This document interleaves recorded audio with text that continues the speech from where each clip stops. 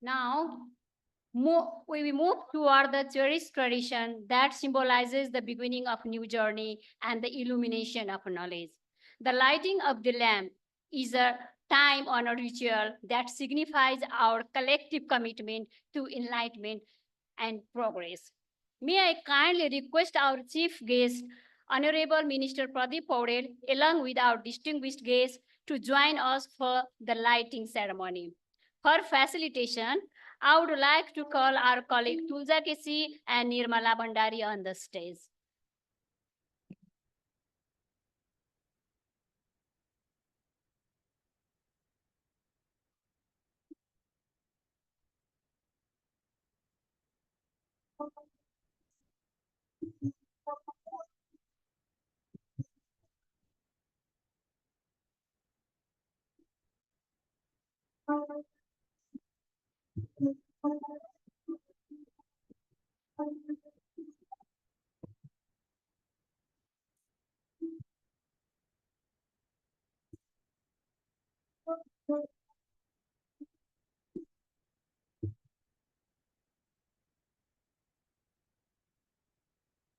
Thank you to our respected dignitaries for participating in this meaningful ritual, which will surely guide our discussion and deliberation throughout the conference.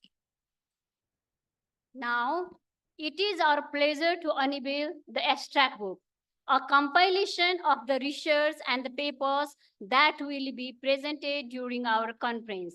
This book represents the hard work and dedication of countless scholars, practitioners who are shaping the future of our field. We would like to request Honorable Minister Pradeep Paudel, Chairperson and special guest, to officially unwrap the abstract book. For this, I request Dr. Tumla Sreshta, Associate Professor Apsara Pandey, Ms. Kavita Sreshta, and Scientific Session Coordinator Dr. Archana Pandey.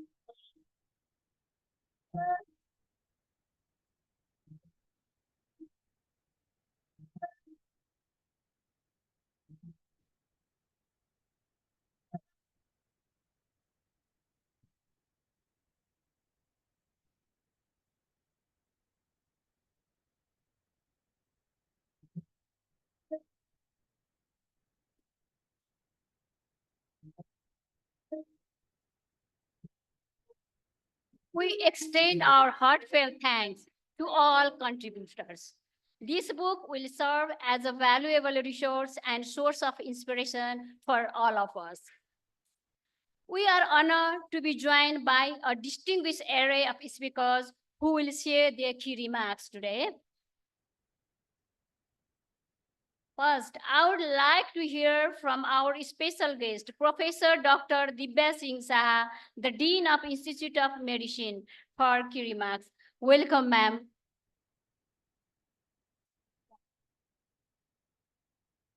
Key remarks.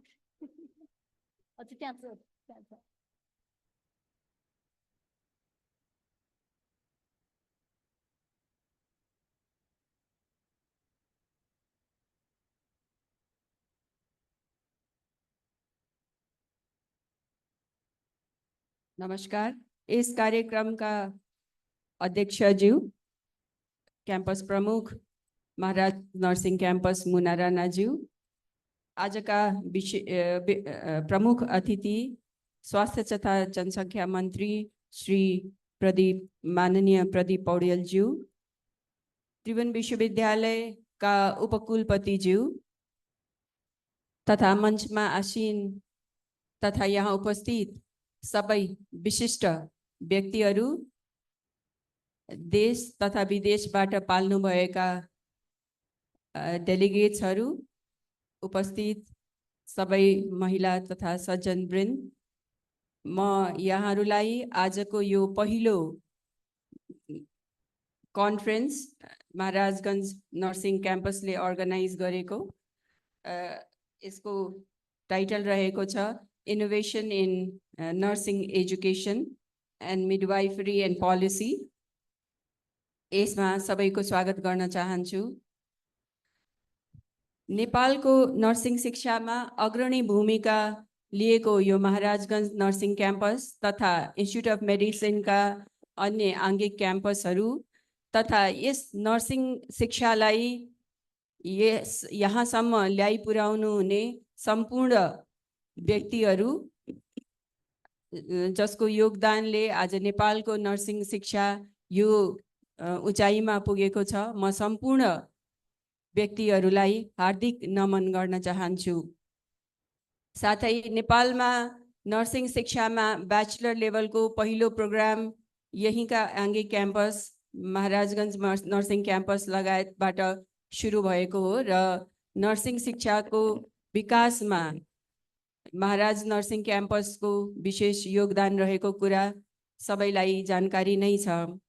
Nursing शिक्षाको महत्त्वको बारेमा मैले यहाँ धेरै भनिरहनु पर्दैन। नेपालको स्वास्थ्य क्षेत्रमा नर्सिङको ठुलो योगदान छन्। कुनै पनि देशको विकासको लागि चिकित्सक मात्रै भएर हुँदैन, सम्पूर्ण यसको विकासको लागि नर्सिङ लगायत अलाइड हेल्थ साइन्स सबैको समग्र रूपमा विकास हुन जरुरी छ र यस क्षेत्रमा पनि अब हामीले अगाडि यस्तै प्रोग्रामहरू जसले चाहिँ नलेज र स्किलको पनि वृद्धि गर्ने र देश विदेशमा भएका नर्सिङ शिक्षामा हुने प्रगतिहरूको बारेमा नलेज सेयरिङ तथा यसमा भएका इनोभेसन र विकासको बारेमा जानकारी प्राप्त गर्ने र आफूले गरेका कार्यहरू नेपालभित्रै पनि विभिन्न निकायहरू, इन्स्टिट्युटहरू, युनिभर्सिटी तथा अकाडेमीहरूभित्र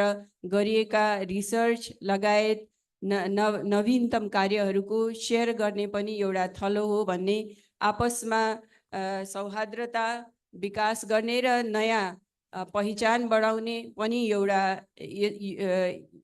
यो कन्फरेन्सहरूको ले एउटा महत्त्वपूर्ण स्थलको रूपमा हामीलाई अवसर प्रदान गर्दछ। यो 2 दिनको नर्सिङ प्रोग्राम, यो कन्फरेन्सले नेपालको नर्सिङ शिक्षामा र रिसर्चमा योगदान पुर्याउँछ र यसले सबैलाई ऊर्जा पनि प्रदान गर्छ भन्ने मेरो विश्वास छ। यो पहिलो पटक आयोजना गर्न लागेको, हुन त ढिलै भए पनि यो एकदमै राम्रो सुरुवात हो। यसले निरन्तरता पाओस् भन्ने मेरो शुभकामना छ र भोलिको दिनमा अन्य नर्सिङ विराटनगर नर्सिङ क्याम्पसले त भर्खरै मलाई लाग्छ 1 वर्ष पनि भएको छैन सुरुवात गरिसकेको छ। अन्य क्याम्पस र अरू ठाउँमा पनि यस्तो नर्सिङ शिक्षामा योगदान पुर्याउनको लागि यस्ता कार्यक्रमहरू गर्नको लागि म आह्वान गर्छु। अब हाम्रो देशमा नर्सिङ शिक्षामा अब हामीले स्पेशलाइजेसनको पनि अब बेला भइसकेको छ। हामीले स्पेशलाइजेसन कार्यक्रमहरू पोस्ट ग्रेजुएसन लेभलमा अब स्नातकोत्तर तहमा सुरु गर्नुपर्ने देखिन्छ। भर्खरै क्रिटिकल केयर नर्सिङमा पहिलो स्पेशलाइजेसन प्रोग्राम सुरु भयो। अब भोलिको दिनमा यस्तै अरू विधाहरूमा मेन्टल हेल्थ लगायत हाम्रो नियोनेटल चाइल्ड केयर लगायत विभिन्न विधाहरू र इभन कम्युनिटी हेल्थ नर्सिङ र प्रिभेन्सनमा पनि नर्सिङ शिक्षाको ठुलो योगदान रहन्छ। पोलिसी मेकिङ लगायत यसमा पनि यस्ता विधाहरू हामीले विकास गर्नुपर्नेछ र साथै अब हामीले नर्सिङ शिक्षामा रिसर्चलाई पनि हाम्रो ठाउँ दिनुपर्छ र एउटा रिसर्च चाहिने अभिन्न इन्स्टिट्युट अफ मेडिसिनको मोटोमा सर्भिस एजुकेसन एन्ड रिसर्च रहेछ। रिसर्चलाई पनि प्रमोसन गर्ने र यस्ता ठाउँहरूमा प्रेजेन्ट गरेर आपसमा सिक्ने पनि एउटा मौका हो। यति भन्दै म यो आयोजना आज सुरु भएको यो कन्फरेन्सको सक्सेसको लागि मेरो हार्दिक शुभकामना दिन्छु। यो 2 दिनको कार्यक्रमले यहाँहरूलाई नयाँ ऊर्जा र उत्साह प्रदान गरोस् र नर्सिङ शिक्षामा केही मात्रामा भए पनि यहाँहरूको नलेजमा अभिवृद्धि होस् र आपसी फेरि पुराना मित्रहरूमा रिन्यू गर्ने एउटा यो धेरै हामी भेट्दैनौँ। फेरि पुराना हाम्रो अहिले नै देखिन्छ हाम्रो पहिला रिटायर भइसकेका प्रोफेसरहरू टिचरहरू आउनु भएको छ। एउटा फेरि आफ्नो सम्बन्धलाई नयाँ प्रदान गर्ने एउटा थलो पनि हो। यति भन्दै यसको सक्सेसको लागि मेरो शुभकामना व्यक्त गर्दै म आफ्नो मन्तव्य यही टुङ्गाउँछु र महाराजगञ्ज मेडिकल क्याम्पसलाई नर्सिङ क्याम्पसलाई बधाई भन्न चाहन्छु। धन्यवाद।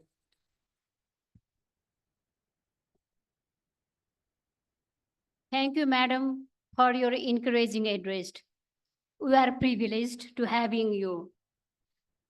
Considering our chief guest time, I would like to join you all extending a warm welcome to our chief guest, Honorable Minister Pradeep Paudel, to share invaluable insight with us.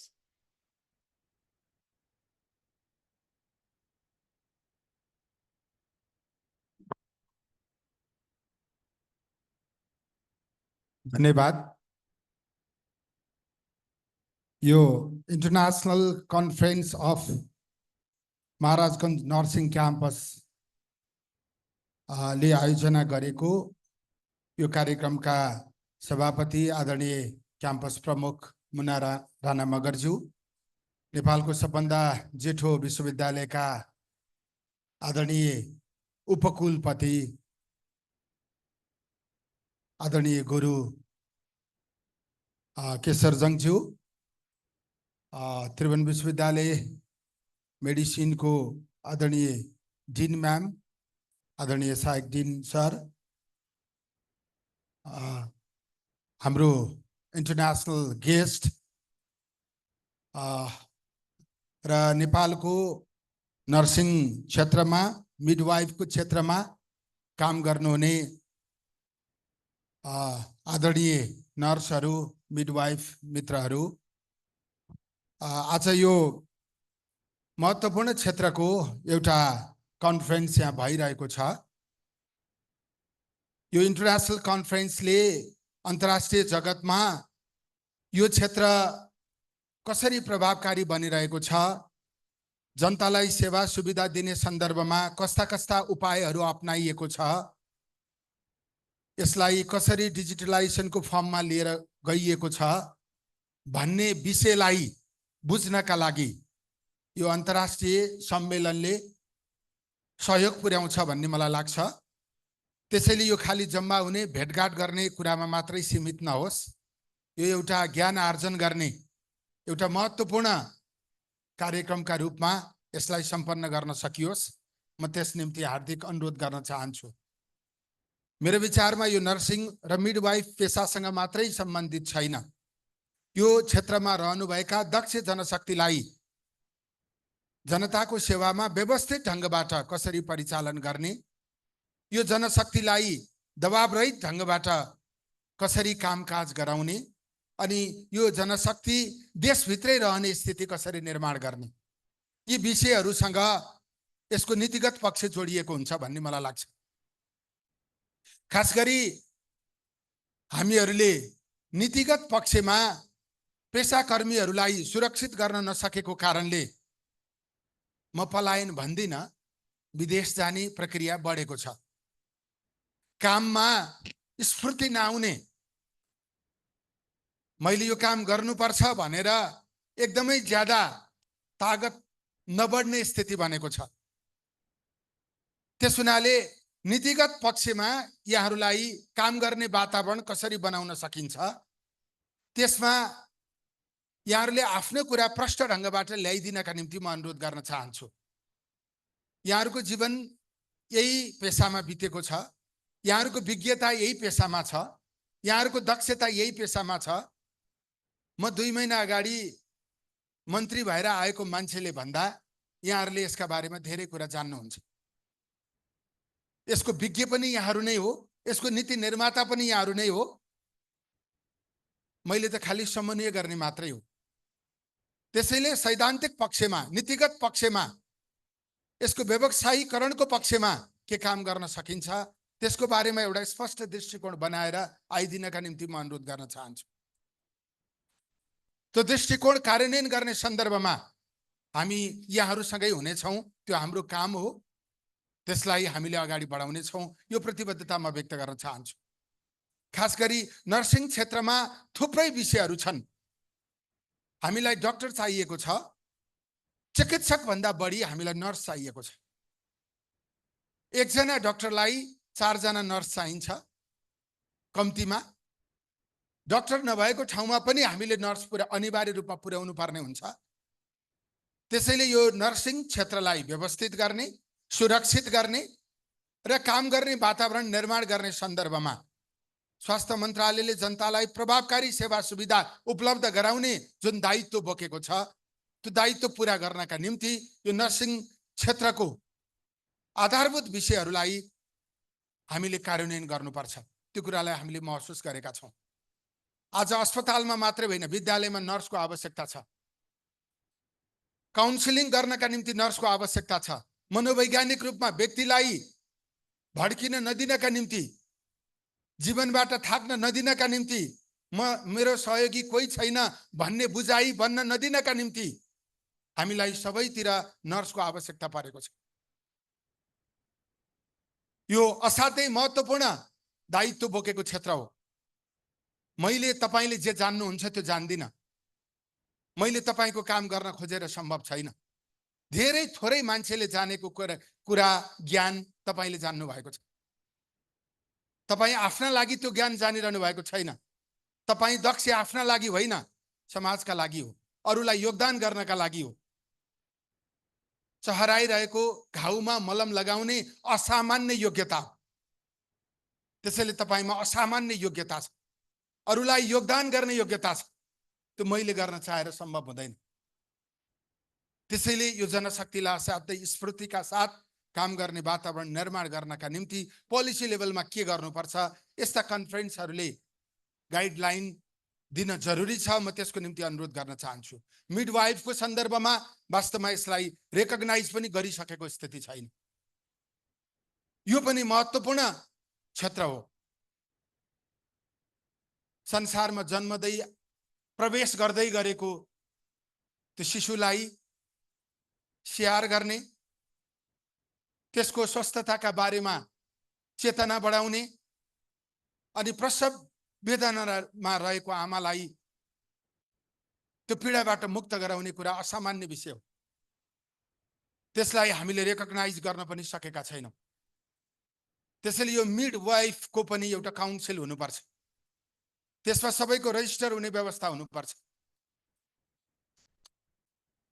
अनि अहिले सरकारले birthing centre जुन बनाएको छ, मेरो अर्ध बुझाइमा ती birthing सेन्टरहरूमा मिडवाइफको दरबन्दी कायम गरिनुपर्छ भन्ने मलाई लाग्छ।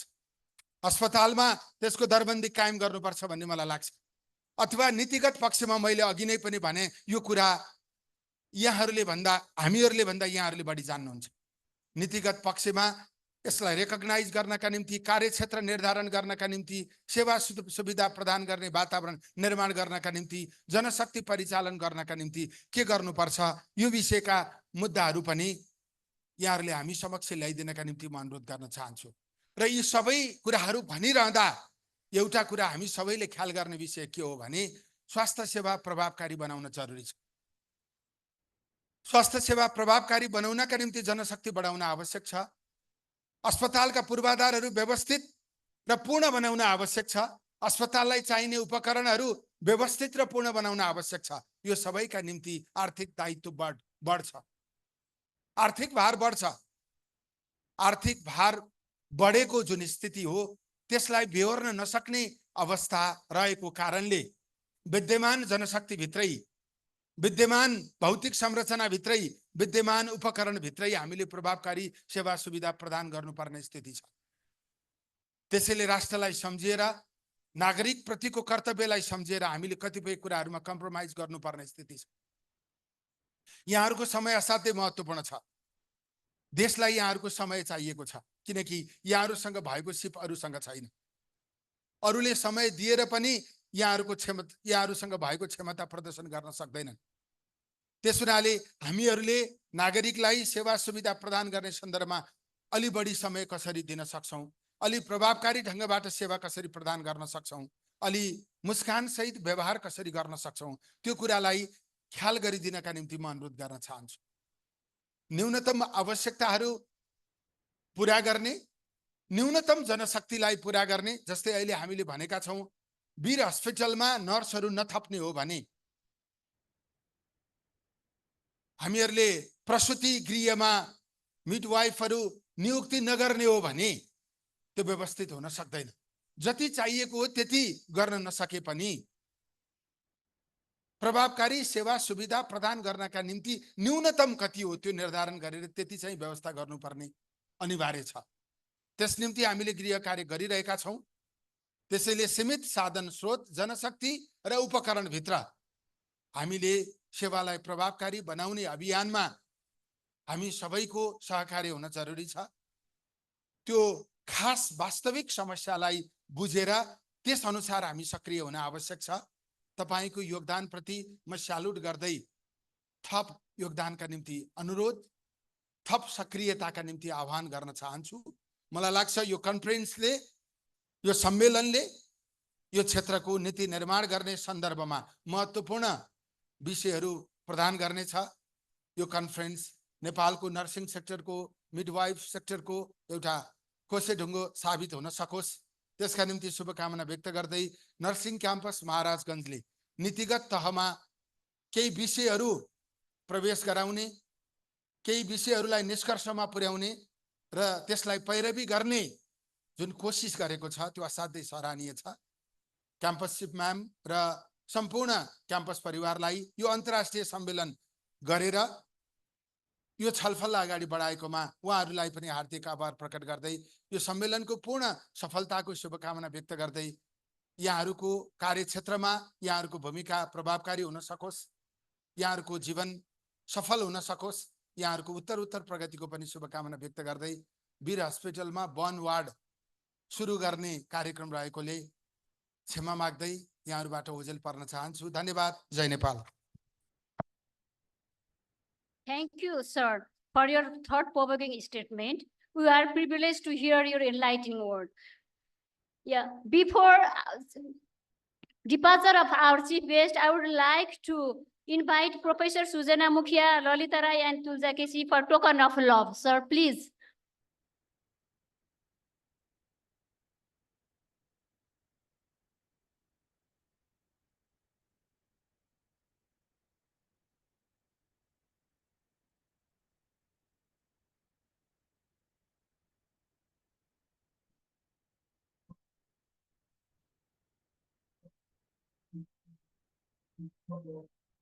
Yeah.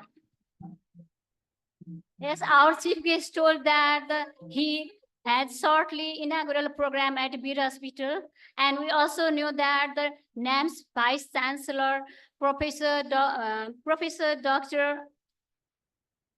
was here. He joined our breakfast and leave us best wishes.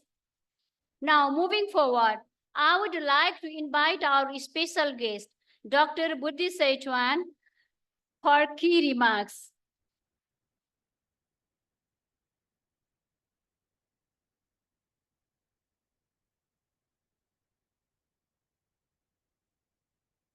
Honorable Minister Sri Pradip Paudel, you just left the room. Thank you very much again for gracing us with his presence. And also, I would like to greet distinguished chairperson and also the dean and the vice chancellor. And also, most importantly, I think all of us, nurses, midwives, stakeholders, healthcare workers, all the stakeholders in this important endeavor. Good morning. Namaste. Maybe just to start with, Mo Dr. Budi Setiawan, UNICEF Ko Swastia Pramuk. That's the only Nepali I know, so forgive me, I will speak the rest of the speech in English. I think today we should congratulate all of us with this very successful launch and opening of the first nursing and midwifery conference in Nepal. And we are doing this as we stand at the threshold of a new era in global health. An era where every mother, every newborn has a chance to survive and thrive, and where the transformative power of nursing in midwifery shapes the future of healthcare in Nepal and even beyond. Because just heard from Honorable Minister about how many nurses and midwives they're actually out there in the world, outside of Nepal, also saving mothers and newborns elsewhere. So this vision of we'll have no families mourning for the loss of a newborn, or where the joy of new life is unmarred by preventable tragedy is not just a dream, because I think it is within our grasp, and that's why we are gathering today to really try to realize this vision by all of us, nurses, midwives, policymakers, and healthcare leaders of Nepal. Because the challenge for us is still somehow, daring, because we still have, despite the progress, we still have dying mothers and newborns in Nepal every day.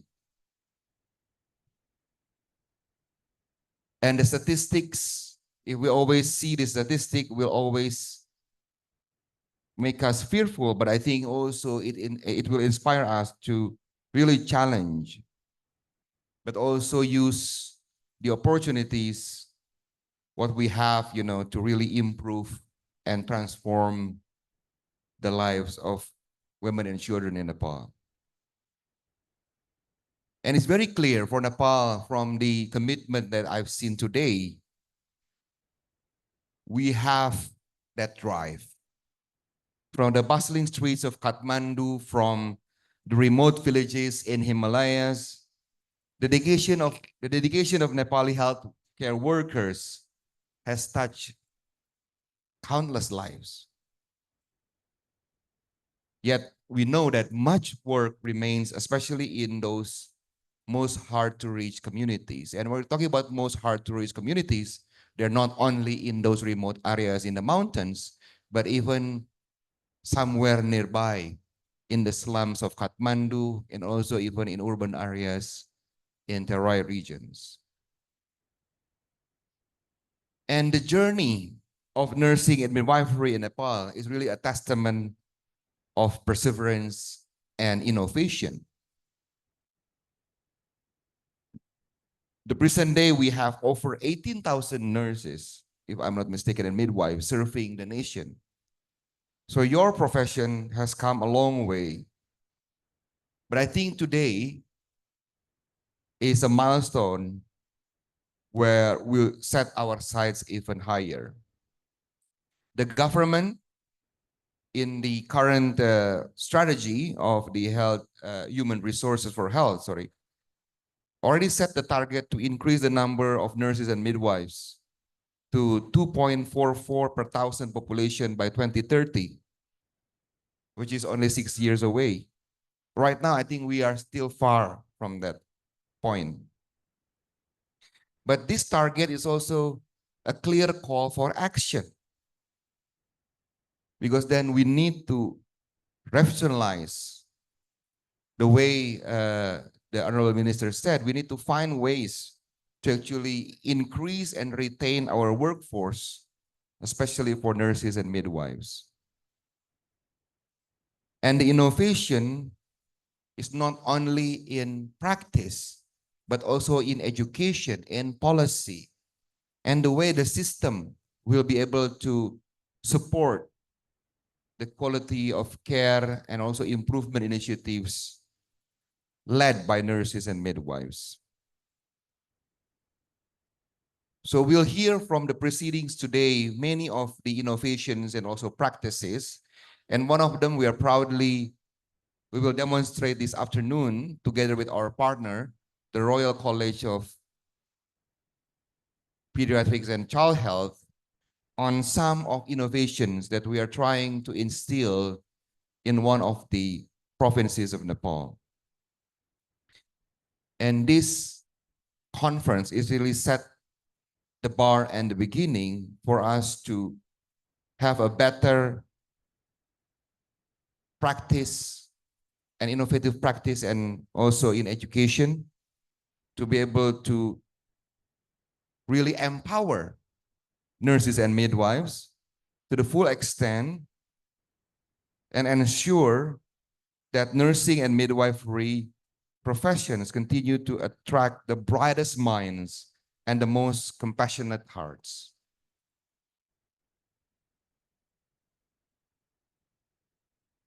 The Honorable Minister mentioned about some innovative approaches like what we see in digital technology, in mobile technology, connecting also consultations in remote areas. But I think also the best innovation should also be led by the nurses and midwives themselves in also transforming the engagement with the caregivers, the mothers, the parents themselves, in really creating a holistic approach to maternal and newborn care that is unique to Nepal. UNICEF is committed to support this journey, and we pledge to strengthen any innovative approach that we would like to try to support, and really to focus on the vision of Nepal for a better healthcare institutions, communities, as well as the empowered nurses and midwives. This is very good gathering. So hopefully with this conference, we renew our commitment to move forward with courage, with hope, and also with belief that through our collective efforts, we can and will create a healthier, more equitable Nepal for generations to come. Dere Dhanyabad. Thank you, sir. Thank you, sir, for your thought and future direction of nursing, midwifery, and child health. Without delay, I would like to move forward for another speech. That is our Vice Chancellor of Tirubhavan University, Professor Dr. Kishore Jung Baral. Sir, please have your key address.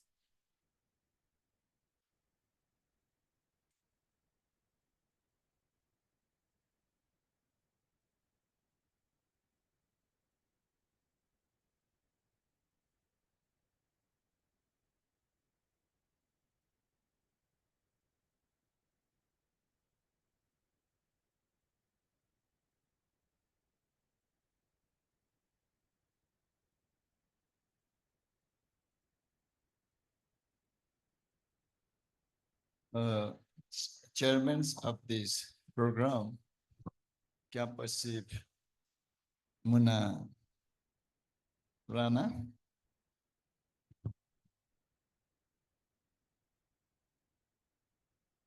and the participants from different countries, and the chief of the UNICEF.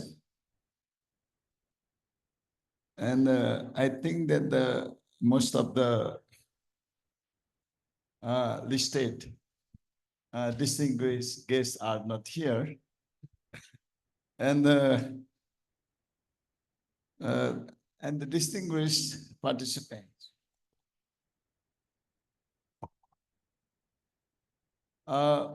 First of all, I would like to tell you that I'm not a medicinal background, so I do not like to speak more about this conference because I'm not the authority of this area.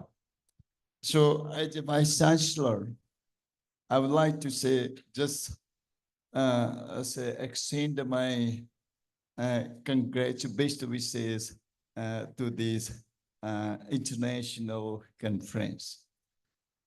Tribhuvan University, as you know, this is the first university of Nepal, and this is the leading university in higher education in Nepal, as you know. And the Maharajgunj Nursing Campus, this is the leading institution for nursing education in TU. And it is my great pleasure to be a special guest to the International Nursing and Midwifery Conference with the theme of leading innovation for nursing and midwifery education policy and practice for the first time. And on behalf of Tribhuvan University, I, the Chief Executive Head, would like to extend a congratulations to the organizers and welcome to foreign participants to this conference. Teaching, research, and service are the integral parts of the medical education. I believe that the qualified manpower can be produced in the field of nursing and midwifery through education, research, and clinical practices. And this conference will be a significant milestone towards achieving the excellence in nursing and midwifery by sharing experience and knowledge among the participants to the conference from different countries. And education, research, and service are the fundamental of nursing education at Tribhuvan University. And we believe that innovation in teaching and learning is essential for preparing the future leaders in nursing and midwifery. And the abstracts and the papers and the policy development and the clinical practices are integral to the advancements of, say, healthcare. And the insight and the findings shared during this conference will contribute to the shaping effective policies and enhancing clinical practices.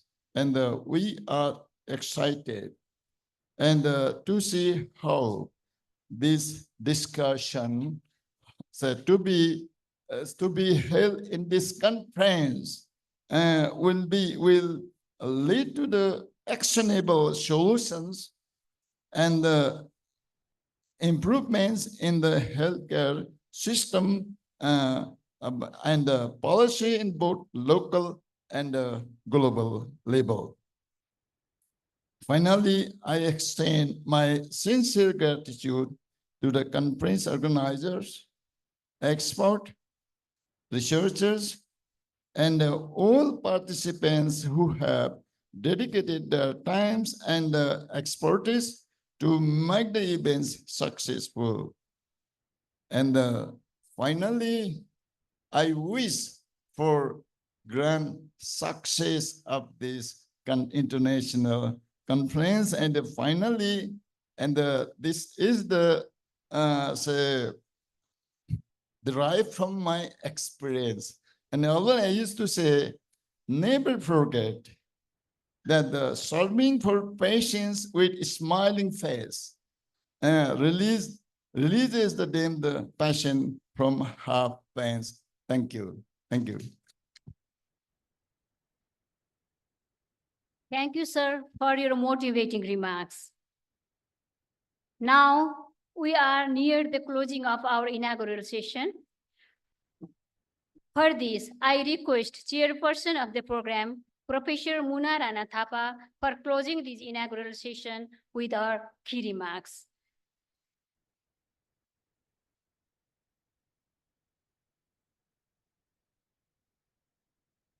Thank you, ma'am.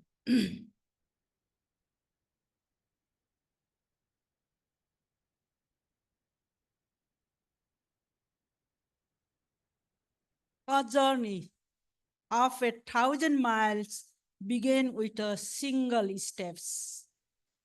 With this quotation, I would like to thank you all. Once again, namaskar to all delegates and dear all. I stand very proud here to introduce this first one of a kind conference.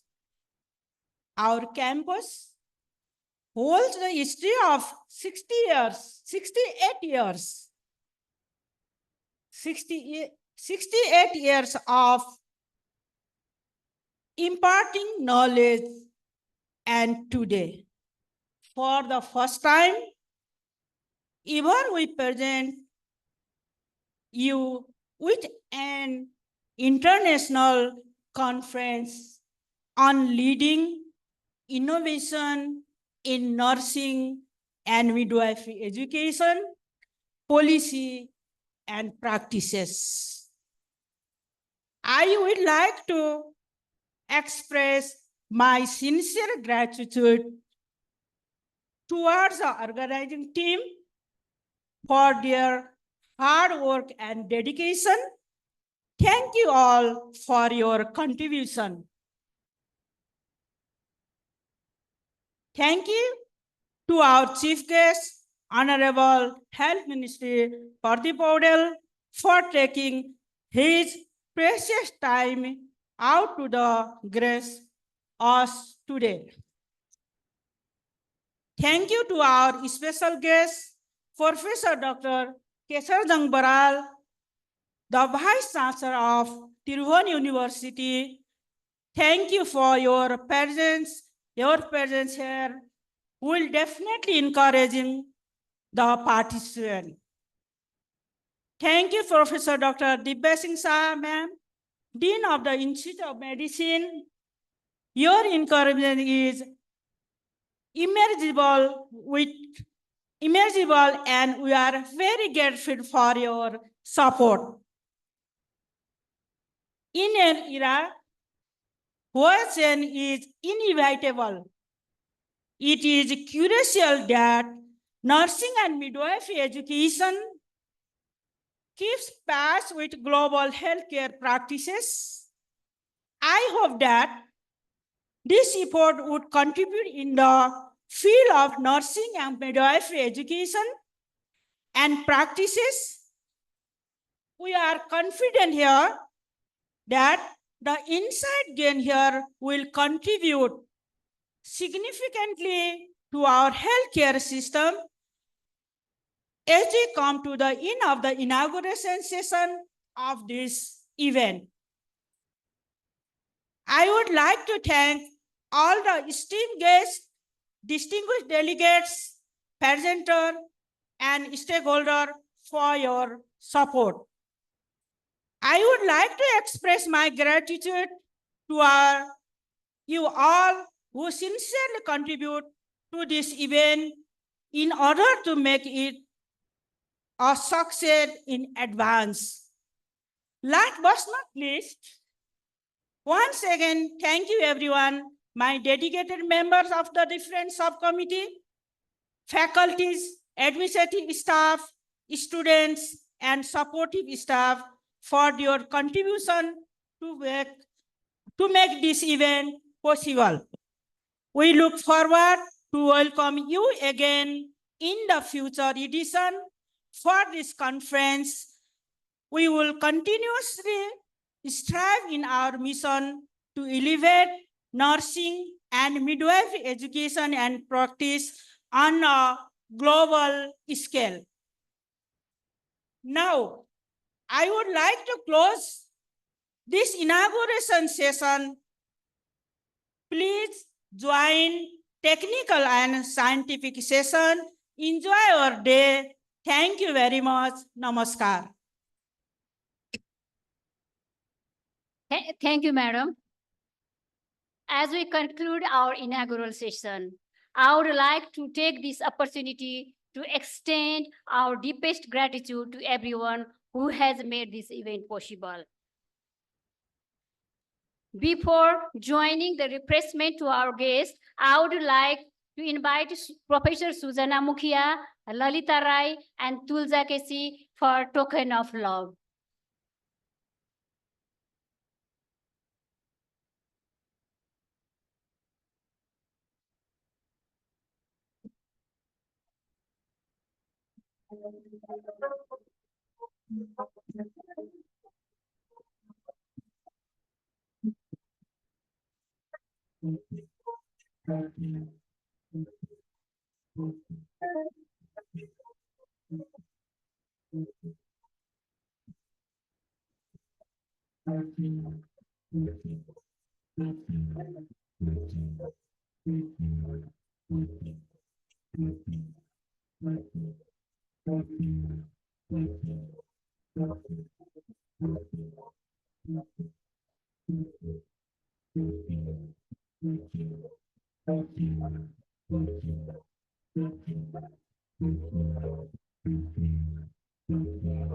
We request our guests to join for refreshment.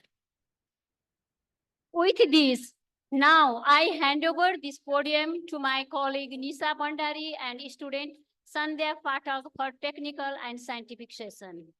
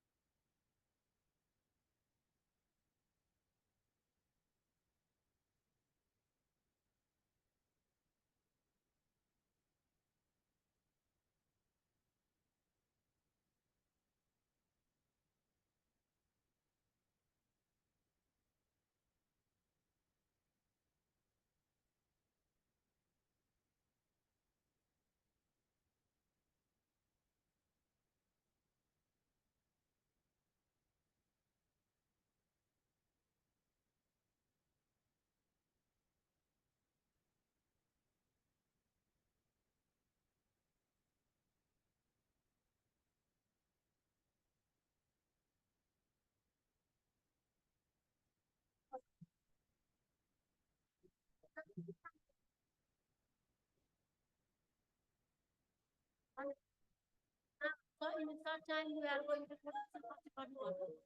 Hello, hello. As we are running out of time, could you please be seated in your respective seat so that we can start our program shortly?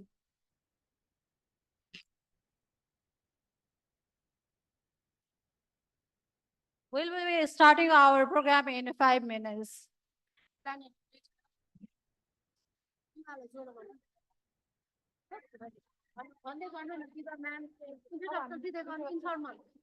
Ma'am होइन ma'am यो अगाडिको अलिकति भन्दैछ हो रहेछ किनभने technical सेसनको भएर कति technical session मात्र आउने Attention, please.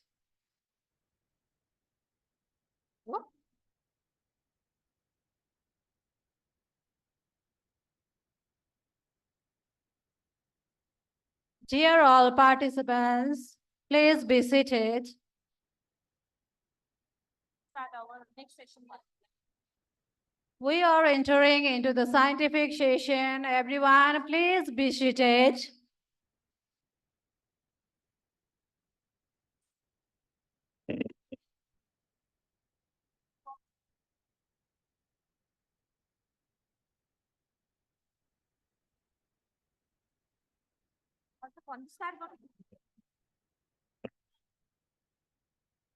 May I have your attention, please?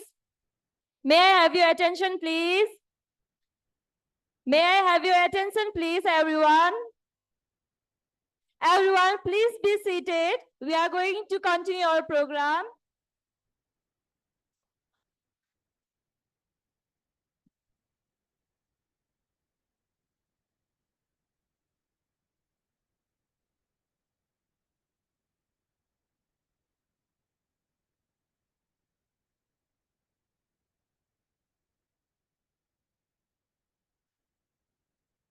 Those who have not registered, everyone please go to the registration section and fill the registration. Everyone please. Everyone is requested. Those who have not registered to be registered in the registration desk ground floor.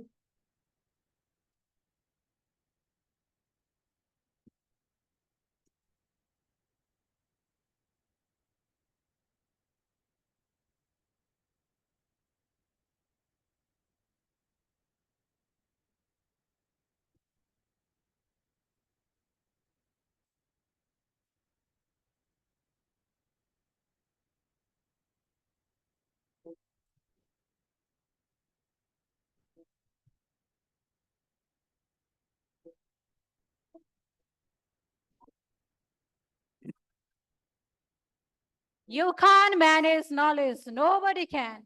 What can you to do is to manage the environment in which knowledge can be created, discovered, captured, shared, distilled, validated, transferred, adapted, and applied. Saying by Chris Collision and Geoff Partial. Once again, namaste and very good morning to everyone present here in the event. I will take a moment to introduce ourselves again. Me, Nisha Vandari. And I, Sandhya Khadka, will be the host for today's technical session. With the completion of inaugural session, we are delighted to have you here in the scientific session, both in person and virtual. We have an exciting lineup of session and speakers that we believe will foster discussion and valuable networking opportunities as we are honored with numerous intellectuals making the conference more meaningful. I believe it will turn out to be the enlightening and productive event. before we dive into the session, we'd like to take a moment to acknowledge for your gracious presence and express heartfelt gratitude to all of the great personalities present. Your commitment to advancing knowledge in nursing and midwifery is truly appreciated. In this 2 days conference, we'll have keynote address, plenary lectures, panel discussion, oral presentation, and poster presentations. And for this, we have national and international speakers. We'd like to give huge appreciation to all of the members of scientific committee for their tireless effort and contribution in scientific session. Hope this scientific session will be of great significance for every one of you. We expect and believe for your active and interactive participation in this intense session. We are already out of time, so without further delay, we'd like to jump into the scientific session. Moving towards the exciting journey of discovery, learning, and growth, I am pleased to introduce Professor Dr. Biba Gautam, PhD certified nurse educator and registered nurse. She is a professor at Texas Tech University Health Sciences Center School of Nursing, USA. She was honored with Outstanding Faculty of the Year, Texas Tech University School Government Association. South Plain Grade 25 Nurses Mahendra Vidya Bhushan, Nepal Ministry of Education. Aishwarya Vidya Padak, and many more. And she is also alumni of Maharajgunj Nursing Campus. She has published plenty of research works with grant contracts and sponsors publication in different international journals. Also, she serves as the editor of numerous journals. Her keynote will focus on professional advancement and future direction of nursing practice. Professor Dr. Gautam's insight promised to offer valuable perspective on how nursing education policy and practice are evolving, what future advancement we can anticipate. Gunjanji, please help us connect with Dr. Gautam. Please join me in welcoming her virtually. Is she there? Krishna ma'am, is she connected?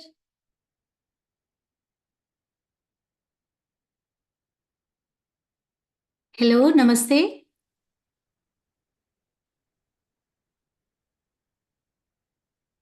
Can you hear me?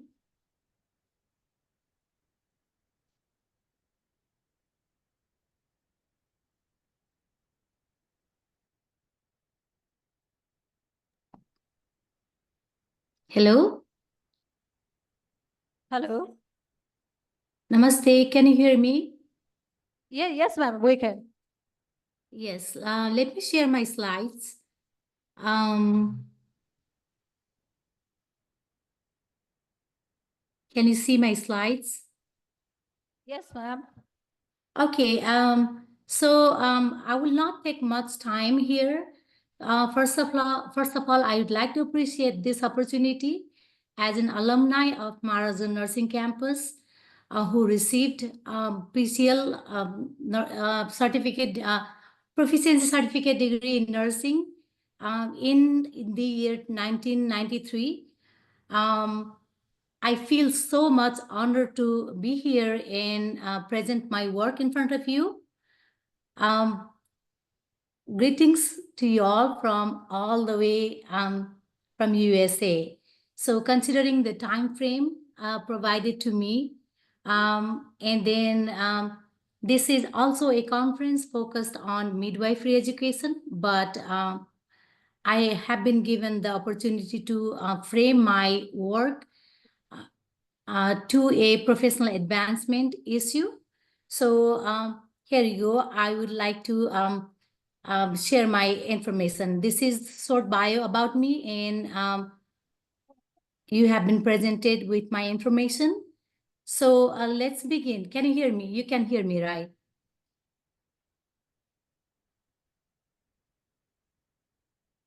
Hello, can you hear me?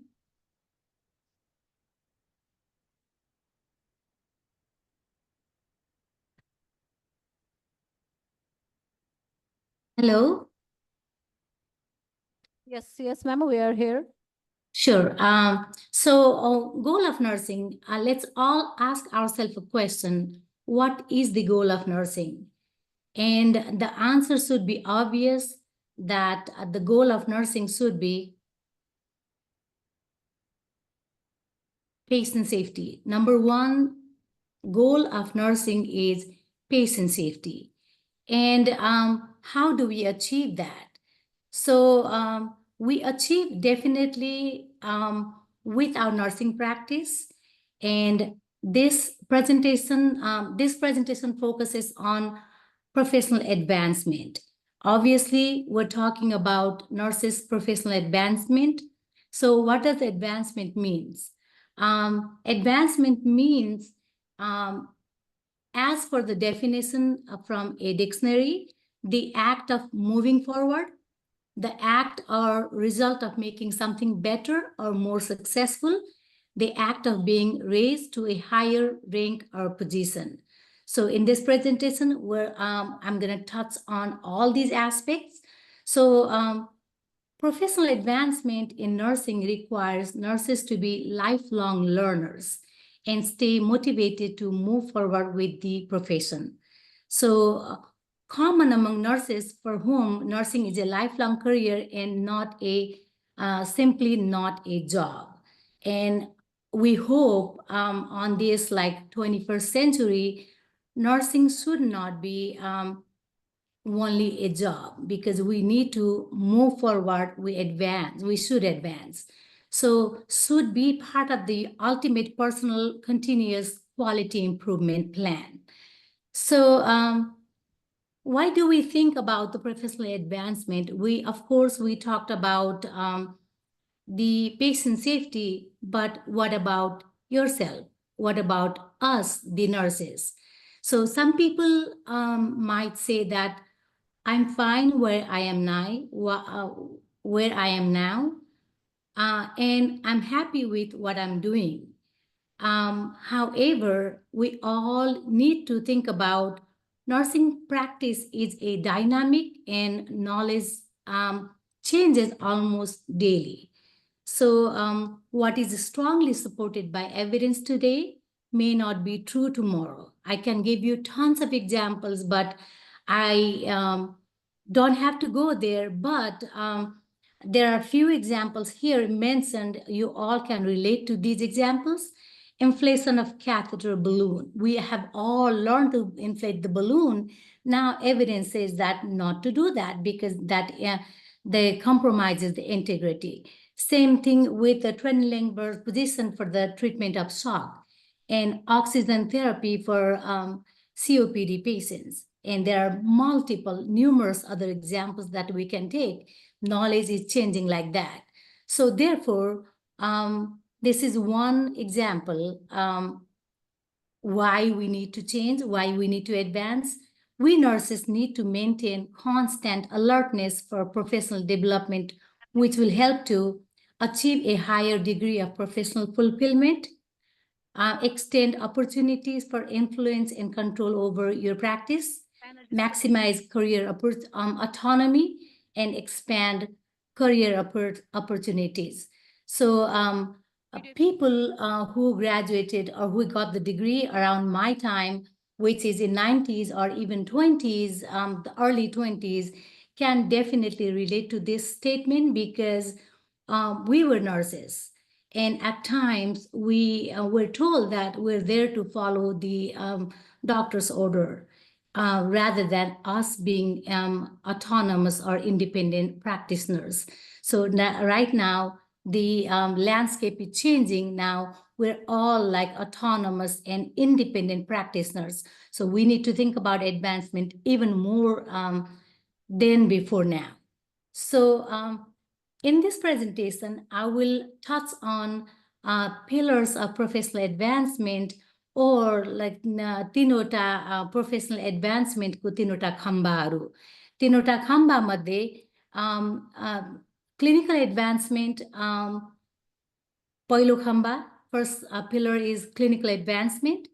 Second pillar is role advancement. Pillar 3 is academic advancement. So you can add more pillars in there, but in this presentation, I have tried to compile things like under these each pillars. Let's see. Pillar 1 is clinical advancement. Since we are the discipline which is based on art and science, which is heavily based on the skills. So we need to think about clinical advancement. If you want to be safe for your clients or your patients, or if you want to do better and have the satisfaction at doing what you're doing, you need to think about clinical advancement. And I'm pretty sure none of you disagree with me on this one. So components of clinical advancement is meeting continuing educational requirement. And second one is earning certifications in specialty areas. Now, number 3, building and utilizing professional networks. And number 4, establishing a mentoring relationship. And at the very end, I will talk about the tips like number 1, number 2, number 3, but these are the pillars and there are components attached to each pillar. So pillar 2 is role advancement. You're not gonna do the same thing over and over again for decades and number of decades, because you need to be moving forward with your role. You start with staff nurse or the bedside nurse. You need to have some kind of role advancement there. Even within the bedside nursing, you need to have advanced role. So maybe you may call it differently than what we call it in the US, but nursing is a universal profession. So we should be all relating to these roles: nursing manager, nurse manager, or I think we can, we say a nursing in charge there, nurse administrator, a nursing supervisor, director of nursing, vice president of nursing, chief nursing officer, and others. Depending on what institution you work in, there may be advancement opportunities. So again, depending on the institution, you should be advancing or moving up on your role. Otherwise, it's gonna cause like stand still, and you're gonna be burnt out, you're gonna be frustrated, and you're not gonna be enjoying your role as a nurse. So, so same thing put into a different slide here. And pillar 3 is academic advancement. No matter what kind of setup you're in, so even within the bedside nursing, you can have different degrees with those advancing roles. If you want to move forward, for example, if you're a bedside nurse, staff nurse, and you want to go to academia, or if you want to go to a different set of work environment or different setup, you need to be moving forward with your degree. For example, I did staff nurse, 1993. So it was a long, long time ago. And that is equivalent to associate degree in nursing here in the US. And I did my the BN, a bachelor's in nursing, in 2002. And I moved to the US and I did my master's degree in nursing, and I did my PhD. And in between, I also did my health education, bachelor's in health education. So now I'm working as a professor. You don't need to be a professor, but certainly if you want to go to the academia from the bedside nursing, you definitely want to get advanced degree. Even within the bedside nursing, if you want to move forward in the ladder, if you're a staff nurse, for example, if you have your ANAMI need to be staff nurse. Staff nurse need to be have the bachelor's degree in nursing, and so forth and so on. So academic advancement is another thing that you want to achieve if you want to have the professional advancement. So personal reason why you need to invest in the education is opportunity to specialize in the area, better job prospects, better pay, easy transition to a new role, teaching, research, or administration, personal and professional satisfaction, longer career span, increased autonomy, more professional contacts, and role model. In order to serve the role model, you need to be advancing so that you can pave the way for your junior nurses. So challenges faced by nurses today, reality shock. So nowadays, a lot of people want to be nurses, not knowing what is there for you when you start working. So that's going to be reality shock.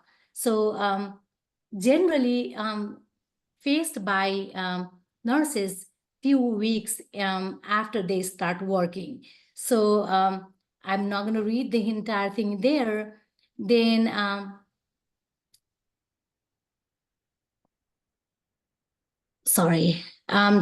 challenges typically create a sense of fear of failure, fear of making mistakes, concern about technical skills, being unprepared, disappointment in the ability to live up the standard of the nursing in their own country, or if you go out in different country, in that country. So these are the some examples, but there could be more.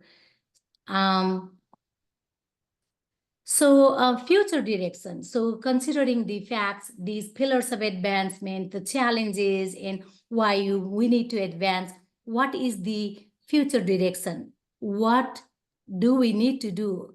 This next decade or decades ahead of you, you are the situation or time is demanding the schools or institutions or the nurses to be prepared to provide efficient patient care to your clients. What you did like 20 years ago, 25, 30 years ago, if you do the same thing now, I don't think that's going to be acceptable by the society, by the nursing profession, and of course you as well.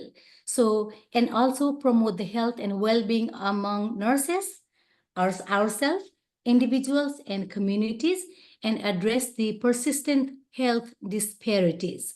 So we are forced to do all these things. So tips for success. So considering these, what can we do? It doesn't matter which area, which specialty you are in, you're all required to do set personal and professional goals and evaluate the progress regularly. Write a resume. Very important nowadays. You must write a resume and update your resume time to time. Start your nursing portfolio. Resume is just writing what you have in your one document. Portfolio is collecting the evidences in one, of course, computer file. Nowadays, nobody keeps the physical file unless you're the one. It's nothing wrong to keep the physical file, but the computer portfolio is what people do. Increase your technological skill. When we got our degree, we didn't have any concept of the pumps, like the IV pumps, then the monitors and the ventilators. We did have some in the ICU, but not everywhere. So now you need to be prepared for the technological advancement of 21st century. Get certifications, very important. Improve your care efficiency. By doing all these, you are only increasing your care efficiency. Enhance your communication skills. Nowadays, a lot of communications are done through emails, and you're going to have to do the correspondence. You need to develop your communication skills via electronic means, even the in-person communications. Get an advanced degree. So even if you want to practice at the bedside nurse, you want to get the advanced degree to some extent. Become an expert at certain tasks. So you want to be expert in something that you do in there that other people rely on. So volunteer your time in community services. Could be hospital-based community services or community-based services. Become a board member in professional community organization. That helps you a lot, gives you perspective, makes you look better. Lead a balanced life. Family matters too. So if you're a religious person, go to the temple or go to the pilgrimages, go to the the vacation with your family, spend some time with your family, take care of your health and all these things. So, and then continue your education on your own. So the earlier I mentioned about the advanced degree, but here, so there are options for you to increase your educational awareness. For example, you can learn about the skills on YouTube. There are sites you can go to watch the skills videos.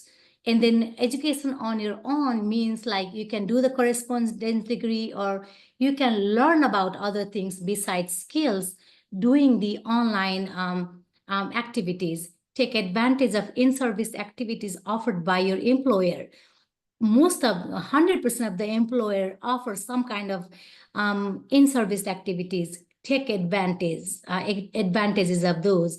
Don't like, oh, I'm fine, I know this skill. Please don't do that. You need to take advantage of those, because they're going to be updating with the skills and the knowledge every day. So you need to take advantage, become a better patient advocate, because this time, 21st century, you must be patient advocate, because your patient demographics are changing. Like you have the elderly people, you have the minority population, you have the LGBT community. You must learn to be advocate for your clients. Seek advice from peers and colleagues. Don't hesitate to seek help there, because there are some experts out there. Get help. Don't be shy. So sometimes we Nepali people have tendency to like hesitate. What does he say or does she say if I say I don't know this? But don't be hesitant. So you need to ask for help if you need help. Seek out a mentor, become a mentor for others.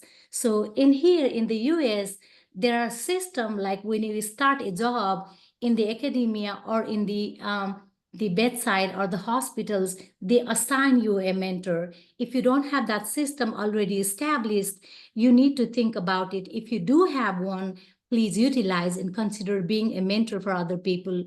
Join a professional nursing organization. We feel like, okay, you're doing Rajniti. No, it's not doing Rajniti. You need to be connected with the professional organizations. They're your voices, and you need to be voices for other people. If you have done something, brag about your accomplishments. So just because, okay, kati afno kurako dhak lako, it's not like that. You need to talk about your accomplishments. If there are some awards established, if nobody nominates you for the awards, you should nominate yourself, because then most of the time they give you the opportunity to nominate yourself. So you need to do that. Scholarship, nominate for scholarships and awards. So attend conferences and take the advantages to network with professionals just like this one. And I congratulate the organizing team for organizing this milestone conference. So please attend those whenever there is an opportunity. It could be virtual or could be the in-person. Join research interest group and journal clubs. Earlier, somebody mentioned about the nurses needing to be more involved in the research. If you have some research interest group, you should be joining depending on your interest, or you establish a research interest based on what other people are doing. So, and volunteer on a special projects within the hospital, outside of the hospitals, as avenues to meet people who can mentor you. So these are some of the tips. There are multiple, dozens or the hundreds of more tips that you can use. So here are some data. So like I don't have to read this. So a survey of nurses showed that work-life balance is the number one source of satisfaction or dissatisfaction. So work-life balance, what is that? And I like briefly mention about it. So this is another thing that I really need to talk about. So Nepali people, we cannot say no. If somebody asks for help, no matter what is happening in your life, you have to say no, you have to say yes, but you need to learn to say no. I'm so sorry, I'm busy doing this, I cannot help you. I can help you later, but at this moment, I cannot do it, because you cannot compromise your own task or you cannot compromise your client's health or your client's care. So you should say no. Ask for help. We're so again hesitant to say, ask for help. You need to do it. You need to delegate. If you cannot finish everything, you should delegate to other people. Can you do this for me? So learning new skills and hobbies. Hobbies will help you enjoy your life. In order for you to advance yourself in your life, in your career, you need to enjoy your life. It is important that we identify what we need to be productive and happy, and that we take whatever steps we can to move us closer to achieving this balance. So I think with that, I have only one slide, and this is it. I am a nurse and I am proud of myself. So be proud of yourself. We're nurses. We're all nurses, and we all should be proud to be a nurse. So, and if you have any questions, I'll open this platform for question answering. If you have questions that you want to ask me later, you can email me. Here is my email address. With that, I will stop my presentation. Again, I would like to appreciate the organizing committee for this opportunity. I hope this was a meaningful presentation for you all. Thank you so much. Let's give a big round of applause for Dr. Gautam for insightful presentation, inspiring us with her professional endeavors and expertise that have set a high standard for our discussions. She highlighted about the constant alertness for professional development, and that will surely make a huge impact to expand our horizon of knowledge and practice through our knowledge in clinical role and academic advancement. And she also gave her addresses about the future directions. We are deeply appreciative of the time and effort she have invested in sharing her knowledge with us. Thank you, ma'am. Now we are heading towards plenary lecture, which promise to offer significant resource into a crucial aspect of nursing management. I am delighted to present Professor Dr. Abhimanyu Jasar, who is MD in pathology. He is Assistant Dean of IOM-TU, HOD of Pathology Department of Maharajgunj Medical Campus, TU Teaching Hospital. He also serves as Chairman of Hospital Monitoring and Evaluation Committee of TU Teaching Hospital. He is editor in Journal of Pathology of Nepal. Similarly, it is my privilege to introduce Professor Pramila Devan ma'am. She has extensive work experience holding positions such as formal campus chief of Nursing College of Bir Hospital, registrar at National Academy of Medical Science, Bir Hospital, and she is also formal president of government of NAN and founder member of Midsun, where she consistently showed her expertise and leadership abilities. The plenary lecture will be chaired and co-chaired by Professor Abhimanyu Jasar and Professor Pramila Devan ma'am. We request respected sir and ma'am to take over this session.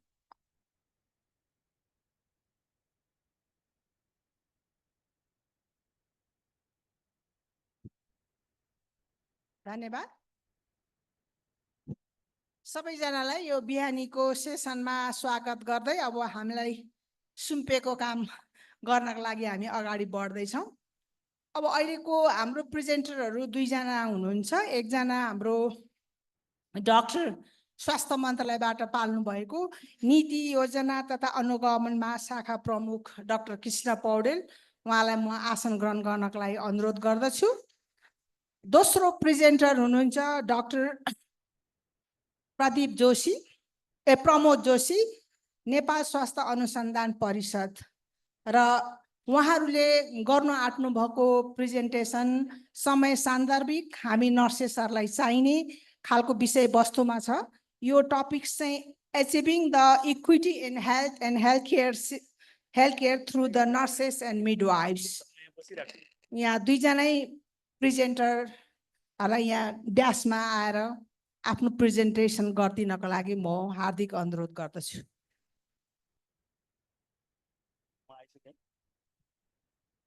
खै त problem यहाँ आउनु न।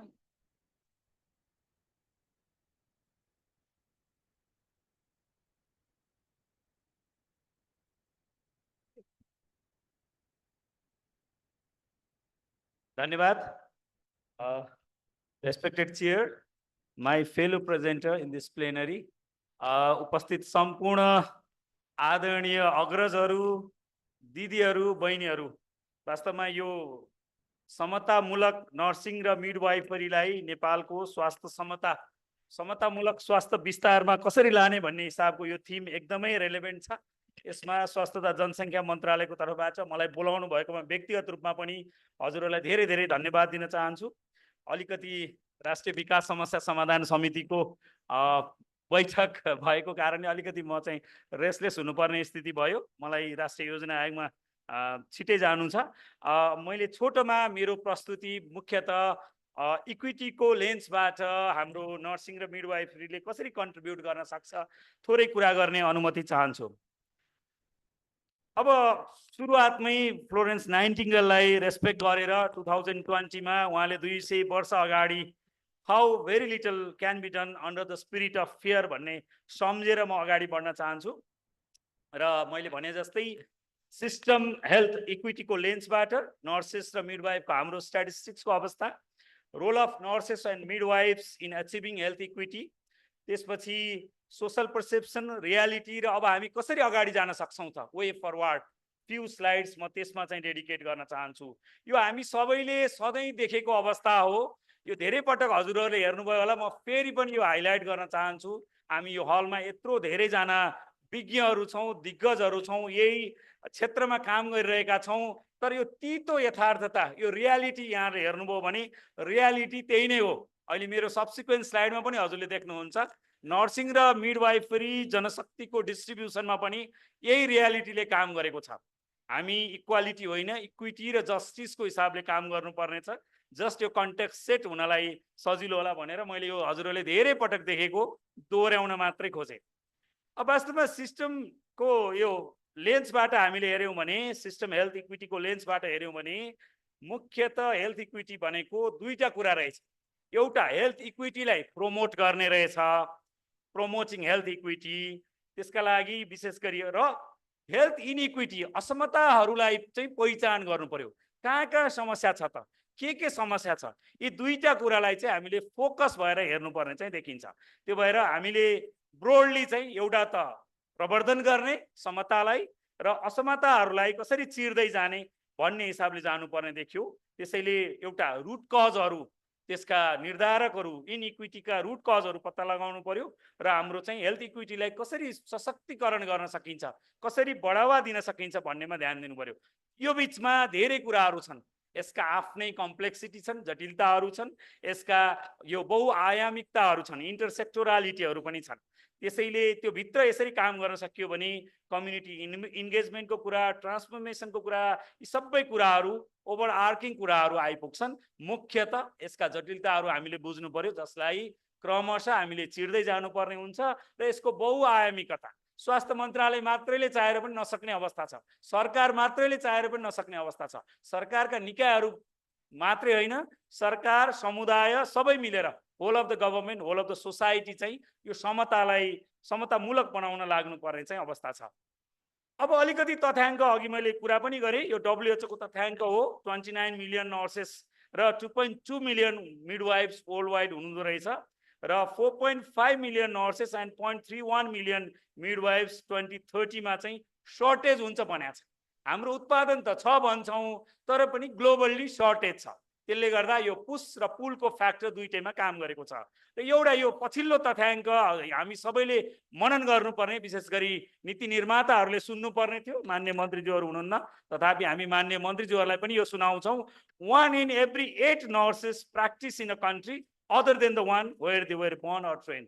भर्खरै हामीले हाम्रो होइन विदेशबाट हाम्रो अग्रज म्याडमको कुरा सुन्यौँ, तर हामी 8 मध्ये 1 जना हाम्रो देशमा हुनुहुन्न, अन्य देशमा पनि त्यस्तै अवस्था रहेछ। आफ्नो देशमा जन्मनुभयो एउटा देशमा, अर्को देशमा सेवा गर्नुभयो। पुल र पुश फ्याक्टरको यसमा ठुलो भूमिका छ। र अघि मैले भन्दै थिएँ रियालिटीको कुरा, रियालिटी यति पेचिलो छ। यहाँले देख्न सक्नुहुन्छ प्रति 10,000 जनसङ्ख्यामा नर्सिङ र मिडवाइफरी पपुलेसन हेऱ्यौँ भने अमेरिकामा, युरोपमा अथवा वेस्टर्न पेसिफिकमा भन्दा हामी विशेष गरी अफ्रिकन कन्ट्रीहरू, इस्टर्न मेडिटेरियन कन्ट्रीहरू र साउथ इस्ट एसियन कन्ट्रीहरूको हालत के छ रियालिटीसँग जोड्न सकिन्छ। यो जब पनि इक्विटेबल छैन र 1 in 8 भनेकाहरूलाई पुल फ्याक्टरले पनि काम गरेको छ। त्यो पुल फ्याक्टरहरूलाई हामीले कसरी कन्ट्रीमा रिटेन गर्ने बनाउन सक्छौँ, यो अहम छलफलको विषय हो। यो चाहिँ यो ग्याप वर्कफोर्सको डिस्ट्रिब्युसन हजुरहरूले देखिहाल्नुभयो। अब नेपालकै तथ्याङ्क हामीले हेऱ्यौँ भने हाम्रोमा करिब करिब यो एउटा कर्वको माथि हामी देख्न सक्छौँ 2021 मा प्रति 10,000 जनसङ्ख्यामा हामी 34,89 3000 करिब 34.89 करिब करिब 35 जना पुगेको अवस्था छ। र 2004 को तथ्याङ्क हेर्ने हो भने चाहिँ हामी 7 गुणा फड्को चाहिँ मारेका रहेछौँ सन् 2004 भन्दा। सरप्राइज त भयो, तर यी मध्ये कतिलाई हाम्रो देशमा सेवा दिन सकेका छौँ, राख्न सकेका छौँ, रिटेन गर्न सकेका छौँ, मोटिभेट गर्न सकेका छौँ, त्यो प्रश्न यहाँहरूलाई नै छोडे मैले, धेरै बोल्नु पर्ने छैन। र हाम्रो तथ्याङ्क यो हजुरहरू धेरैलाई जानकार नै हुनुहुन्छ, जस्ट मैले धेरै डिटेल जानु पर्ने देखिन। अब यो हेल्थ इक्विटीमा स्वास्थ्य समता प्राप्तिका लागि चाहिँ नर्सेस र मिडवाइफले के गर्न सक्छन् भन्ने हिसाबले यो हेल्थ र्याङ्किङ मोडलको हिसाबले हामी कुरा गरौँ। उहाँहरूले पोलिसी र प्रोग्राममा कन्ट्रिब्युट गर्न सक्नुहुन्छ, जो हामीले बनाउँदा उहाँहरूलाई इन्गेज पनि गर्नुपर्ने हुन्छ। र डिफ्रेन्ट हेल्थ फ्याक्टरहरू विशेष गरी हेल्थ बिहेभियरहरू चेन्जमा उहाँहरूको ठुलो भूमिका छ। 30%, क्लिनिकल केयरमा 20%, सोसल एन्ड इकोनोमिक फ्याक्टर्स 40% र फिजिकल इन्भाइरोमेन्टमा 10% हेल्थ फ्याक्टर। यसरी चाहिँ 100 मा बाँड्ने हो भने धेरै ठाउँमा नर्सेस र मिडवाइफले कन्ट्रिब्युट गर्न सक्ने देखिन्छ, जसले गर्दा हेल्थका आउटकमहरू के हो हामीले खोजेको? हाम्रो एउटा लन्जेभिटी हो, आयु बढाउने हो भने गुणस्तरीय जीवन बनाउने हो, क्वालिटी अफ लाइफ 50-50 बाँड्यो भने यी चिजहरूको यी सबै health फ्याक्टरहरूमा nurses and midwives can contribute. अब हेल्थ बिहेभियरमा रिस्की बिहेभियर होला, टोब्याको युज होला, डाइट एक्सर्साइजलाई प्रमोट गर्ने कुरा होला, अल्कोहल ड्रगको युजको कुरा होला, सेफ सेक्सुअल एक्टिभिटीको कुराहरू होला, त्यसै गरी indirect role community engagement, behaviour change कम्युनिकेसनको च्याम्पियनसिपको हिसाबले, कन्टिन्युम अफ केयरको हिसाबले, ट्रिटमेन्ट कम्प्लायन्सको हिसाबले हामीले योभन्दा अगाडिको प्रेजेन्टेसनमा गऱ्यौँ। बहुआयामिक छ, मल्टिडिमेन्सनल छ। त्यसै गरी केयर र एक्सेस र क्वालिटी अफ केयरमा पनि विशेष गरी क्लिनिकल हिसाबले चाहिँ नर्सेसहरूको भूमिका हुन्छ भने प्रत्यक्ष उहाँहरूले सेवा दिने भनेको health services at doorstep हामीले जो अहिले पनि दिइरहेका छौँ। कतिपय ठाउँमा हार्ड टु रिच पपुलेसनमा जहाँ डाक्टर अथवा अन्य स्वास्थ्यकर्मी नपुगेको ठाउँमा नर्सिङ अथवा मिडवाइफकै अथवा इभन अब हाम्रो कन्टेक्स्टमा एएनएमले नै धेरै सेवा दिइराख्नु भएको अवस्था छ। कन्टिन्युम अफ केयरमा छ, रिकभरीमा छ, हाई क्वालिटी सर्भिस इन लो कस्टमा चाहिँ अहिले पनि दिइरहेको अवस्था छ। यो स्वास्थ्यका असमताहरूलाई चिर्दै समतामूलक स्वास्थ्य प्रदान गर्न यो ठुलो भूमिका यहाँ एक्नलेज गर्नै पर्छ, नमन भन्नै पर्छ। त्यसै गरी अब नर्सहरूलाई हामीले अस्पतालमा पेसेन्ट केयरसँग मात्रै सीमित गर्ने अवस्था छैन, ग्लोबल्ली पनि उहाँहरूको रोलहरू यो चेन्जिङ प्याराडाइम के छ भने nurse as a health administrator. अब अहिले मसँग हाम्रो शकुन्तला म्याडम हुनुहुन्छ, उहाँ अस्पताल नर्सिङ प्रशासक हो, वरिष्ठ अस्पताल नर्सिङ प्रशासक हो। नीति निर्माणमा उहाँहरूको ठुलो भूमिका छ। मैले यही मौका लिएर मलाई छिटो निस्किनु पर्यो भने म्याडमले टेक ओभर गरिदिनु पर्ला है पनि भनेको थिएँ। Nurse as a health administrator from patient care to patient care management. त्यसपछि health facility, community engagement, chronic disease म्यानेजमेन्टमा नर्सको रोल छ भने nurse family partnership, school nurse मान्य मन्त्रीज्यूले पनि अघि भनेर जानुभयो। त्यसै गरी यो डिजिटल एरामा टेलिमेडिसिनको सर्भिसमा, मोबाइल बेस्ड एप्लिकेसन्सहरूमा, एआई इन पेसेन्ट केयरमा धेरै ठाउँमा यो असमताहरू चिर्नेमा नर्स एन्ड मिडवाइफले कन्ट्रिब्युट गर्न सक्नुहुन्छ र नेपालको कन्टेक्स्टमा गरिरहनु भएको छ। अब थोरै कुरा गरौँ हाम्रो चाहिँ पर्सेप्सन भर्सेस रियालिटी, होइन? हाम्रो अवस्था र व्यवस्थाको कुरा गरौँ थोरै। अब यो प्रेस्टिजियस प्रोफेसन हो, यसमा डाउट नै छैन, वी डु एक्नोलेज द्याट। तर रियालिटी अहिले पनि लो पेमेन्टको कुरा, लो रिकग्निसनको कुरा, ब्लेम बियररको कुरा, सधैँ गाली खानुपर्ने अवस्थादेखि भिक्टिमाइज हुनेसम्मका अवस्थाहरू चाहिँ तिता यथार्थहरू। यसैमा हामीले काम गर्नुपर्ने छ। प्रयासहरू भएका छन्। हामीसँग ऐन पनि छ, स्वास्थ्य कर्मीहरूको सुरक्षा सम्बन्धी ऐन पनि छ। तथापि यी रियालिटीहरूलाई चिर्दै यो असमताहरू, यदि हामीले असमताहरू एड्रेस गर्नुपर्ने छ भने प्रोफेसनभित्रका च्यालेन्जहरूलाई पनि हामीले सल्भ गर्नै पर्ने हुन्छ। यस्तै गरी हामी लाइफ सेभर, जीवन दान गर्ने भन्छौँ, रियालिटी हो, सबै हेल्थ वर्करलाई यही नै हो। तर रियालिटीमा के छ, हाम्रा ज्यानहरू संक्रामक रोगको कारण, कोभिडका कारण यस्ता ज्यानहरू गुमिरहेका छन्। जोखिमपूर्ण कामहरू हामीले गर्नु परेको छ। त्यसलाई पनि हामीले कसरी सुरक्षित बनाउने भन्ने हिसाबले सोच्नुपर्ने छ। अब थोरै नेपालको स्वास्थ्यको इक्विटीको एङ्गलबाट हामीले हेरौँ, हाम्रो प्रदेशगत अथवा लिङ्गगत अथवा चाहिँ धनी गरिबको बीच आयको आधारमा, इन्कमको आधारमा हाम्रा स्वास्थ्यका अचिभमेन्टहरू, प्राप्तिहरू एकै नास छैनन्। नियोनेटल मोर्टालिटी हेरौँ, म्याटर्नल मोर्टालिटी हेरौँ, टोटल फर्टिलिटी हेरौँ, अन्डर 5 मोर्टालिटी हेरौँ, प्रदेशगत ठुला विभेदहरू छन्। हामी इक्विटेबल एन्ड क्वालिटी हेल्थको कुरा गर्छौँ, तर धेरै ग्यापहरू छन् जसलाई हामीले मिलेर चिर्नु पर्नेछ। सेम थिङ हामी हेर्न सक्छौँ इक्विटीको पर्सपेक्टिभबाट। हेल्थ क्वान्टाइलले प्रोभिन्सगत हेऱ्यौँ भने पनि धेरै इन्डिकेटर्सहरूमा इक्विटीको लेन्सबाट ठुलो ह्युज डिस्प्यारिटी हामी देख्न सक्छौँ, जसलाई हामीले सम्बोधन गर्नुपर्नेछ। अब कसरी अगाडि जाने, मसँग थोरै स्लाइडहरू मात्रै छ। अब यो मलाई यो नेसनल एकाडेमी अफ मेडिसिन को चेयर, डिपार्टमेन्ट चेयरको यो हार्वर्ड टिचार स्कुल अफ पब्लिक हेल्थको मन पर्यो। यो कोट यही प्रेजेन्टेसनका लागि लिएको हो, म उहाँलाई एक्नोलेज गरेर लिन्छु। मैले चाहिँ यो इन्टरनेटबाट लिएको।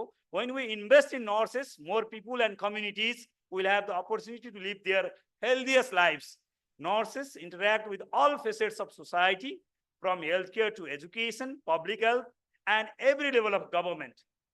भनौँ न, अब स्थानीयदेखि केन्द्रसम्म, पालिकादेखि सङ्घ सरकारसम्म, they have a crucial role in charting country's course for good health and well-being for all. यो चाहिँ हामीले भुल्नु भएन, यो ठुलो मन्त्र छ। नर्सेसहरू ग्रासरुटमा काम गर्नेदेखि पोलिसी मेकरसम्म हुन सक्छन्। यो WHO, युनिसेफ रिजनको, युरो रिजनको मैले लिएको, एड्याप्ट गरेको हो। यसमा विशेष गरी nurses and midwives play key role in all aspects of healthcare and in society's effort to tackle public health challenges. जनस्वास्थ्यका चुनौतीहरू सामना गर्न नर्सेस र मिडवाइफले की रोल गर्छन्। कसरी गर्छन् भन्दा they provide safe, high quality, cost effective care and services. यसका लागि हामी अब्बल त हुनै पर्यो, हाई क्वालिटी पनि सर्भिस हामी दिन सक्ने हुनै पर्यो। Empower people to manage their own health. स्वास्थ्य प्रवर्धनलाई नर्सहरूको भूमिका यसले भन्यो।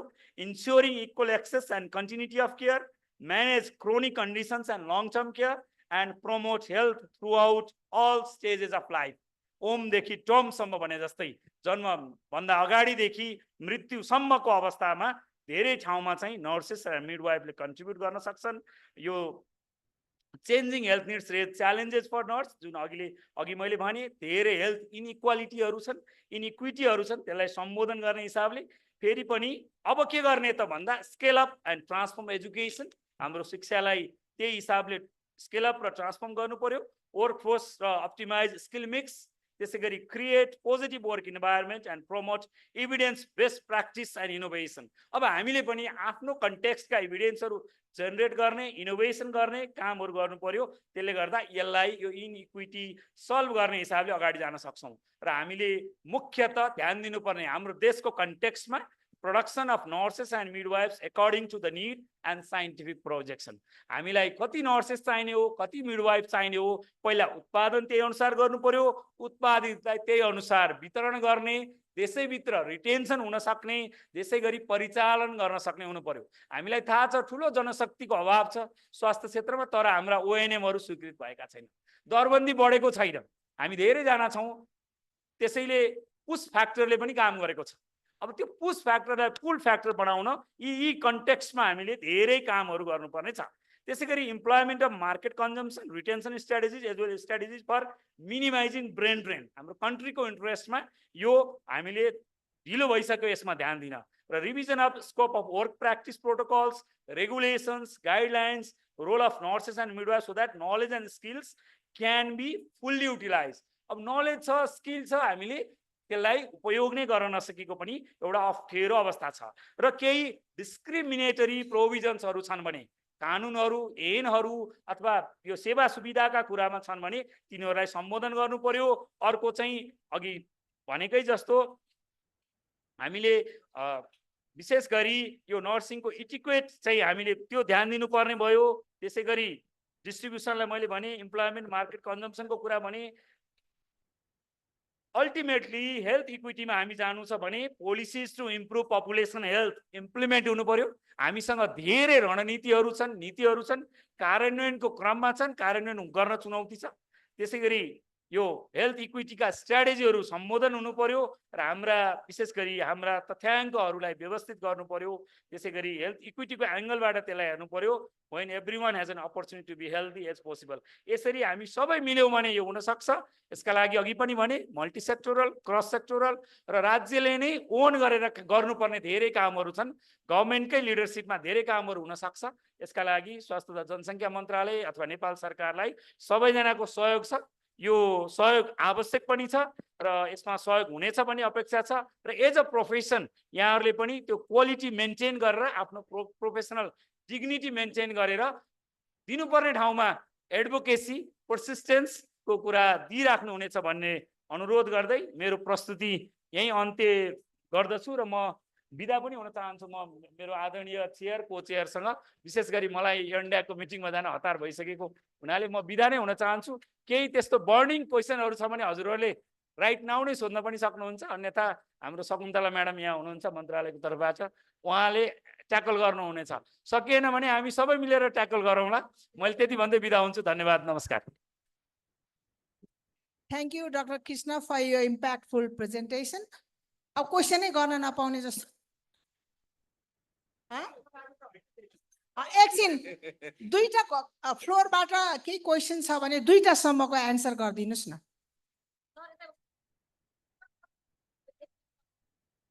Any question from floor?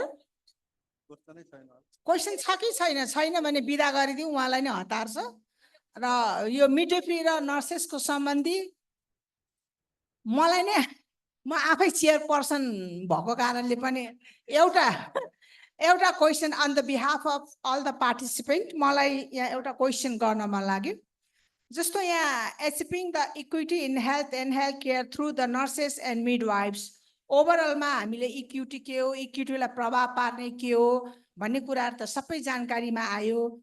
तर नेपालमा पनि हेल्थ इक्विटी ल्याउनको लागि नर्सेस र मिडवाइफले नै गर्न सक्छ भन्ने छ भने हालसम्म नेपाल सरकार स्वास्थ्य मन्त्रालयले चाहिँ यो इक्विटीमा पुर्याउनको लागि नर्सेस र मिडवाइफको लागि के काम गरिरहेछ, यसको उत्तर पाऊँ। Thank you.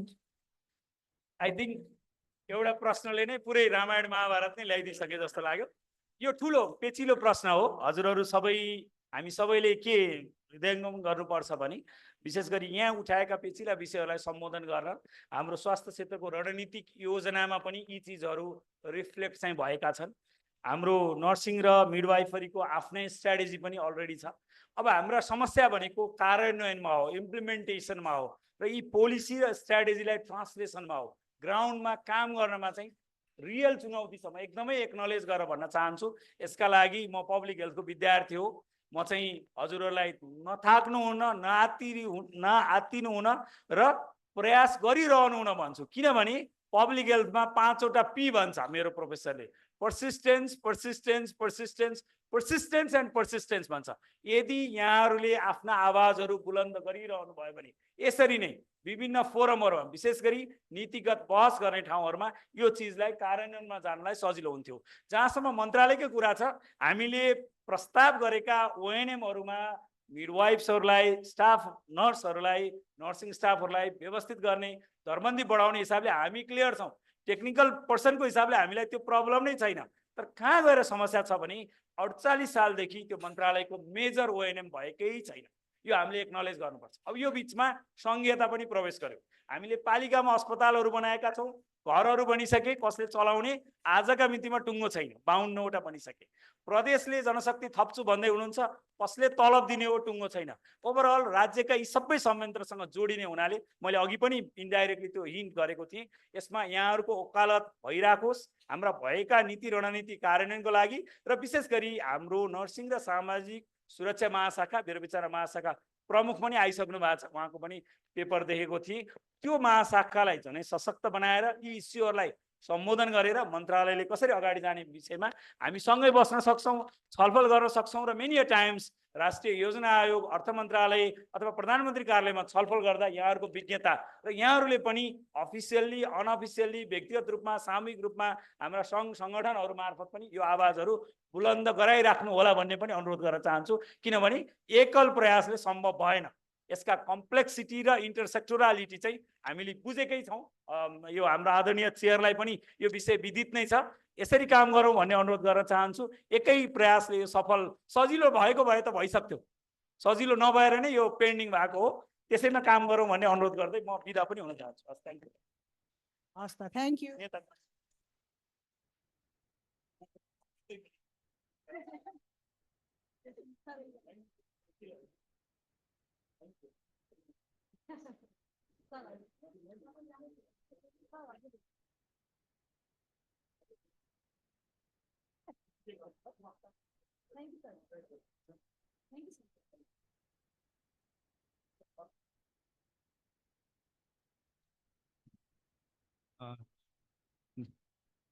Namaste. Now, after beautiful presentation of Dr. Krishna Paudel, I would like to call Dr. Pramod Joshi. He is orthopedic surgeon. He is member secretary and executive chief at Nepal Health Research Council. He is also our member of Nepal Medical Association, central executive member. So I would request Pramod Joshi to proceed. So he is going to speak on nursing professionals in policy-informed research. Thank you, respected Chair, Professor Dr. Abhimanyu Jha, and respected Co-Chair, Professor Pramila Ma'am, all the international dignitaries, उपस्थित सम्पूर्ण मेरा अग्रजहरू र सम्पूर्ण उपस्थित महानुभावहरू। सर्वप्रथम चाहिँ मैले आज Nepal health research council र nursing midwifery सँग रिलेटेड चीजहरूलाई मात्रै मैले छोटो चाहिँ प्रेजेन्टेसन गर्न गइरहेको छु। स्क्रिनमा आएन त, स्क्रिनमा आएन, उतै स्क्रिन त्यहाँ हुनु पर्यो। Okay, myself Dr. Pramod Joshi from Nepal Health Research Council. Clinical research is a team effort. यहाँ international delegates पनि भए हुनाले अलिकति म इङ्ग्लिसलाई पनि जोडेर राख्दा बेस होला जस्तो लाग्छ। Clinical research is a team effort. Nurses are increasingly employed into research-driven organizations, and they are an integral part of these multidisciplinary teams. They have a critical role in recruitment, management, and follow-up of participants. That's why there is an importance of research in informing healthcare funding, resource allocation, and equality.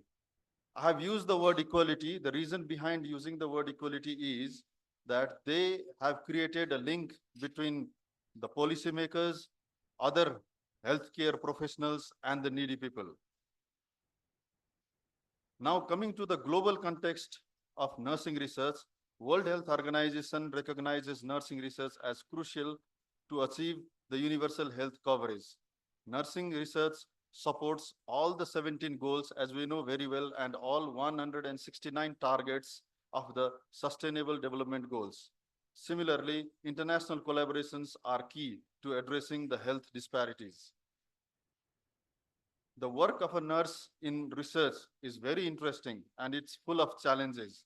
National midwifery policy and the inclusion of nurses in Nepal Health Research Council are creating new opportunities, particularly in maternal and child health research. Therefore, these research impact on policies like Safe Motherhood and Reproductive Health Act. NHRC has included and always prioritized nurses in enhancing their role in research. अस्ति भर्खर पनि हाम्रो एउटा एक्जामको दौरान हामी चलिरहेको छ, एनएचआरसीमा अहिले एक्जाम चलिरहेको छ। त्यो अवस्थामा पनि हामीले बढी भन्दा बढी नर्सिङ स्टाफ्सहरूलाई र पब्लिक हेल्थ स्टाफहरूलाई नै प्रायोरिटाइज गरेर राखेको अवस्था पनि छ. So this also proves that we have prioritized the nursing for their role in research. And similarly, we have provided various sort of trainings, beginning right from the very basic trainings, from the research methodology, data analysis, data management, scientific writing, policy development, so on and so forth. र past दुई तीन वर्षको दौरानमा हामीले more than 300 नर्सेसहरूलाई train गरिसकेको अवस्था पनि छ. यसै गरेर हामीले opportunities, we have seeked opportunities for nurses, and we have also providing research grants for the nursing related studies. NHRC has been actively providing research funding, facilitating ethical approvals, and authorizing the establishment of institutional review committee in various medical colleges. IRC भनेको institutional review committee हो, जो चाहिँ अहिले सिर memorial हस्पिटलमा college of नर्सिङमा पनि हामीले उपलब्ध गराएका छौं र त्यहाँबाट that is specifically dedicated to the nursing education. And similarly, VR simulations in nursing education भनेर पनि हामीले चाहिँ त्यसमा आवाज उठाइरहेका छौं. Nursing education मा VR simulations is also of equal importance. Now, Nepal Health Research Council has also conducted training programs for nurses on various aspects of research, including scientific and policy writing. Some policies have also been developed with the involvement of nurses, such as policy brief for the National Health Plan. हाम्रो एकजना आदरणीय doctor निशा राणा हुनुहुन्छ, उहाँ चाहिँ nursing ब्याकग्राउन्डको हो र उहाँले नै यो national health प्लानमा ठूलो भूमिका निर्वाह पनि गर्नुभएको थियो. अहिले उहाँ युनाइटेड स्टेट्समा हुनुहुन्छ. यसरी चाहिँ हामीले एउटा पोलिसी प्लानिङको लेभलमा र पोलिसी फर्मुलेसन्समा पनि नर्सिङ फ्याकल्टिजहरूलाई इन्भल्भ गरिरहेको अवस्था पनि छ. त्यसै गरेर cooperation with international organizations such as WHO and the International Council of Nurses can further support this effort by nursing training in policy informed research. Therefore, it helps in policy development, it helps in strategic plan, national human resource for health strategy, and finally, national health plan developed with the nurses' input. अब ब्यारियर्सहरु जेमा पनि हुन्छ, जुनसुकै सेक्टरमा पनि barriers हुन्छ. So we do have barriers यहाँ पनि छ. The one of the main barrier भनेको limited resources हो, and obviously lack of training पनि एउटा main barrier को रूपमा देखा परेको छ. अर्को मैले important point भनेर राख्न खोजेको भनेको there is a huge gap of research training in the nursing curriculum.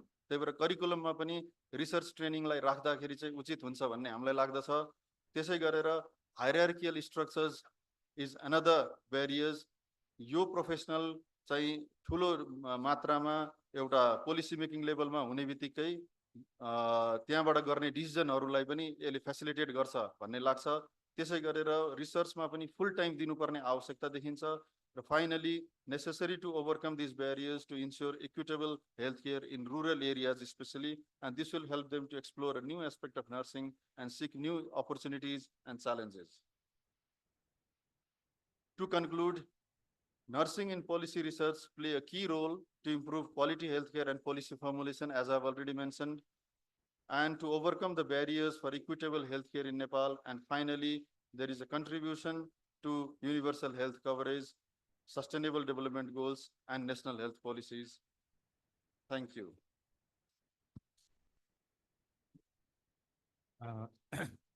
Thank you, Dr. Pramod, for beautifully speaking on research and role of our nurses.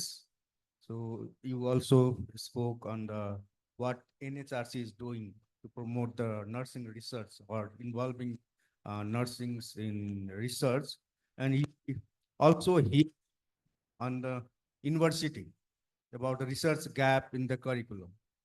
So he has almost covered everything about the research and nursing and role of nursing in the research despite so many barriers. Now I would like to our audience to ask few questions to Dr. Pramod Joshi. He will be very happy to answer.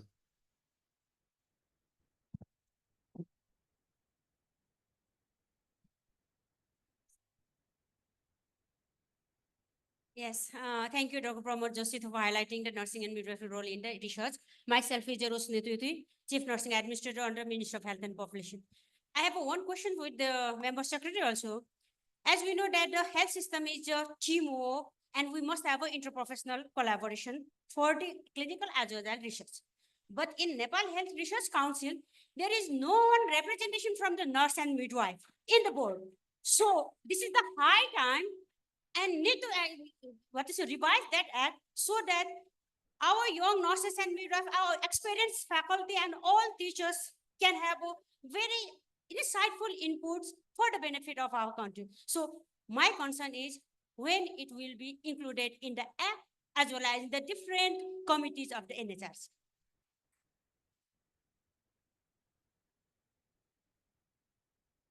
Thank you, ma'am. Thank you for your question. म यसलाई यसरी राख्न चाहन्छु हामीलाई अहिले एनएचआरसीले 22 जना कर्मचारी मार्फत एनएचआरसी अहिले रन भएको अवस्था छ। यहाँहरु कति जनालाई त्यो कुरा थाहा होला, धेरै जनालाई थाहा नहुन पनि सक्छ। त्यसै गरेर रिसर्च फिल्डमा रिसर्च अफिसर भनेर एकजना मात्रै हुनुहुन्छ र एथिकल रिभ्यू बोर्डमा अर्को एकजना मात्रै हुनुहुन्छ। नेपाल हेल्थ रिसर्च काउन्सिलको one of the major pillar भनेकै रिसर्च हो र अर्को मेजर पिलर भनेको एथिकल रिभ्यू बोर्ड हो। नेपाल अधिराज्य भरिमा जति पनि रिसर्च गर्नुपर्छ हेल्थमा त्यो एथिकल रिभ्यूबाट एथिकल अप्रुभल नभइकन एथिकल क्लियरेन्स नभइकन हामीले कुनै पनि रिसर्च गर्न पाउँदैनौँ। यहाँहरुलाई सम्पूर्ण त्यो बारेमा जानकारी नै होला। तर हामी अहिले एउटा कर्मचारीको घरमा एथिकल रिभ्यू बोर्ड चलाइरहेका छौँ पर्मानेन्ट कर्मचारीको हकमा कुरा गर्दाखेरि र त्यसै गरेर रिसर्च अफिसर हाम्रो एकजना साइन्टिस्ट हुनुहुन्छ, उहाँ पनि एकजना मात्रै हुनुहुन्छ। भनेपछि यसरी मिनिमम म्यान पावरमा हामीलाई चलाउँदाखेरि हामीलाई पनि अत्यन्त गाह्रो छ। त्यही भएर मैले अघि नै पनि मेरो प्रेजेन्टेसनमा एक्जामिनेसनको कुरा गरेको थिएँ, रिक्रुटमेन्टको कुरा गरेको थिएँ। हामीले अहिले पनि एक्जाम लिएर रिक्रुट गर्दाखेरि हामीले प्राय सबैमा नर्सिङ र पब्लिक हेल्थ, नर्सिङ र पब्लिक हेल्थ भनेर हामीले लिइरहेका छौँ। यो हामीले अहिले तत्कालको लागि यो पूर्ति गर्नलाई लिइरहेको हो र त्यसको साथसाथै हामीले बारम्बार माग गरेका छौँ। यो वर्ष पनि हामीले स्वास्थ्य मन्त्रालयमा हामीले झगझगाएका छौँ र अघि मेरो मित्र डाक्टर कृष्ण पौडेलले पनि भन्नुभयो पर्सिस्टेन्स हुनुपर्छ र बोली चलाइरहनु पर्दो रहेछ, नबोलिकन नहुने रहेछ।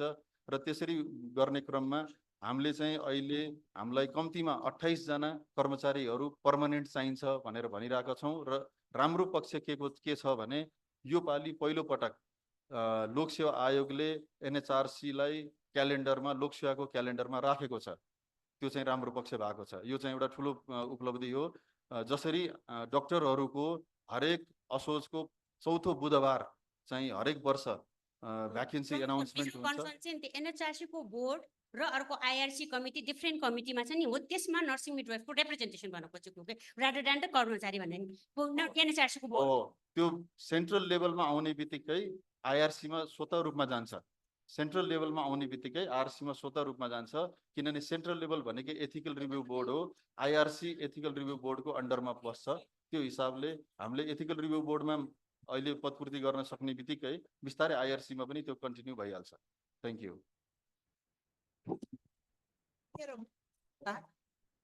नमस्कार, मेरो एउटा सानो जिज्ञासा छ। म अलिक टाढा विराटनगरको मान्छे हो र मैले केही अगाडि जुलाई महिनामा चाहिँ एनएचआरसीले एउटा मास्टर्स इन रिसर्च भनेर मास्टर ट्रेनिङ चाहिँ सञ्चालन गरेको देखेको छु र यति धेरै नर्सेसहरूको रिसर्च चाहिँ एनएचआरसीमा युजिसीमा ग्रान्डमा परेको हुन्छ। उनीहरूका रिसर्चहरू राम्रा हुन्छन्, प्रेजेन्टेसन पनि हुन्छन्। अब हामीले अहिले भनिरहेको छौँ यहाँ कन्फरेन्समा चाहिँ तारिफ गऱ्यौँ, बट त्यो मास्टर्स इन रिसर्च ट्रेनिङमा मलाई नर्सेसको इन्भल्भमेन्ट छैन कि जस्तो लाग्छ। म रङ पनि हुनसक्छु, काठमाडौँको कोही हुनुहुन्छ भने हुन्छ भन्नुहोस्, होइन भने त्यहाँ पनि समावेश गर्नुपर्छ। They are good trainer, they are best mastery in nursing research also. Thank you very much. Master in medical research भनेर यो पहिलो पटक एनएचआरसीबाट हामीले यो वर्ष सुरु गरेका हौँ। म्यामले भन्नुभएको एकदम ठिक छ र त्यसमा हामीले केयुसँग कोलाबोरेसन गरेर गरेको, एनएचआरसी एलोन चाहिँ होइन। र विराटनगरमै हाम्रो प्रोफेसर गेनाथ बराल चेयरम्यान पनि बस्नुहुन्छ, हजुरले पनि चिन्नुहुन्छ उहाँलाई। र यसको लिड उहाँले पनि लिइरहनु भएको हो र केयुले चाहिँ सेलेक्सन कमिटी 1 वर्ष अगाडि नै बनाएको थियो र त्यसरी चाहिँ सिलेक्सन भएको हो। यो हरेक वर्ष अब निरन्तरता यसले पाउँछ र त्यसमा अवश्य पनि हामी समावेश गर्छौँ। हामीले त्यसमा नोट नै गरिसकेको छ अवस्था छ। Thank you, Dr. Pramod. So we will not take any more questions because he is in a hurry. He has to attend the program. So now I would like to, close this session. Before closing,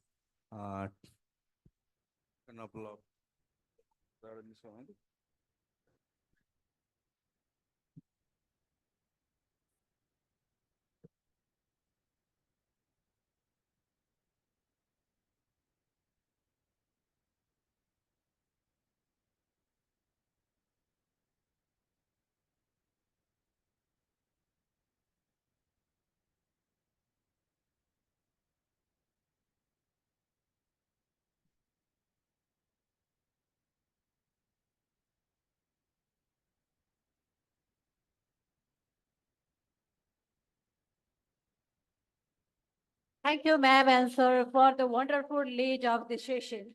Now, I'd like to call upon Associate Professor Rajdevi Adhikari ma'am to provide token of appreciation to our respected chair and co-chair Professor Dr. Abhimanyu Jha sir and Pramila Devan ma'am. And I'd like to request Tulna Kezi ma'am to support her.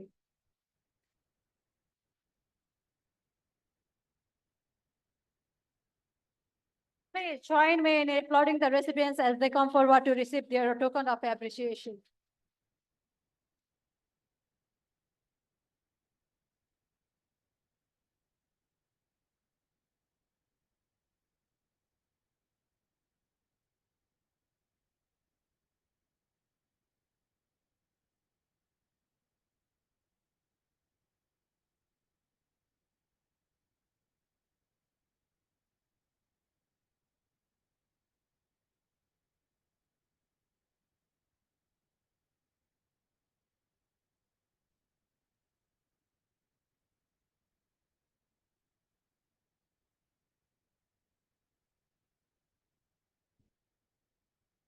We are now entering one of the most dynamic and engaging segment of our conference, the panel discussion.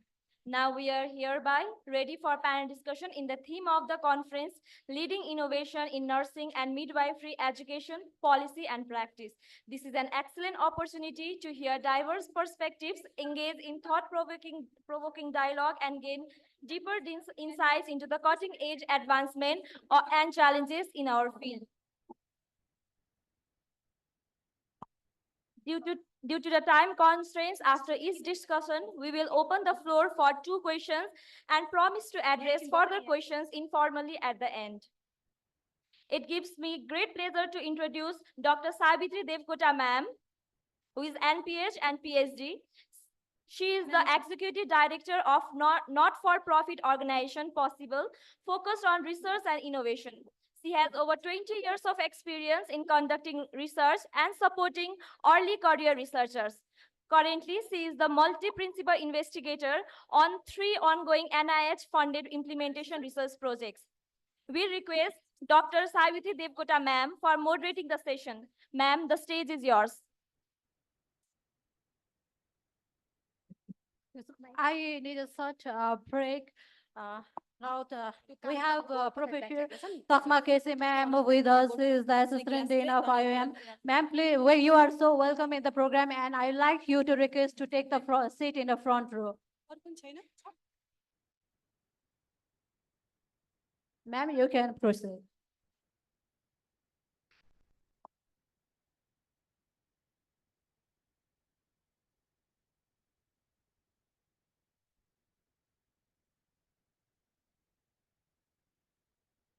Good morning, everyone.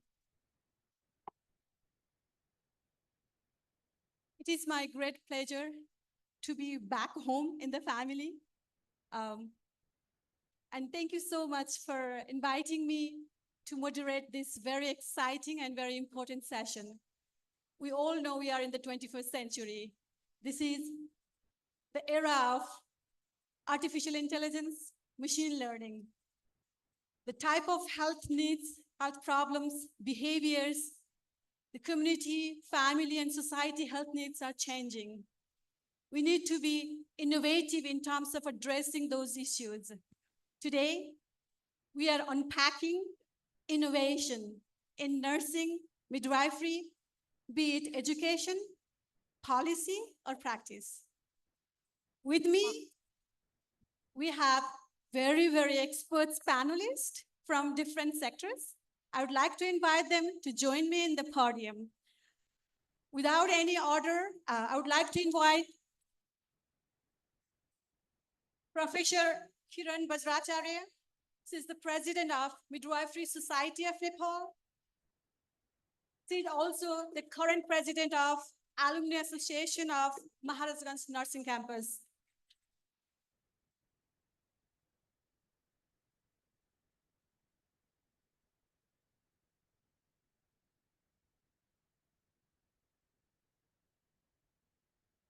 Similarly, I would like to invite Madam Sakuntala Prajapati. She is also a very familiar name to us. She is the section chief at Medical Service Education and Research Section at Ministry of Health and Population.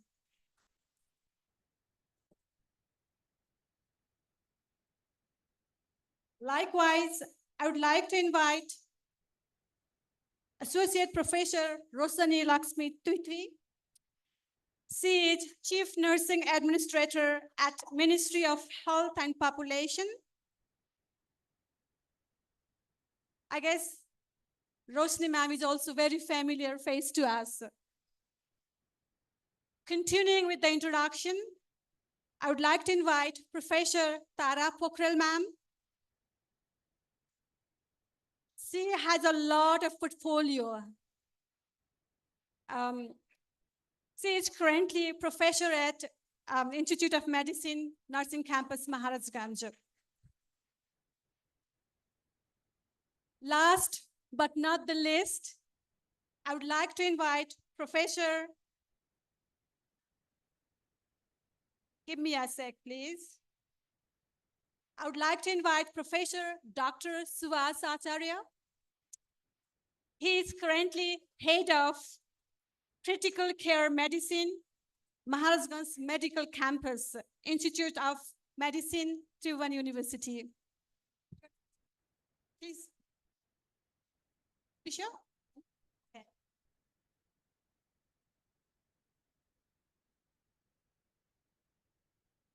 In the interest of time, I didn't introduce a long achievements of our panelists today, but as they speak, we would be able to understand their expertise, their insights, and their reflection. So I think it's up to you to understand their exposure, experience so far in their respective field. So just to open up with the introductory question, introducing what is innovation in nursing and midwifery education, policy, and practice, I would like to go with the very first round of the question to our panelists. And then we will go in a little bit deeper in the second round. And as we wrap up, then we will have a final wrapping question at the end. So with that, I would like to ask a first question to Professor Pokhrel, Tara ma'am. What is innovation in nursing mean to you? I think we can use both language, Nepali and English, right? So whatever the language we feel comfortable, I think we will naturally switch to Nepali as we speak, I guess. So the first question, what is innovation in nursing mean to you personally? Thank you.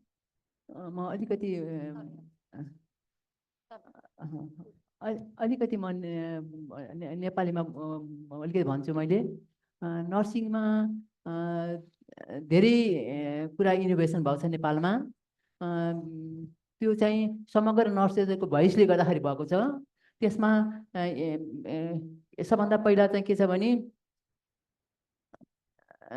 Specialise nursing education master लेभलमा specialise nursing education सुरु भयो त्यसपछि specialise licence examination पनि सुरु भयो अहिले specialise licence पनि nursing काउन्सिलले दिन्छ त्यसपछि अर्को डक्टरल डिग्री अहिले धेरै नर्सहरू नेपालमा पिएचडी गरेको नर्सहरू पनि हुनुहुन्छ, त्यसले गर्दाखेरि डक्टरल डिग्री पनि सुरु भइसक्यो नेपालमा। अनि नर्सिङ रिसर्च धेरै नर्सहरूले नर्सिङ रिसर्चमा अग्रसर हुनुभएको छ र इफेक्टिभ राम्रो खालको रिसर्चहरू गर्नुभएको छ। र अर्को स्कुल हेल्थ प्रोग्राम नेपालमा म अलिकति के भन्न चाहन्छु भने स्वास्थ्य मन्त्री र शिक्षा मन्त्रीको सहयोगले गर्दाखेरि त्यति बेला नर्सेसहरूको आवाजलाई सुनेर नर्सिङ के स्कुल हेल्थ नर्सिङ सुरु भयो। त्यो धेरै इफेक्टिभ भएको छ। इफेक्टिभ नेपालले मात्रै होइन, इन्टरनेसनली पनि इफेक्टिभ भनेर आएको छ है। त्यसले गर्दाखेरि एकदम नै र यो चाहिँ एउटा एचिभमेन्ट हो हाम्रो। अर्को नर्सिङ डिभिजन यो 23 वर्षपछि नेपाल सरकारले कोल्याप्स गरेको नर्सिङ डिभिजन 23 वर्षपछि नर्सेसहरूको आवाजले पुनर्स्थापना भयो। नेपाल सरकारले कोल्याप्स गरेको थियो साथीहरू, सबैले सुन्नुहोस्।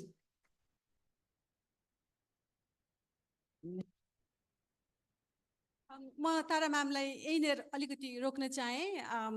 हामी बिस्तारै भित्र जाँदै गर्छौँ। सो अहिले म्यामले भनेको कुरालाई चाहिँ मैले रिफ्रेज गर्नु पर्दाखेरि चाहिँ इनोभेसन नर्सिङमा चाहिँ जुन हाम्रो एजुकेसनको डाइमेन्सन एक्सपान्सन भएको छ, त्यसको एजुकेसनको dimension both horizontally vertically, so that is innovation.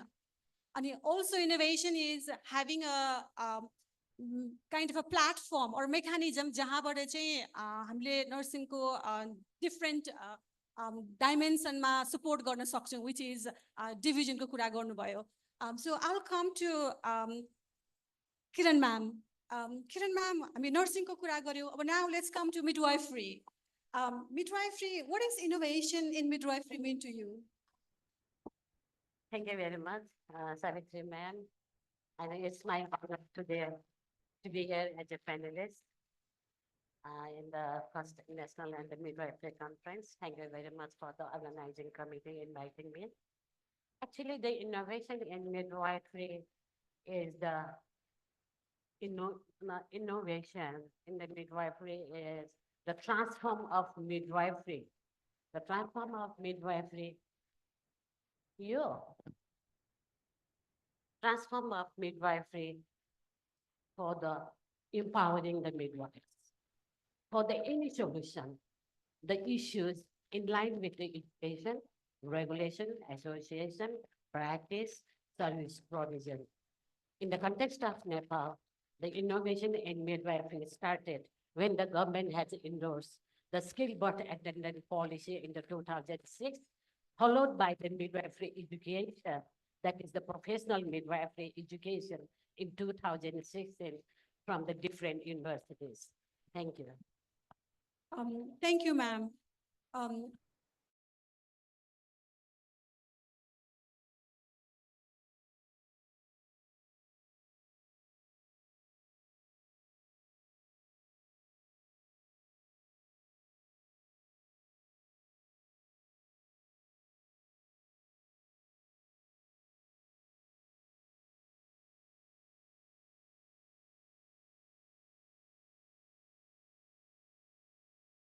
Ma'am represents Ministry of Health and Population in this panel today. So, policy perspective, what is innovation to you? Policy perspective बाट भन्नु पर्दाखेरि जस्तो नयाँ धार अथवा नयाँ आइडिया, नयाँ जस्तो चाहिँ एप्रोचेजहरू, नयाँ सल्युसनहरू जसले चाहिँ अहिले भइरहेको हेल्थ प्रब्लम र फ्युचरमा आउन सक्ने अरू हेल्थ प्रब्लमहरूलाई हामीले एकदम इफेक्टिभ तरिकाले हैन, एकदम इफिसियन्ट तरिकाले ह्यान्डल गरेर ट्याकल गर्न सक्छौँ, जसले गर्दाखेरि चाहिँ हाम्रो भनौँ न overall quality of health care चाहिँ मेन्टेन हुन्छ भने त्यो किसिमको त्यो गर्न सकिने जुन हामीले फ्रेमवर्क चाहिँ एडप्ट गर्छौँ, जुन चाहिँ केही उलाई चाहिँ एडप्ट गर्छौँ, कुनै सल्युसनलाई एडप्ट गर्छौँ भने त्यही नै चाहिँ मलाई पोलिसीमा चाहिँ इनोभेसन हो जस्तो लाग्छ, जसले गर्दाखेरि चाहिँ क्वालिटी हेल्थ केयर पनि सबैसँग चाहिँ सर्वसुलभ रूपमा चाहिँ पहुँच होस्, दूर दराज का उसम्म र क्लाइन्ट सेटिस्फ्याक्सन चाहिँ हाई हुन सक्ने खालको कुनै फ्रेमवर्क हामीले एडप्ट गर्छौँ लिन्छौँ भने त्यही नै हाम्रो चाहिँ पोलिसीमा चाहिँ इनोभेसन हो जस्तो मलाई चाहिँ लाग्छ। हुन्छ, थ्याङ्क यू म्याम। अब म रोशनी म्यामसँग आउँछु। रोशनी म्यामको धेरै लिडरसिप एन्ड क्लिनिकल ब्याकग्राउन्डको जुन एक्सपिरियन्स छ, so let's move on to clinical प्र्याक्टिसमा। So what is innovation in clinical practice mean to you? Yes, thank you, Savitri ma'am. The literal word innovation means new changes. The new changes can be through the experience, education, research, or evidence. So in clinical practice, we have the practical based modifications in the behavior as well as dealing with the clients. Next one is the evidence-based practice through research and through national and international literature review and their practices, which is replicated in our context. So in our context, in the clinical area, what we are doing is the use of the clinical audit. The clinical audit in terms of the morbidity audit, mortality audit, nursing audits, as well as the MPDSR, maternal and perinatal death surveillance and review audits. So these audits helps to enhance the quality of services and that directly and indirectly improve the client satisfaction. Next one, what in our clinical setting we are doing is the minimum service standard. That is the service readiness tool for the quality enhancement because it reflected in the three areas. One is the governance management, second is the clinical service management, and the third is the hospital support service. These three are the major pillar for the clinical services and that we are using in the all hospitals and that imparted not only in the services, even for the human resource satisfaction and the other ones. And the another one is we are doing the positive supervision, on-site coaching and mentoring. So, and the next one is there is use of the different standard, checklist, guideline, and protocol that helps to enhance the services and improve the quality of services. I think these are aspects or the innovation in nursing practices. I have another list too. We'll just discuss later too. Thank you. Looks like we have a lot of examples to cite today and to discuss. So finally, we're coming to Professor Dr. Subhas. Dr. Subhas, what is innovation in critical care mean to you? Because you are the head of department in critical care. So what does that mean to you? Thank you, ma'am. First of all, I'd like to thank the organizers for inviting me for this panel discussion. I think I've been involved in nursing education and training for more than 10 years. And this is the first time I am sharing a panel with all the experts in nursing, and I'm glad to be a part of it. Talking about innovations in critical care, I think the first and foremost, as you already mentioned, is technology. With time, technological advancements have changed a lot in clinical care in nursing as well as medicine. As you mentioned, it's time of machine learning and artificial intelligence that now we are incorporating into advanced monitoring of patients, clinical decision support, and it has also been found to support behavioral support for the nurses and doctors working in the ICU. And we need to talk about, like there are much advancement in molecular biology and diagnostic, radiology, cellular genetics, molecular advancement that leads to early diagnosis and treatment of patients. Previously, we need to wait for like 3 days for a culture to come. Now we can find organism within like 6 to 8 hours with the modern molecular technologies. They have really helped us diagnose it. Now, talking about service, clinical service regarding nurses, we all know nurses are the best patient advocate, and nurses are the one who talk about patients, talk in benefit of the patient. And now I think we have talked about access to healthcare, patient from rural area, Jumla, Khali Humla, Jumla Karnali Bhanyo. And with last 50 years, we're talking about access. Now it's time we need to talk about quality. So this is the time we should be talking about quality and patient safety. And we all know nurses are the leader in patient safety and quality of healthcare, and including infection prevention and control. Now is the time for our nurses to lead patient safety, healthcare quality, and infection prevention and control. We need to change our mindset and open up for more other horizons for nurses. And now last point, talking about education. So the innovativeness in education is being put into our curriculums as for the Medical Education Commission and even our Institute of Medicine. We are now moving on to competency-based medical education and evidence-based practice. So I think nursing education also now we should be focusing more on not a traditional method of education, but more evidence-based practice. Thank you. Dr. Subhasलाई बिचमा रोक्न चाहे, sorry for the interruption, but then अलिकति हामी बिचमा अझै एक्जाम्पल्सहरू लिएर जाउँ. हामीले नर्मली प्यानल डिस्कसनमा चाहिँ एकदमै सुपरफिसियली ब्रोडर कुराहरू जान्छौँ, तर डिपमा त्यसलाई डाइसेक्ट गर्नलाई चाहिँ कहिले कहिले टाइमले दिँदैन. त्यही भएर मैले चाहिँ टाइम म्यानेज गर्नलाई बिचबिचमा काटिरहेको छु. मलाई अहिले हजुरहरू सबैजनाको क्लिनिकल प्र्याक्टिसबाट, एजुकेसन साइडबाट, पोलिसीबाट, क्रिटिकल केयरबाट सबै सुनिराख्दाखेरि चाहिँ एउटा क्वेसन चाहिँ मेरो माइन्डमा आएको चाहिँ, who is the one leading this innovation? कहाँबाट आइरहेको छ यो इनोभेसनको कुराहरू? Is it are the nurses अथवा midwives leading this innovation or somebody else अथवा कताबाट आइरहेको छ? त्यो एउटा क्वेसन मेरोमा आएको छ. सो हजुरहरूले क्वेसन अहिलेको नेक्स्ट राउन्डमा त्यसलाई पनि हजुरहरूको रिस्पोन्समा एड गर्नु होला.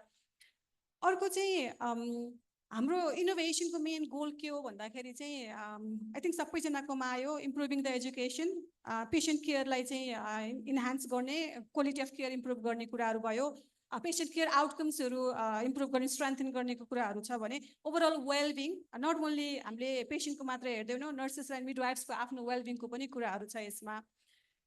सो एकदमै हामी रुटमा गएर हेर्दाखेरि चाहिँ साँच्चीकै दिस इज इनोभेसन हो भन्ने एक दुईवटा इक्जाम्पल्सहरू आफ्नो सेक्टरबाट चाहिँ I would like to see, so that we know what we are talking about here, right?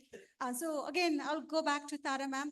Tara ma'am, in addition to अघि हजुरले भन्नुभएको जुन एजुकेसनको, जुन हामीले एजुकेसन एडभान्समेन्टको लागि जति पनि डिग्रीहरू एड गरिरहेको छौँ, नर्सिङ एजुकेसनमा हाम्रो अरू एडिसनल इनोभेसन अनि कसले लिड गरिरहेछ त्यो innovation? Where is it coming from? Is it related to मेथडसँग रिलेटेड हो कि टेक्नोलोजीसँग हो कि अप्रोचसँग हो कि केसँग रिलेटेड छ?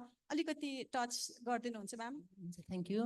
अहिले इनोभेसनको एउटा चाहिँ पोइन्ट छुटेछ. त्यो के भने नेपाली नर्सहरूले 2017मा रिस्क अवार्ड भनेर UNISDRबाट एउटा अवार्ड पाएको थियो. त्यो चाहिँ 1 लाख युरो पैसा पनि आएको थियो यहाँ. त्यो पनि हाम्रो नेपाली नर्सहरूको लागि चाहिँ एउटा गौरवको कुरा, नेपाली नर्सहरूले पाएको थियो. त्यो पनि खुसीको कुरा हो है. र अर्को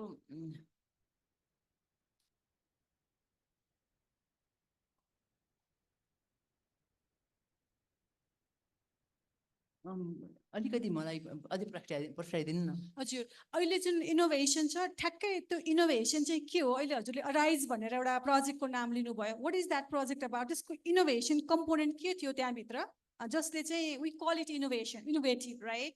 अनि त्यो कसले लिड गरेको थियो? अलिकति थोरै त्यसको कन्टेक्स्ट दिनुहुन्छ सो द्याट वी नो कि कहाँबाट स्टार्ट हुँदो रहेछ त्यो इनोभेटिभ आइडियाको प्र्याक्टिसहरू भनेर. अनि यो इनोभेसनको आइडिया चाहिँ समग्र नर्सहरूको कुरा हो र यो चाहिँ धेरै नर्सिङ एसोसिएसनमा जुन पदाधिकारी हुनुभयो उहाँहरू चाहिँ कन्फरेन्समा बाहिर जाँदा, इन्टरनेसनल जाँदाखेरि उहाँले थाहा पाएर यो कुरा आवाज उठाएको र सबै नर्स दिग्गजहरूले यो कुरा उठाएर सबैको आवाजले गर्दाखेरि यो लागू भएको हो. के थियो म्याम त्यसमा इनोभेसन के थियो? What is the content in that project? Arise, त्यो प्रोजेक्टको अराइज प्रोजेक्टभित्रको चाहिँ के कम्पोनेन्ट थियो? What is there? जस्तो केमा थियो त्यो प्रोजेक्ट? के को बारेमा थियो म्याम? होइन, नर्सिङ एसोसिएसनले त माग राख्दाखेरि जस्तो नर्सिङ एसोसिएसनले समग्र नर्सहरू बसेर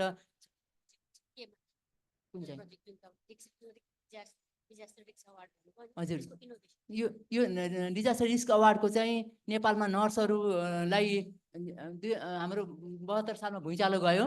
त्यो अर्थक्वेक पछि चाहिँ नर्सहरूलाई जुन हामीले परिचालन गऱ्यौँ अनि त्यसपछि अलिकति हामीले बोल्यौँ. त्यो बोलेपछि एउटा फिलिपिन्समा जाँदाखेरि एउटा आइटीको फिलिपिन्समा एउटा हामीले प्रेजेन्ट गरेको थियौँ।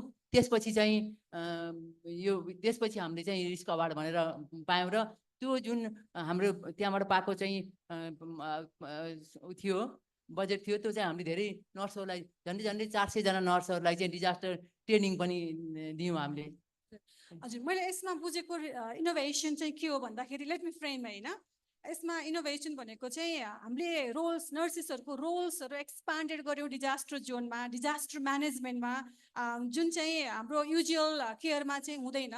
अनि जसले गर्दाखेरि चाहिँ रिस्क टेकिङ एटिट्युडहरू त्यसलाई कसरी रिस्क जोनमा पनि नर्सेसहरूले चाहिँ काम गर्न सक्नु हुँदो रहेछ, कन्ट्रिब्युसन गर्न सक्नु हुँदो रहेछ भन्ने कुरा चाहिँ with a lot of trainings, exposure, a lot of simulation, then expose garayo, they contributed it. That's why we got that award. Award to me is a kind of a testament of innovation. That's you can do the innovation, but award, a prize, the recognition.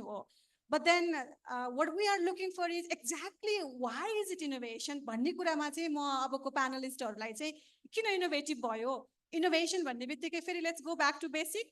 This is new idea, new method, new approach, new technology हो जसले चाहिँ हामीलाई of course it helps to improve the patient outcomes, wellbeing, overall quality of life, quality of care. So त्यसमा चाहिँ अलिकति focus गरौँ. Like I am coming to Shakuntala ma'am. Sakuntala ma'am, can you give us a few examples? Ministry of Health and Population Board चाहिँ त्यस्तो policies related to midwifery and nursing practice, education, त्यसपछि जसलाई चाहिँ हामी we call it innovative. है. Thank you, ma'am.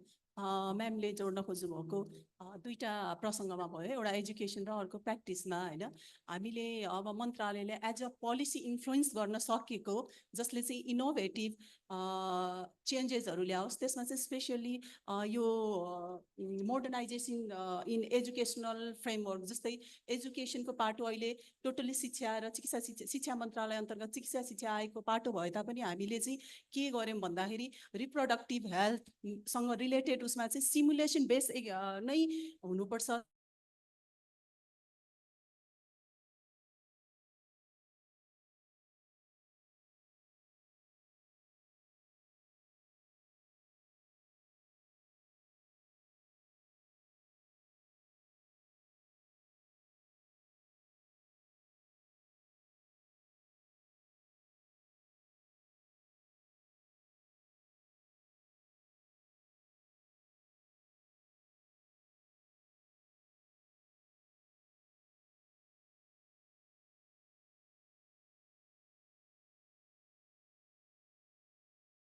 र प्राय जसो जहाँ चाहिँ यो सिमुलेसनका ल्याबहरू इस्टाब्लिस भए त्यहाँ चाहिँ सिमुलेसन ल्याब जसले अपरेट गर्नु भएको छ उहाँहरू भनेको चाहिँ नर्सिङ प्रोफेसनल नै हुनुहुन्छ. उहाँहरू यति सेटिस्फाइड हुनुहुन्छ कि मैले चाहिँ बल्ल इन्डिपेन्डेन्ट काम पाएँ है, यो चाहिँ मेरो चाहिँ स्कोप चाहिँ अब होराइजन हुँदै मेरो स्कोपको होराइजन चेन्ज हुँदैछ है भन्ने उहाँहरूको फिलिङले गर्दाखेरि पनि यो चाहिँ एउटा एक्जाम्पल हो जस्तो लाग्छ.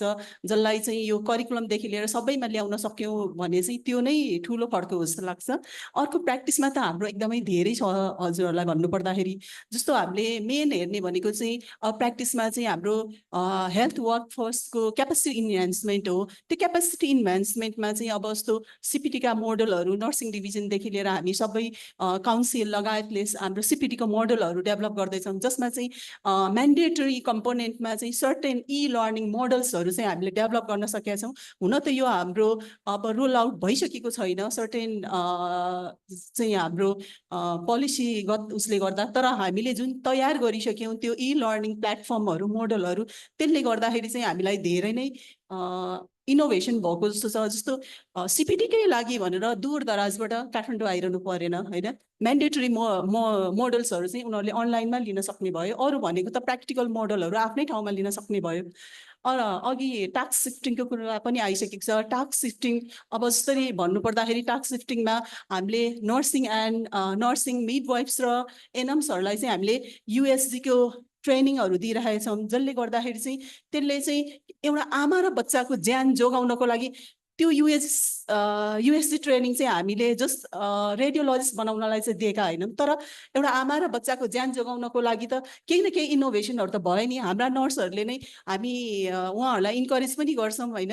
त्यसले चाहिँ के गरिदिनु भएको छ भन्दाखेरि एउटा रप्चर युट्रस भइसकेको डायग्नोसिस भएर टाइमली रिफर गरेर आमा र बच्चाको ज्यान जोगिएको कुराहरू यो पनि प्र्याक्टिसमा भएको चाहिँ यो टास्क सिफ्टिङले गर्दा भएको इनोभेसन नै जस्तो लाग्छ। अरू पनि थप्दै जाउँला म्याम, धेरै डिजिटल उसको पनि।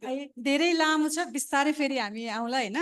म अब किरण म्यामतिर जान्छु। हामीले अलिकति अडियन्समा पनि जानुपर्छ होला एक दुईवटा क्वेसन लिनलाई, त्यसकारण मैले टाइम त्यता पनि सेभ गरेको छु। सो किरण म्याम, हाम्रो अहिले मिडवाइफरी एजुकेसनमा अहिले युज भएको लेटेस्ट इनोभेसन चाहिँ के हो? इक्जाम्पल्सहरू एक दुईवटा हजुरले सेयर गरिदिनुहुन्छ प्लेटफर्ममा आज। Thank you, Savitri ma'am. Since the midwifery is a new profession in Nepal and distinct profession from the nurses, so it is quite difficult to understand by all the people, even in the policymakers, in the decision-making level, they are reluctant with the matter of midwifery.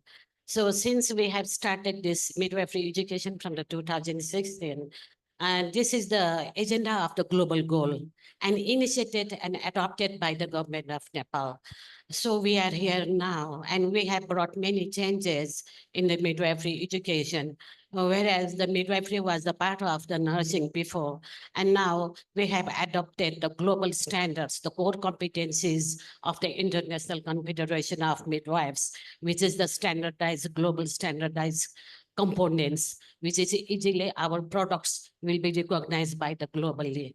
And besides, we work together with the educational institutions, regulatory frameworks, development of guidelines, policies, service provision, everything we are doing so far until our struggles are continued because we face many discrepancies as well. Definitely we will discuss in letters, right? And then, so we are trying our best and we have trained the midwifery educators. Still, we are teaching the midwifery, but we are from the nursing background with the component of midwifery and additional midwifery training from the different countries or in the national context. So we are doing so far with the midwifery education, training the educators by the council, by Midson, or now at present, the Nursing and the Social Security Division is taking part to empower, to train, to build the capacity of the midwifery trainers. Thank you. Thank you, ma'am. Thank you. I think we are getting into the few examples of innovation that we are talking about. I'll come to Rusty ma'am. Rusty ma'am, you've already mentioned a lot of like innovation in clinical care practice. Is there anything else that you would like to add that concretely shows us the examples of innovation that we are talking today? The main driver for the initiation is the consumer or the clients. Nowadays, your clients' right and the consumers' health awareness is increasing. So for this, I want to give a few examples. During our COVID, there are different technology or different methods enhanced to provide the services for the needy people, not only in the quarantine, isolation, even in the ICU and other settings. Next one, I want to give you during the earthquake. Before earthquake, Nepal government adopted the half satellite network. And that half satellite network used the information technology just to cater the different human resources, equipment, and other facilities. If any such a disaster occur, how to mobilize these funds? Who is responsible for what? And who is mobilized in the which area so that we can provide the services in the integrated manner? This hub satellite network is the major responsibility is the hub, that is the government hospital, and within 500-meter territory, other hospitals which have beyond the 50 beds, they are the satellites. So this is another one which helps in the intergovernmental, that means public-private partnership, as well as the networking for the health services. Another one is the for this innovation is that we have the different enhancement in the practices tools. And then another, basically, we are enhancing our organization culture too. That enhancing organizational culture for the quality services, but I will just I will tell in detail in the next session. Yeah. Thank you. So we will talk more about the organizational culture in the next round, I guess. I will come to that one. And I'm coming to Dr. Suvas. Dr. Suvas, I think you have given a lot of examples in your earlier, remark. But what I'm really looking for is the innovation that helps interdisciplinary collaboration to achieve patient outcomes, better patient outcomes. So, is there any particular example that highlights interprofessional collaboration? Because critical care, it's so important interprofessional collaboration. So let's move into that domain. Thank you. So I'll talk about two examples. One is related to teaching hospital services. So we started liver transplant a few years back. So that time we got a pool of 10 nurses and then trained them for liver transplant. And what we did was it was not feasible to, involve all the nurses involved in training. So what we decided was this 10 nurses, we also gave training for ECMO. We also gave training from critical care outreach, and we also gave training for registry. Now we increased that pool to 20 nurses. So this practice, now these 20 nurses in ICU, they are capable of managing all liver transplants. They are capable of managing all ECMOs.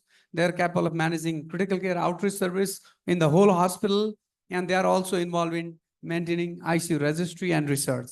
So this is one example of innovation I would like to give. Another is, that is a good example of multidisciplinary collaboration also, because liver transplant, you collaborate with everyone, all the doctors, physiotherapy, all team are there.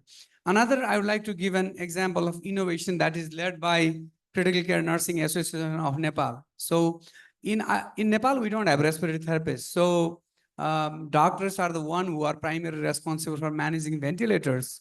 So what we did was we don't have respiratory therapists. So rather than making the whole stream again, so what we started is a course on respiratory nurse. So we have started an instructor course for respiratory nurse. So that's a 6 months course. And now they will be training a certification course on respiratory nurse who will be placed in ICU, and they will be taking care of all the mechanical ventilation, blood gases, CRO management. That's a separate domain of nurses. They can have a career in respiratory nurse in the future. So I think that's a new innovation. That's I can give an example. Thank you. Thank you, Dr. Sivas. I think we are having such a great examples, right? So the purpose of today's session is also not only we being innovative, it's about the education, making our students think innovatively or making them innovative, right? So we will now talk a little bit more of the opportunity and challenges to be innovative in this field, right? So I'll come to Tara ma'am. Tara ma'am, हजुरको लामो experience छ लिडरसिपमा nursing काउन्सिलदेखि लिएर गएर NNC even nursing क्याम्पसमा पनि as a leader काम गर्नुभएको अहिलेसम्म हामीले गरिरहेकोमा चाहिँ हाम्रो इनोभेसन करिकुलममा इनोभेसन चाहिँ करिकुलममा रिफ्लेक्ट भएको छ कि छैन is there still room to work more यदि करिकुलम इनोभेटिभ भएन भने स्टुडेन्ट्सहरूलाई इनोभेटिभ बनाउन सकिँदैन and they are the future workforce भनौँ न सो हामीले इनोभेसनलाई चाहिँ करिकुलममा रिफ्लेक्ट गरेको छौँ कि छैनौँ focusing on nursing curriculum so that students can be innovative धन्यवाद यो इनोभेसनको कुरामा अलिकति तथास्तु भन्छ नि एउटा त्यस्तै भएको छ है किनभने जस्तो यो स्कुल हेल्थ नर्सिङको कुरा आयो स्कुल हेल्थ नर्सिङमा समग्र स्कुलमा सबै स्कुलमा लागू गर्न पर्ने अहिले करिब 1000 स्कुलमा लागू गरे इफेक्टिभ भयो भनेर पत्र पत्रिकामा आइराख्छ तर सबै स्कुलमा लागू गर्न सकेको छैन सरकारले किन लागू गर्न सकेको छैन यो चाहिँ अब त्यसमा बुझ्नुपर्ने हुन्छ हैन र अर्को कुरा चाहिँ नर्सिङ डिभिजन 23 वर्षपछि नर्सिङ डिभिजन फेरि फर्काइयो तर नर्सिङ डिभिजन चाहिँ नाममा मात्र खास अधिकार दिएको छैन nursing division ministry of health अन्तर्गत हुनुपर्ने हो नर्सिङ के स्वास्थ्य विभागमा अन्तर्गत हुने होइन त्यसमाखेरि यो चाहिँ अन्डर द मिनिस्ट्री अफ हेल्थमा ल्याउनुपर्छ है। अर्को चाहिँ अब यो रिसर्चमा पनि अलिकति नर्सिङ रिसर्च हामी नर्सहरू बेडसाइड काम मात्रै होइन, हामीले त नर्सिङमा काम गर्दा रिसर्च पनि गर्न सक्छौँ। त्यसको लागि प्रोत्साहन त्यति भएको छैन ठाउँ ठाउँबाट है कि। अर्को चाहिँ राइट प्लेसमा राइट रिसोर्सेसहरू, राइट म्यान पावर भएको छैन। जस्तो भनौँ न, नर्सिङमा स्पेसलाइज नर्सिङ शिक्षा सुरु भयो, वुमेन्स हेल्थ पढ्यो, चाइल्ड हेल्थ पढ्यो। चाइल्ड हेल्थ पढेको मान्छे प्रसुति गृहमा पोस्टिङ हुने, वुमेन्स हेल्थ पढेको मान्छे चाहिँ कान्तिमा पोस्टिङ हुने, त्यो त इफेक्टिभ भएन नि। सम्बन्धित विषयको विज्ञ त्यो ठाउँमा पोस्टिङ हुनुपर्छ, त्यो ठाउँमा राख्नुपर्छ, अनि मात्रै इफेक्टिभ हुन्छ। त्यो चाहिँ हाम्रोमा त्यो सिस्टम बसेको छैन। नर्सिङ भन्दाखेरि एज ए होल सबै विषय नर्स होइन। जस्तो चाइल्ड हेल्थ भनेको, वुमेन्स हेल्थ भनेको, त्यो मेडिकल सर्जिकल भनेको, अन्कोलोजी भनेको फरक फरक भनेर हामीले बुझेको छौँ। त्यो पनि फरक छ है। अर्को चाहिँ अब यो देशमा अहिले भर्खर कुरा पनि आयो, यङ म्यान पावर चाहिँ बाहिर नर्सहरू त अहिले रिजल्ट हुने बित्तिकै बाहिरको प्रक्रियामा सुरु गर्छन्। त्यो भयो भने भोलि बिहान नेपालमा नर्सहरूको सर्टेज हुन्छ। त्यसले गर्दाखेरि यहाँनिर नर्स कसरी रिटेन्सन गर्ने त्यो मेकानिजम त्यसमा हुनु पर्यो। र नर्स पेसेन्ट रेसियो, बिरामीले क्वालिटी सर्भिस पाएन भनिन्छ, तर बिरामीले चाहिँ जेनरल वार्डमा 6 जना बिरामीलाई एउटा नर्स हुनुपर्छ भन्छ, हामीले 30 जना बिरामीलाई एउटा नर्सले सेवा गर्छौँ। अनि कसरी इफेक्टिभ हुन्छ? यसको लागि चाहिँ के हुनु पर्यो त, हामीले नेपाल सरकारले यसको लागि, मेरो चाहिँ अलि नर्सिङसँग बसेको हुनाले अलिकति त्यस्तो बोली पनि आउन सक्छ है। त्यसले गर्दाखेरि यो चाहिँ लागू गरिनुपर्छ। म्यामलाई म अलिकति थप्नको लागि चाहिँ, म्याम यी त भए इस्युजहरू भए होइन, प्रब्लम्सहरू छन् जुन चाहिँ आई थिङ्क यो प्लेटफर्ममा आज उपस्थित सबैजनालाई थाहा छ। तर यसलाई एड्रेस गर्नको लागि चाहिँ हामीले डिफ्रेन्टली कसरी थिङ्क गर्न सक्छौँ त? What could be our innovation? कसरी अलिकति फरक तरिकाले सल्भ गर्न सकिन्छ समग्रमा अहिले? अनि अर्को चाहिँ नर्स प्र्याक्टिसनर, जस्तो डिएम एमसिएच जस्तै गरेर मास्टर डिग्री पछि नर्स प्र्याक्टिसनर कोर्स नेपालमा सुरु गर्ने बेला भयो, र सुरु गरेर इन्डिपेन्डेन्टली प्र्याक्टिस गर्न सक्छ नर्सहरूले। त्यो चाहिँ ढिलो भइसक्यो नेपालमा। त्यसले गर्दाखेरि हाम्रो के भने सबै ठाउँमा सबै ह्युमन रिसोर्सेस पुग्न सक्दैन। नर्सहरूले पनि काम गर्न सक्छन्, र नर्सहरू अब हाम्रो डाटा हेऱ्यो भने 1 लाखभन्दा बढी नर्सहरू नेपालमा डाटा छ, तर कति नेपालमा छन् भन्ने कुरा चाहिँ तथ्याङ्क छैन होइन। त्यसले गर्दाखेरि यो जुन चाहिँ हाम्रो अहिलेको हामीले इनोभेसन भन्यौँ, त्यो इनोभेसनलाई चाहिँ के गर्नु पर्यो त? र अर्को जस्तो इन्स्टिट्युट अफ मेडिसिन, अब अथवा इन्स्टिट्युट अफ मेडिसिनको डिन नर्स किन हुन सक्दैन? नर्स हायर क्वालिफाइड भइसक्यो, अनुभवी भइसक्यो, प्रशासन चलाएको छ भन्दाखेरि स्वास्थ्य सचिव नर्स किन हुन सक्दैन? महाशाखा प्रमुख किन हुन सक्दैन? यो कुरामा चाहिँ के गर्नु पर्यो त? नर्सलाई त्यो ठाउँमा लगेर हेर्नु पर्यो। नर्सले धेरै राम्रो काम गर्न सक्छन् भन्ने कुरा धेरै तथ्याङ्कले देखाएको छ। हस्, म म्यामलाई यही नै रोक्न चाहेँ। म्यामले हामीलाई lot of food for that, अनि पछिको लागि चाहिँ हामीले इनोभेटिभली थिङ्क गर्न सक्ने आइडियाजहरू इन मोड्स अफ इस्युजहरू चाहिँ आज सेयर गर्नुभयो। So maybe there are rooms for us to be innovative होइन। I'm gonna come to Roshni ma'am. Roshni ma'am, अब हामी अलिकति च्यालेन्जेसको कुरा गऱ्यौँ, प्रब्लम्स त छन् होइन, तर त्यो किन भइरहेको छ र त्यो अपर्च्युनिटी कसरी क्रिएट गर्ने, स्पेसली फोकसिङ अन तपाईँको एक्सटेन्सिभ इन्भल्भमेन्ट क्लिनिकल केयरमा भएको भएर, लिडरसिप पोजिसनमा भएको भएर चाहिँ हामीले हाम्रो अहिलेको क्लिनिकल वर्क कल्चर कन्टेक्स्टलाई चाहिँ हेर्ने हो भने चाहिँ कसरी त्यो के च्यालेन्जेस छन्, त्यसलाई कसरी इम्प्रुभ गर्न सकिन्छ? छोटो मिठो 3 मिनट जतिमा। हजुर, म यसलाई बुढागत रूपमा भन्न चाहेँ। पहिला च्यालेन्जेसमा इनोभेसनको लागि रिसर्च र एभिडेन्स चाहिन्छ। सो हाम्रो अलिकति चाहिँ च्यालेन्जेस हाम्रो के भने कि रिसर्च र जुन रिसर्चमा र इनोभेसनमा चाहिँ हाम्रो सपोर्टिभ कल्चर चाहिँ नभएको हो कि, अनि दोस्रोमा चाहिँ के भने कि यो गर्न सक्ला र नेगेटिभ थिङ्किङ, अनि अर्को केही चेन्ज गर्ने कति न जाने भएको लेग पुलिङ हो। यो अब माइन्डसेट चाहिँ चेन्ज गर्नुपर्छ। कसैले केही चेन्ज ल्याउन सक्यो भने वी सपोर्ट, तर सपोर्ट पनि गरेन भने क्वाइटली बसौँ, तर उसलाई चाहिँ लेग पुल चाहिँ नगरौँ। यो चाहिँ अलिकति च्यालेन्जेस देखिएको छ।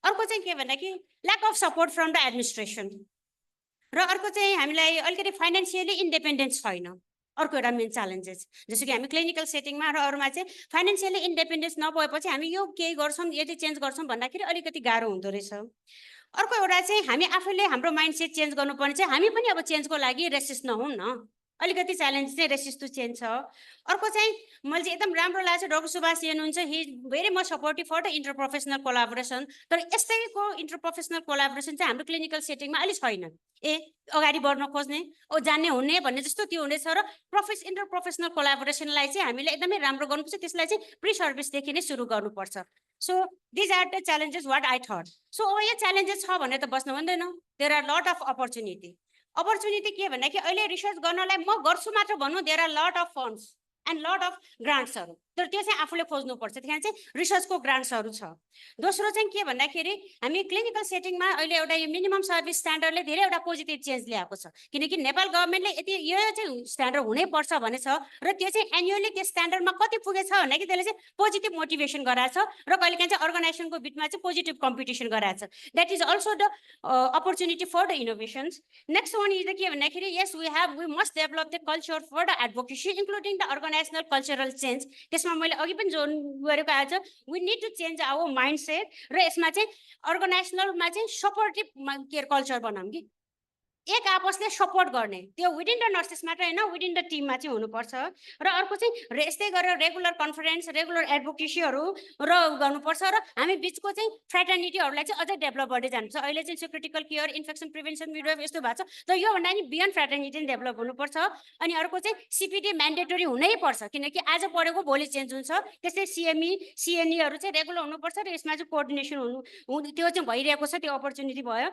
अर्को चाहिँ सबभन्दा राम्रो अपर्च्युनिटी अहिले एक दुई ठाउँमा भएको छ एकाडेमिक र क्लिनिकल युनिफिकेसन नभए हामी चाहिँ एकाडेमिक पढाउने एकातिर छ क्लिनिकल एकातिर भइरहेको छ यो पढाउने मान्छेले नै क्लिनिकल मानि गरेर क्लिनिकलको मान्छेले पढाउने हुन्छ त्यो एकाडेमिक क्लिनिकल युनिफिकेसन चाहिँ दुई चार ठाउँमा भइरहेको छ यो चाहिँ हाम्रो लागि अपर्च्युनिटी हो भने अर्को चाहिँ skill enhancement through the short and specific training जुन चाहिँ धेरै ठाउँमा यो अपर्च्युनिटी छ तर स्किल चाहिँ यसलाई इन्हान्स गर्नुपर्छ भने अर्को त्यो ट्रेनिङ सँगसँगै जुन हाम्रो स्पेसलाइज जनशक्ति हुनुपर्छ भने चाहिँ नि अहिले अब स्वास्थ्य मन्त्रालयको 5-6वटा एरियामा स्पेसलाइज जनशक्तिको दरबन्दी भइसकेको छ फुलाउने प्रोसेसमा छ तर त्यसलाई चाहिँ आइडेन्टिफिकेसन नाम पढाइ दिनु पर्यो रेगुलेटरी अर्गनाइजेसनले जस्तो कि इन्फेक्सन प्रिभेन्सनमा क्रिटिकल केयरमा हेमोडायलासिसमा अनि रेनल रिप्लेसमेन्ट थेरापी न्युरोसर्जरी हाम्रो सब स्पेसियालिटीमा चाहिँ यो चाहिँ गर्नुपर्ने चाहिँ यति चाहिँ हामीसँग अपर्च्युनिटी छ Thank you, ma'am.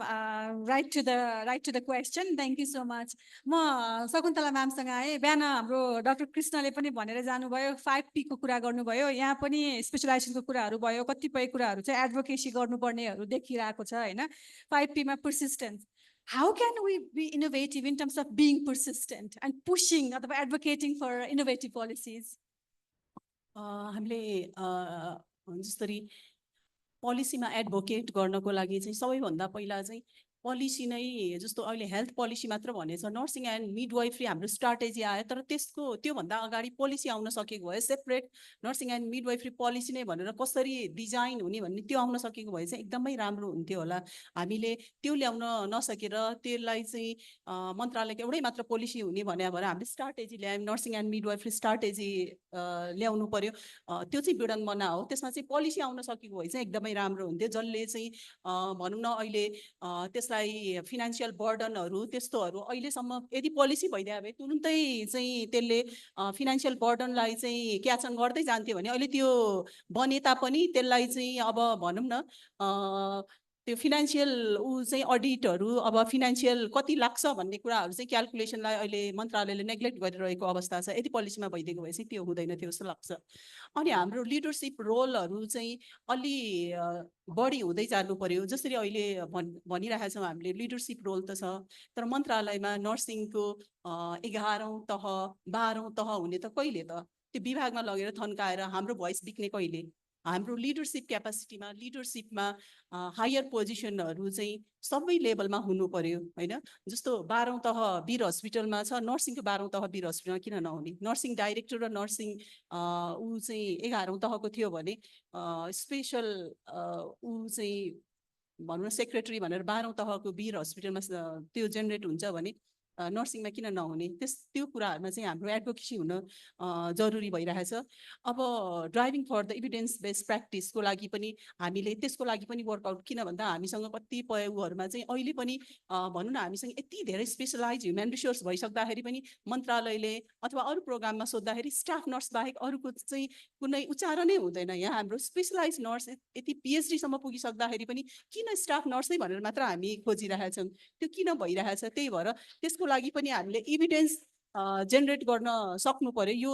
यो क्याडरले चाहिँ यो चेन्जेस ल्याएको हो है भनेर हामी काम गरिरहेका हुन्छौँ। कति अब जस्तो हामी फ्रन्टलाइनरहरू हौँ होइन, फ्रन्टलाइनरले जति इभिडेन्स जेनेरेट गर्न सक्छ त्यो चाहिँ अरूले युज गरिरहेछ। हामी इभिडेन्स जेनेरेट गर्छौँ, अरूले चाहिँ युज गर्ने, हामी आफैले त्यसलाई चाहिँ भनौँ न अब एउटा सानो कन्सेप्ट नोट जस्तो बनाएर कतै यसमा गर्न लागेका छौँ है, केही यसबाट पनि केही आउटपुट आओस् है भनेर दिन सक्यौँ, अथवा त्यसबाट कुनै एउटा रिसर्चै फाइन्डिङको लागि हामी हुनुपर्ने त हो, तरै पनि केही न केही योबाट चाहिँ यस्तो जेनेरेट भइरहेछ है। जस्तो ड्रेसिङको प्रोसिजरदेखि लिएर यति धेरै काम गरिरहेको हुन्छ, आइभी लाइन इन्फेक्सनमा त्यति धेरै गरिरहेको हुन्छ, यो चाहिँ यसले गर्दा ल्याएको चेन्ज हो, यो चाहिँ यो क्याडरको चेन्ज हो भनेर हामीले इभिडेन्स जेनेरेट गर्न सक्यो भने सायद राम्रै पनि हुन्छ। अब अघि सिपिटीको कुराहरू पनि आइसकेको छ होइन, त्यसमा धेरै नबोलौँ।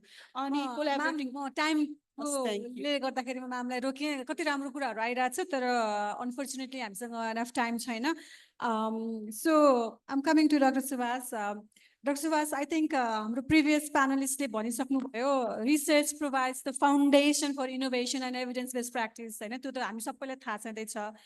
हजुरको आफ्नो एक्सपिरियन्स स्पेसली इन क्रिटिकल केयरको केसमा हेर्दाखेरि चाहिँ अहिले हामीले क्रिटिकल केयर सेटिङमा रिसर्च कल्चरलाई कसरी इन्करेज गर्न सकिन्छ, नर्सेसहरूलाई मोर इन्टु रिसर्च गर्नलाई चाहिँ के गर्न सकिन्छ? I just want come back with that question. Thank you.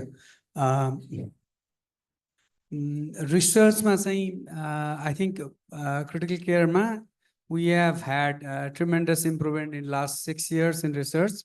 We have established Intensive Care Research Foundation. We have registry that's running in 22 ICUs across the country. We are expanding under the umbrella of with permission from NHRC. हाम्रो सबै ICUsहरुमा हामी चाहिँ registry छ. We have data, and we have data of our patients. Also, recently we published the data about 18,000 patients. We publish our epidemiology of our ICU patients. 18,000 patients go. We publish epidemiology. We are involved in international trials. हामीले remap cap recovery. यो trials हरुमा चाहिँ हामी मेगारक्स यो multinational स्टडिजहरुमा हामी involve भइरहेछौँ। त्यही भएर critical केयरमा रिसर्चमा चाहिँ involvement धेरै छ। अनि हामी चाहिँ हाम्रो चाहिँ our nurses are our research leaders. हाम्रो त टिचिङको आइसीयूमा अन्त आइसीयूमा क्रिटिकल केयरमा हेर्नुभयो भने हाम्रो रिसर्च भनेको सबै नर्सेसहरूले नै गर्ने हो। हामीले त गर भने सपोर्ट मात्रै गर्ने हो। They are the leaders, we just support them in whatever they do होइन। उहाँहरूले गरेको कुरामा चाहिँ we support them, they generate ideas, they pursue. हामीले त खालि ग्रान्ट खोज्ने, ग्रान्ट अप्लाई गर्ने, सपोर्ट खोजिदिने काम मात्र गर्छौँ है। एउटा चाहिँ त्यो। अब अर्को चाहिँ अब यो प्लेटफर्म चाहिँ मलाई एउटा अर्को कुरा गर्नु मलाई, यो talking about challenges in nursing होइन। मलाई चाहिँ च्यालेन्जेस इन नर्सिङ चाहिँ के लाग्यो, म चाहिँ जहिले पनि हाम्रो नर्सिङ भन्छु के। हुन त म डाक्टर ब्याकग्राउन्ड हो तर म हाम्रो नर्सिङ भन्छु।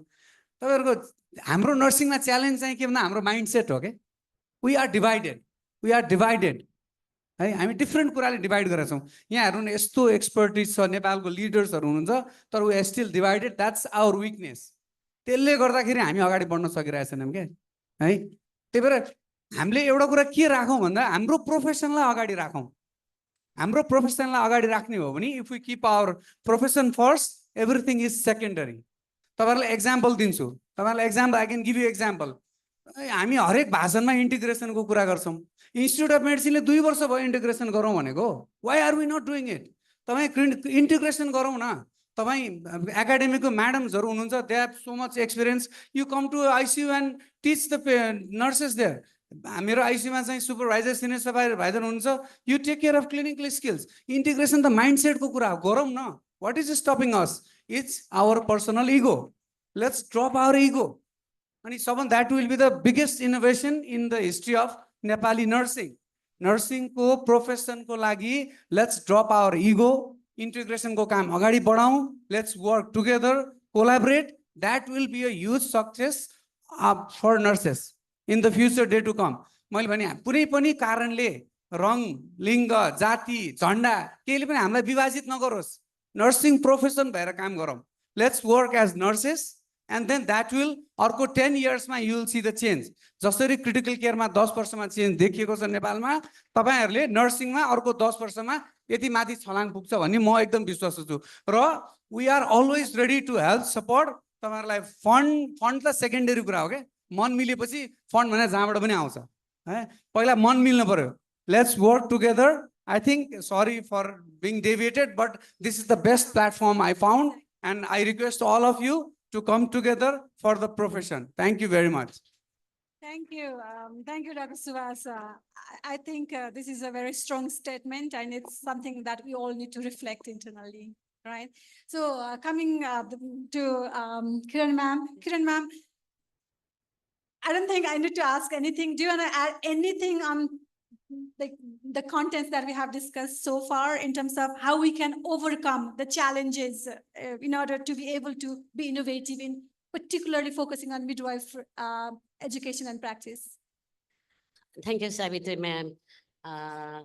Because of the limited time, I want to talk more about the midwifery because I told already that this is the very new issue and a new solution for our innovation in the country. So I would like to talk both the opportunity as well as the challenges. We got many more opportunities to work with the national and the international committee, the Ministry of Health and Population, when we have established the midwifery advocacy and the midwives association right at the beginning in the 2010. We are struggling so far after the policy of 2006. At that time, at the Ministry of Health and Population, there was no NSSC division and the nursing division. At that time, our issue, ma'am, is the only one person, 11th level at the Ministry of Labor. How far she has adopted all these methods, all the policies, how far she has assisted to us. I would like to salute her. She is here. Can you stand up, issue, ma'am? Yeah, because you are the one of the change agent who brought the changes in the midwifery at the policy level at that time.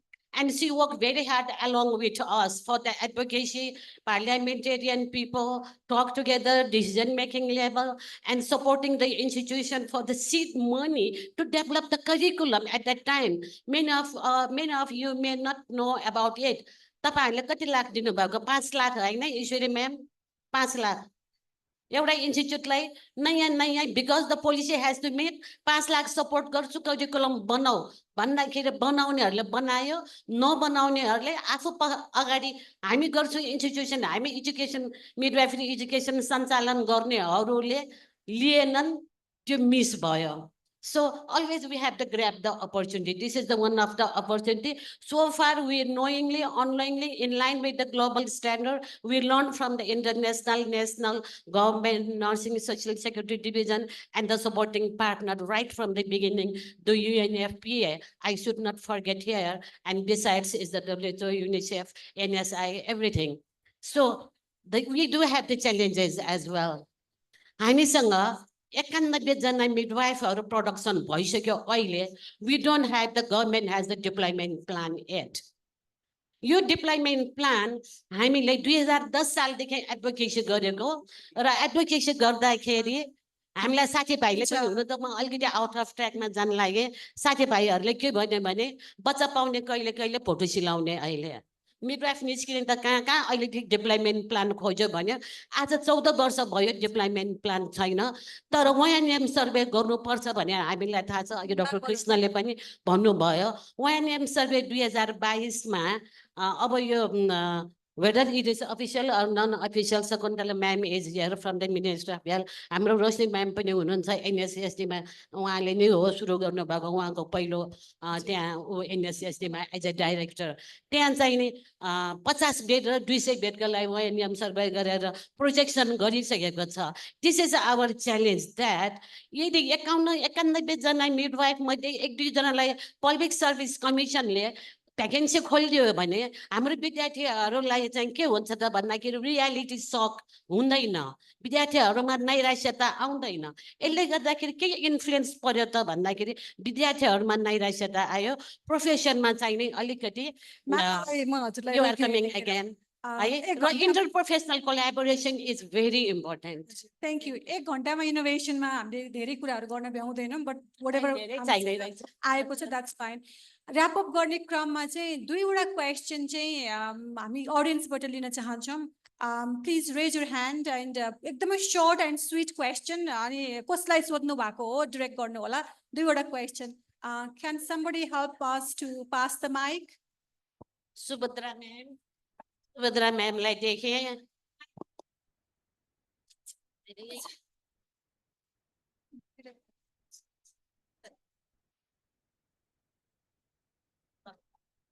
Okay, good afternoon, everyone. My name is Aditya Nepali, and I am a bachelor student in Maharajgunj Nursing Campus, and it's a pleasure to see all of you here. So what I want to ask is, I just need one takeaway message that would convince me to stay in this country and advocate for the nursing and related policies in our country.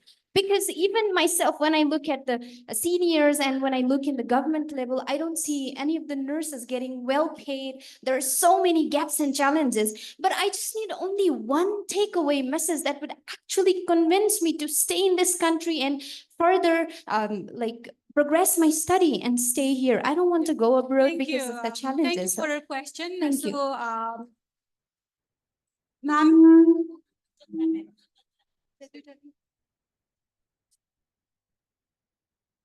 We will take both questions first and then we will respond to them, right?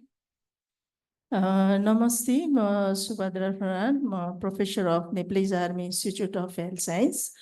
मेरो question चाहिँ हाम्रो शकुन्तला म्यामलाई हाम्रो nurse प्र्याक्टिसनरको कुरा अघि म्यामहरुले नि धेरै कुरा उठाउनु भयो इभन हाम्रो डाक्टर सुभाष हो उहाँले पनि के रे यो लिभर ट्रान्सप्लान्टेसनको हिसाबमा उहाँले पनि धेरै ट्रेनिङ 6 महिनाको हामी ट्रेनिङ दिन्छौं त्यहाँ सबै म्यानेजमेन्टहरु हाम्रो नर्सिङले एकदम राम्रो गरिरहेछ भन्ने कुरा उहाँले नि प्रस्तुत गर्नुभयो तर हाम्रो नेपालमा पोलिसी लेभलमै नर्स प्र्याक्टिसनर्सको कुरा चाहिँ ल्याउनु पर्यो पहिला तर नर्स प्र्याक्टिसनर चाहिँ हामीले कहिले सुरु गर्ने त कुन एजुकेसन पछि सुरु गर्दाखेरि राम्रो हुन्छ भन्ने कुरा त्यो चाहिँ स्टडी गर्नु एकदम जरुरी छ तर मास्टर्स पछि नर्स प्र्याक्टिसनर सुरु गरेर मेरो विचारमा इफेक्टिभ होला जस्तो चाहिँ लाग्दैन मेरो अहिलेसम्मको एक्सपिरियन्समा त्यो एउटा पोलिसी लेभलमा विचार गर्नु होला हस् thank you Thank you, ma'am. What I'm going to do is, I think we don't have time. We have informal networking, so we can ask those questions to the panelists as well if you have anything. Panelists like you do a question pani हजुरहरुले address गर्नु होला Shakuntala म्यामलाई specific छ while you do it within 30 seconds 30 to 1 minute मा आफ्नो final takeaway message from this panel पनि गर्दै जानु होला so that we can be more effective in time management. मैले यो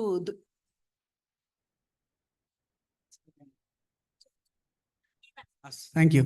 म पहिला यता म्याडमको क्वेसनमा आएँ हैन I think nurse practitioner is the need of the time त्यही भएर फर द्याट हैन हामीले चाहिँ मैले पहिला म्याडमहरुसँग कुरा गर्छु हाम्रो क्रिटिकल केयर नर्सिङमा चाहिँ वी स्टार्टेड कम्पिटेन्सी बेस्ड है कम्पिटेन्सी बेस्ड चाहिँ मास्टर्स नर्सिङको करिकुलम छ 2 वर्ष उहाँहरूले मास्टर्स गर्दाखेरि they will be able to do all the procedures in the ICU art line intubation basic त्यो स्किल बेस एउटा भयो भने चाहिँ अनि त्यो मास्टर एक्युट नर्स प्र्याक्टिसनर जब हुन्छ नि त्यो स्किल बेस चाहिँ ट्रान्सफर हुनसक्छ त्यही भएर I think it's time for us to change our curriculum हामी 30 वर्ष अगाडि करिकुलमै बसिरहेको छौँ क्या अहिलेसम्म 50 वर्ष अगाडि curriculum so you need to change our curriculums मास्टर्सको curriculum has to be competency based and then I will welcome all nursing madam to start acute nurse practitioner in critical care nursing we will be the one to allow हाम्रो आइसियुमा start गरौँ nurse practitioner course सुरु गरौँ तर for that they need to have a level base हैन अब nurse practitioner they need to compete with the doctors they need to understand so एउटा masters level भएपछि चाहिँ त्यो एउटा करिकुलम सुरु गर्यो भने we are happy to support nurse practitioner in critical care हामीले धेरै फोरममा यो कुरा गरिसकेका छौँ लेट्स स्टार्ट अब अर्को क्वेसन चाहिँ हाम्रो अर्को बहिनीको स्टुडेन्ट बहिनीको तपाईलाई एउटा सेन्टेन्स भन्न चाहन्छु it is always better to be at the head end of a mouse to be at the tail end of a lion you go out you are at the tail end of a lion you stay here you are at the head end of a mouse तपाईले system यहाँ बनाउन सक्नुहुन्छ system implement बनाउन सक्नुहुन्छ तपाई बाहिर जानुभयो भने चेसको पिउसो हुन्छ नि, चेसको पिउसो बन्छ, त्यहाँ बनेको सिस्टममा अर्काले चलाउँछ तपाईलाई। Here you create system. Thank you.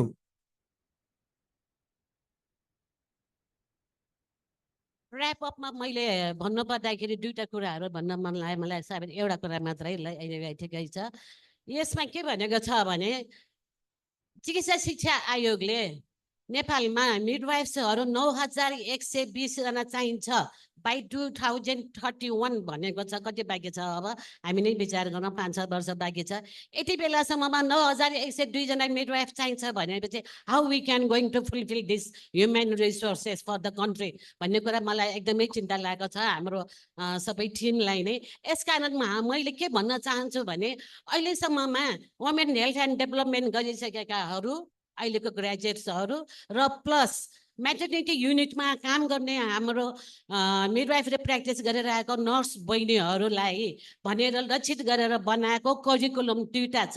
त्यो करिकुलमलाई इम्प्लिमेन्ट गर्न पाएर उहाँहरूलाई चाहिँ रजिस्टर्ड मिडवाइफ बनाउन पाएँ भने देशमा आमा र बच्चाले अकालमा मृत्युमा ज्यान गुमाउनु पर्ने छैन र डिप्लोइमेन्ट पनि चाँडै होस् भनेर नेपाल सरकारको ध्यान आकर्षण गर्न चाहन्छु। धन्यवाद। मैले टेक होम मेसेज भनेर भन्नुपर्दाखेरि चाहिँ पोलिसी एडभोकेसी गर्दै गरौँ, जहाँ जहाँबाट हुन्छ यस्ता आवाजहरू उठाउँदै गरौँ, तब न अघि भने जस्तो पोलिसी लेभलमा हिट गर्न सकिन्छ।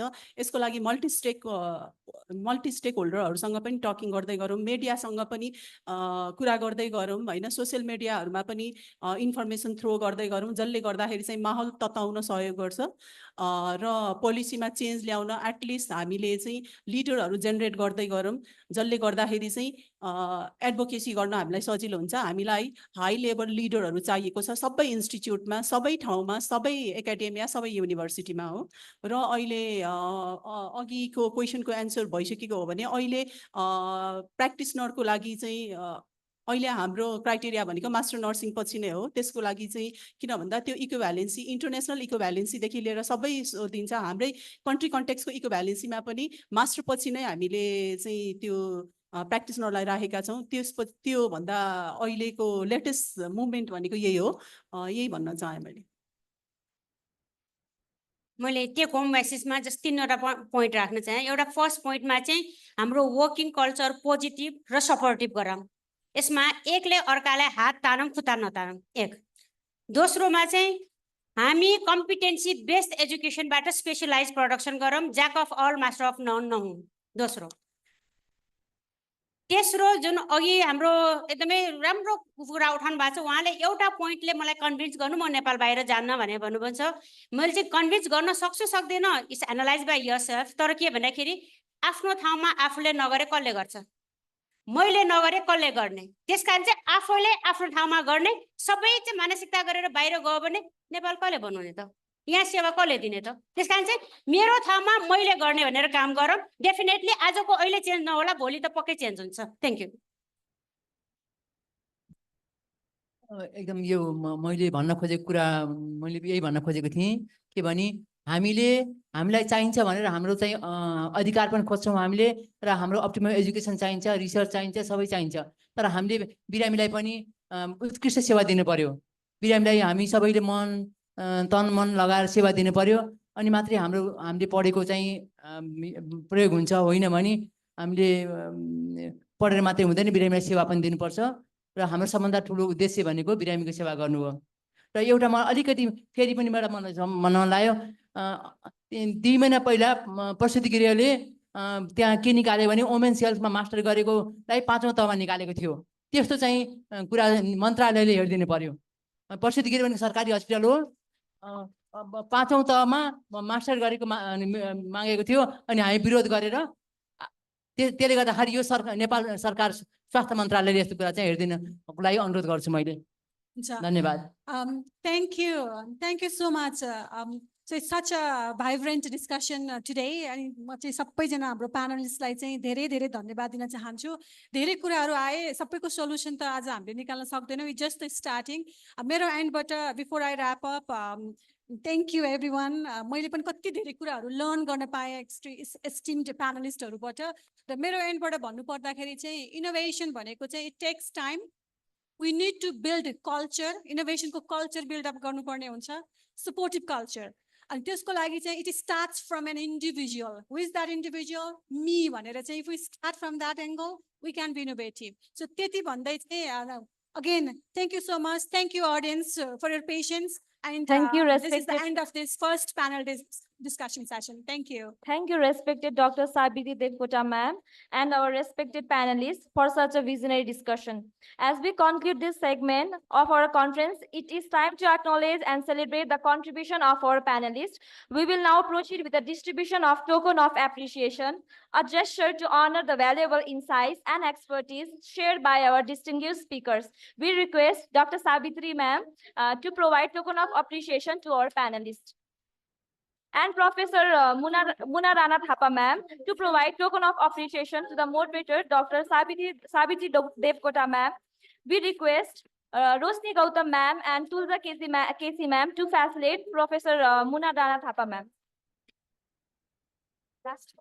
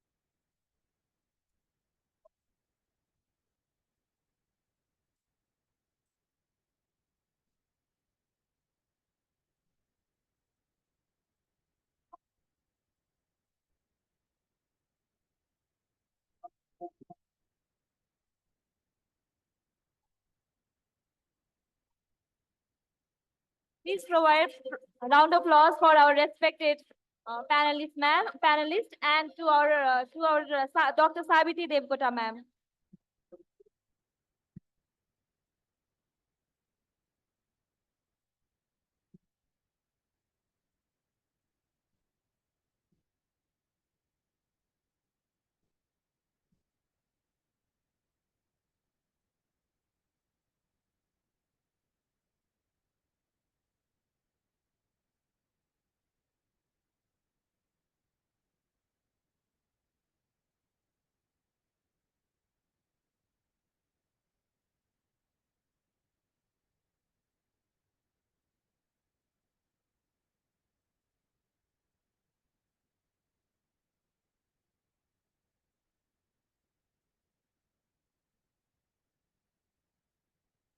Thank you, ma'am and sir, for your wonderful panel discussion. Now we are straight to heading towards oral presentation that focusing on the top theme of women health development, midwifery, sexual reproductive health, and community health. The list of 4 oral presentation will be chaired and co-chaired by Professor Muna Rana Thapa and Dr. Saraswati Sharma. Professor Dr. Muna Rana Thapa is campus chief of Maharajgunj Nursing Campus and former campus chief of Birgunj Nursing Campus, and she is serving as academician since 35 years. Likely, Professor Dr. Saraswati Sharma is a vice principal of National Nepalese Academy Institute of, Nepalese Army Institute of Health Sciences, and she is serving for 25 years. She is also member secretary of IRC. Now, I will request our chair and co-chair to take the session, and I will hand over the session to them. Over to you, ma'am.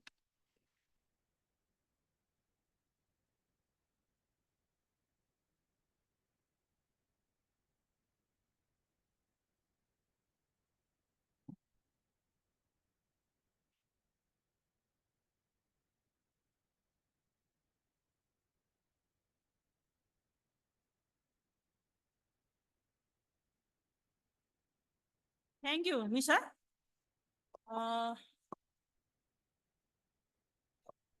Now we are going to conduct oral presentation Sub-theme is WHD, midwifery, sexual, reproductive, and community health. First of all, I would like to invite Ms. Anju Bajacharya to present her paper on antenatal women's knowledge and preference in mode of delivery in health institution of Mahalakshmi municipality. Ms. Anju is the lecturer. Ms. Anju Bajacharya is the lecturer and acting nursing supervisor of civil service hospital and hospital and civil service hospital nursing campus, and she graduated from Maharajgunj Nursing Campus, Master of Nursing in Women's Health and Development. Her experience is 24 years. She is the life member of the Midwifery Society of Nepal, life member of Nepal Nursing Council, and she is present and published many more research articles. And now I would like to invite Ms. Anju Bajacharya to present her presentation.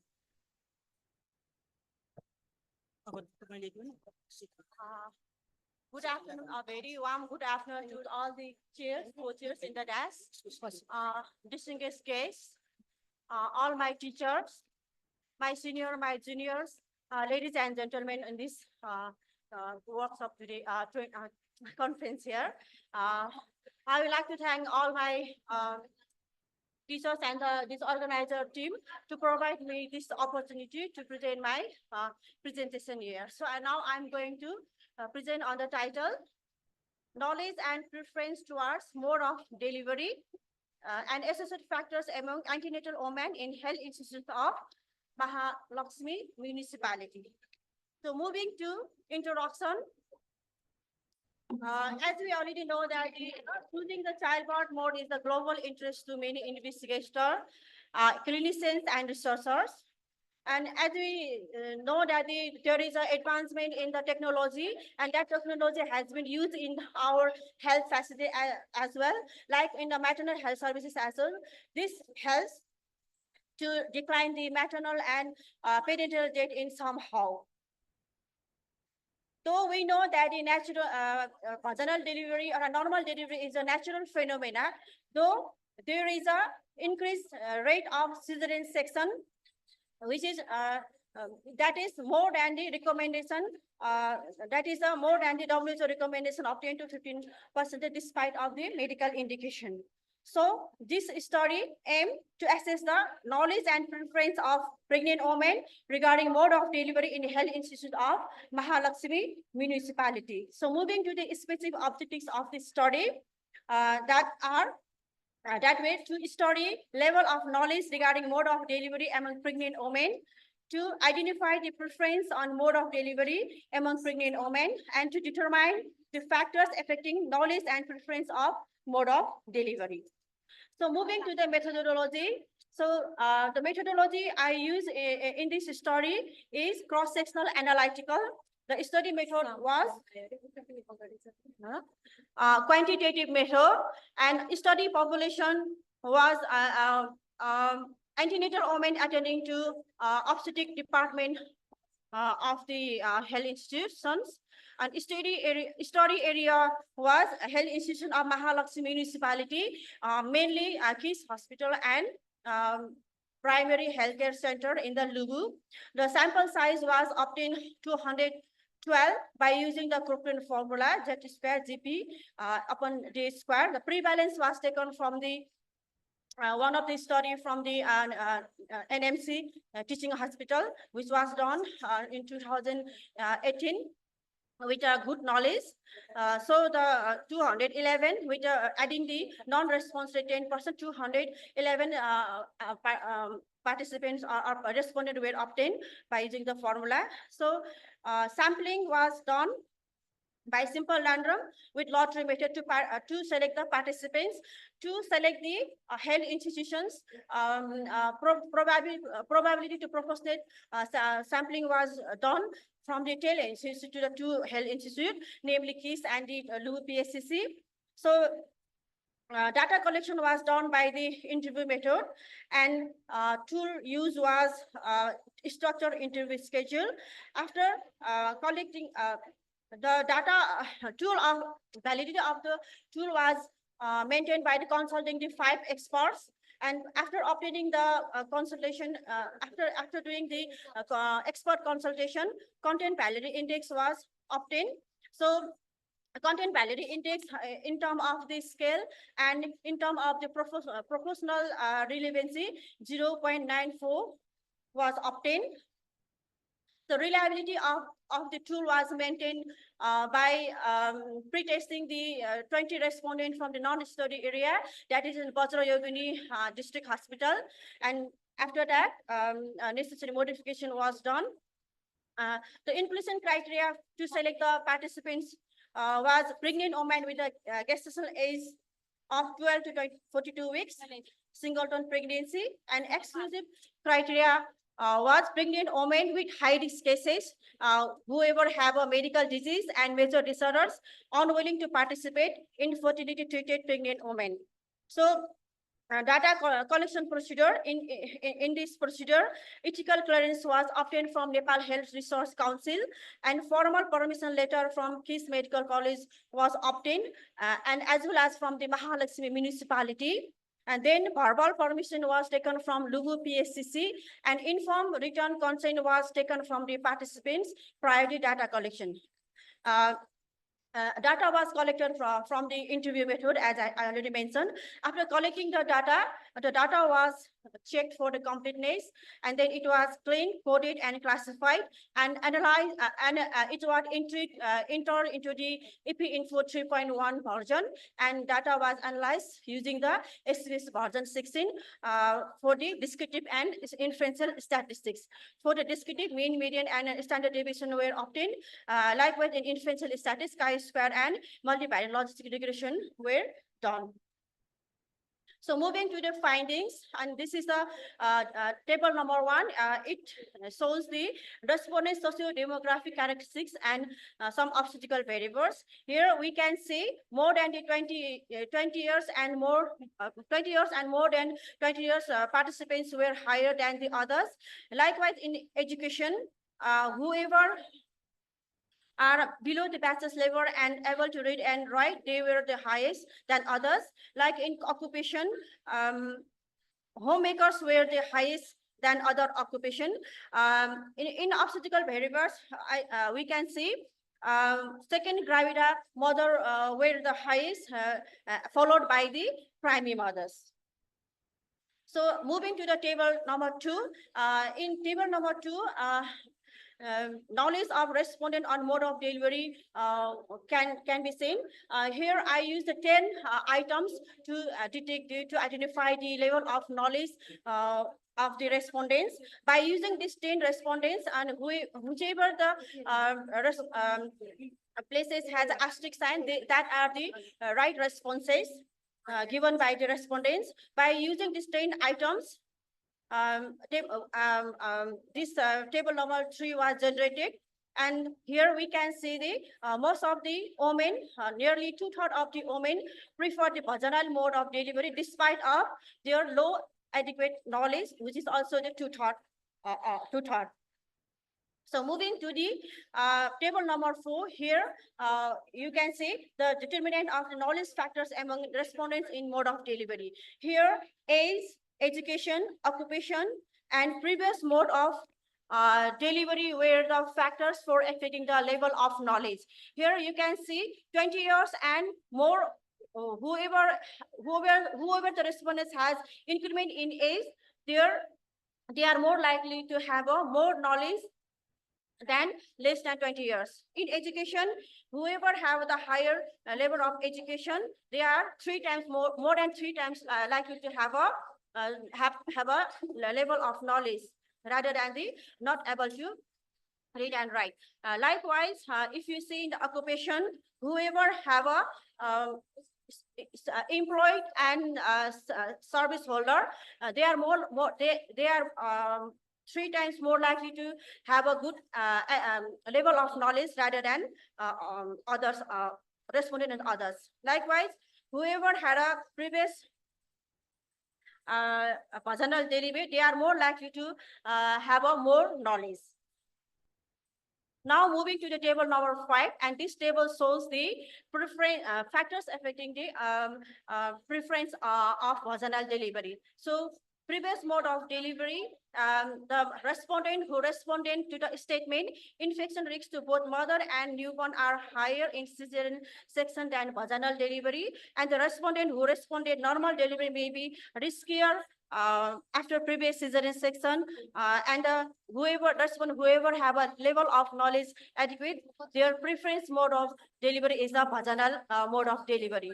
So you can see whoever have adequate knowledge, they are more likely, 6 times more likely to prefer the vaginal mode of delivery. So moving to the conclusion, by these results, it can be concluded that vaginal delivery remained the most preferred mode of delivery against cesarean section delivery, despite their inadequate knowledge toward the mode of the delivery. And another conclusion is increasing in the age, higher education, self-employed, and service holder, and previous vaginal birth were the factors for the adequate level of knowledge. Likewise, whoever have a gravida and para were associated with the preference mode of delivery, whereas the previous vaginal birth, higher knowledge score, and some items of knowledge statement were revealed as the factors for preference of vaginal mode of delivery. So moving to the recommendation. So by this study, it can be recommended that in our context, we need to initiate the education to the pregnant women during their ANC visit regarding the mode of the childbirth. Likewise, we have to initiate the widespread initiation, widespread establishing of the sustained counseling to the pregnant women in health institute while they are coming for the their health services. Likewise, broad investigation in preference mode of delivery should be done. So this is my acknowledgement. I would like to acknowledge to the University Grant Commission to cooperate me to do this study, the study area, study participants, and the institute from where I did this study, and whoever helped me while doing this research. Some of the expert I had to consult. So Professor Kiran Bhattacharya, Professor Sakuntala Saki, Professor Hira Tuladar, Associate Professor Pundeswari Prajapati, Associate Professor Prem Prasad Panta, Associate Professor Nilima Bhattacharya, and Associate Professor Manisha Bhattacharya. To those people, I would like to thank a lot. So this is some sample of the references. And thank you for your attention and listening to me. Thank you. If you have any queries, I'm very happy to answer. Thank you. Thank you, Anju Balsari ma'am, for your interesting presentation. You can take seat now, and after completing the 4 presentation, the audience will ask you the questions if they have any queries. Okay. The next presenter will be the Isabel Lavawal, lecturer in Department of Midwifery, Maharajgunj Nursing Campus, DUIM. She is the PhD scholar in Shraddha University, Greater Noida, India. She has published 14 publications in national and international journals. Today, she is presenting on the effectiveness of heat-only therapy on pain perception during first stage of labor among primary gravida, a pilot study. Okay, you can proceed your presentation.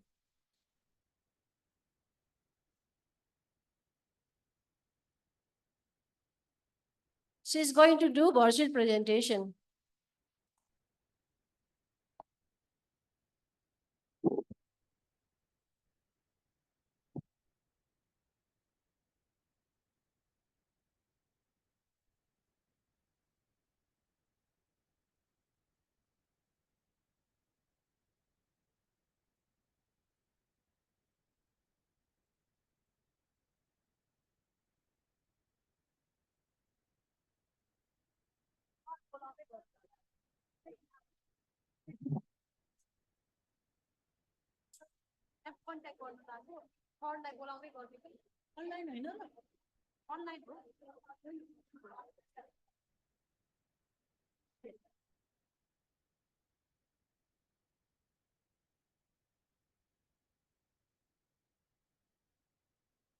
Okay, now Isabel is not available. That's why we would like to invite next presenter is the Dr. Tumla Shrestha. She is the Associate Professor of the Tribhuvan University Institute of Medicine, Maharajgunj Nursing Campus. She has published more than 20 publications in national and international journals. Likewise,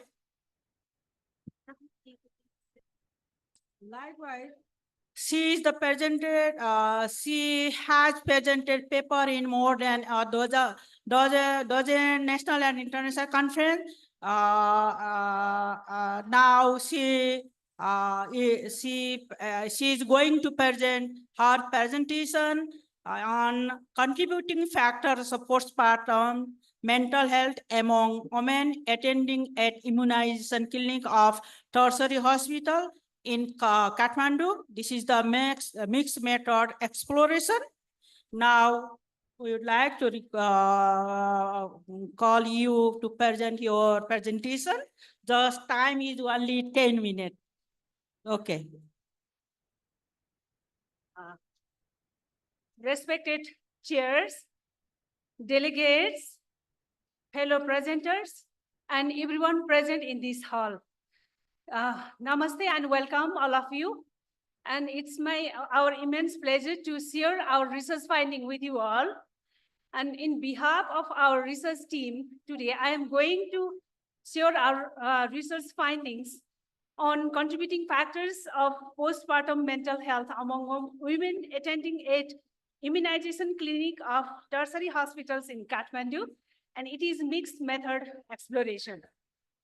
And it is our research team. And now moving to background and significance of this study. Postpartum mental health issues like depression and anxiety are a significant global public health challenge.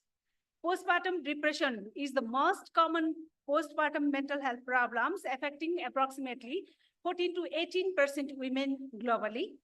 And interestingly, the higher prevalence, about 1 in 4 women, is found.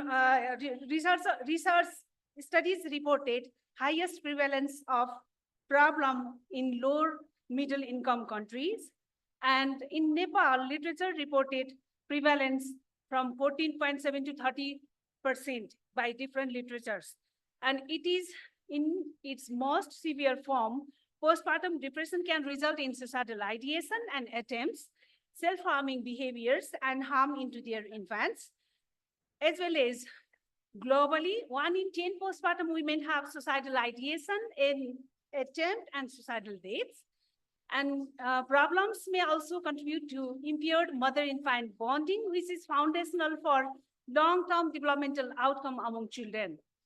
And it is often neglected, under-identified, and untreated, affecting health and well-being of both mothers and infants. Therefore, examination of prevalence of factors associated with postpartum mental health in the later postpartum period is important. And this study has tried to fill some research gaps as studies reveals disparities in perinatal mental health, and most studies are conducted during early postpartum period with limited research after 6 months after childbirth in Nepal. And there are insufficient research to date examine the specific clinical and social determinants contributing to disparities in postpartum mental health among women 6 to 12 months postpartum in Nepal.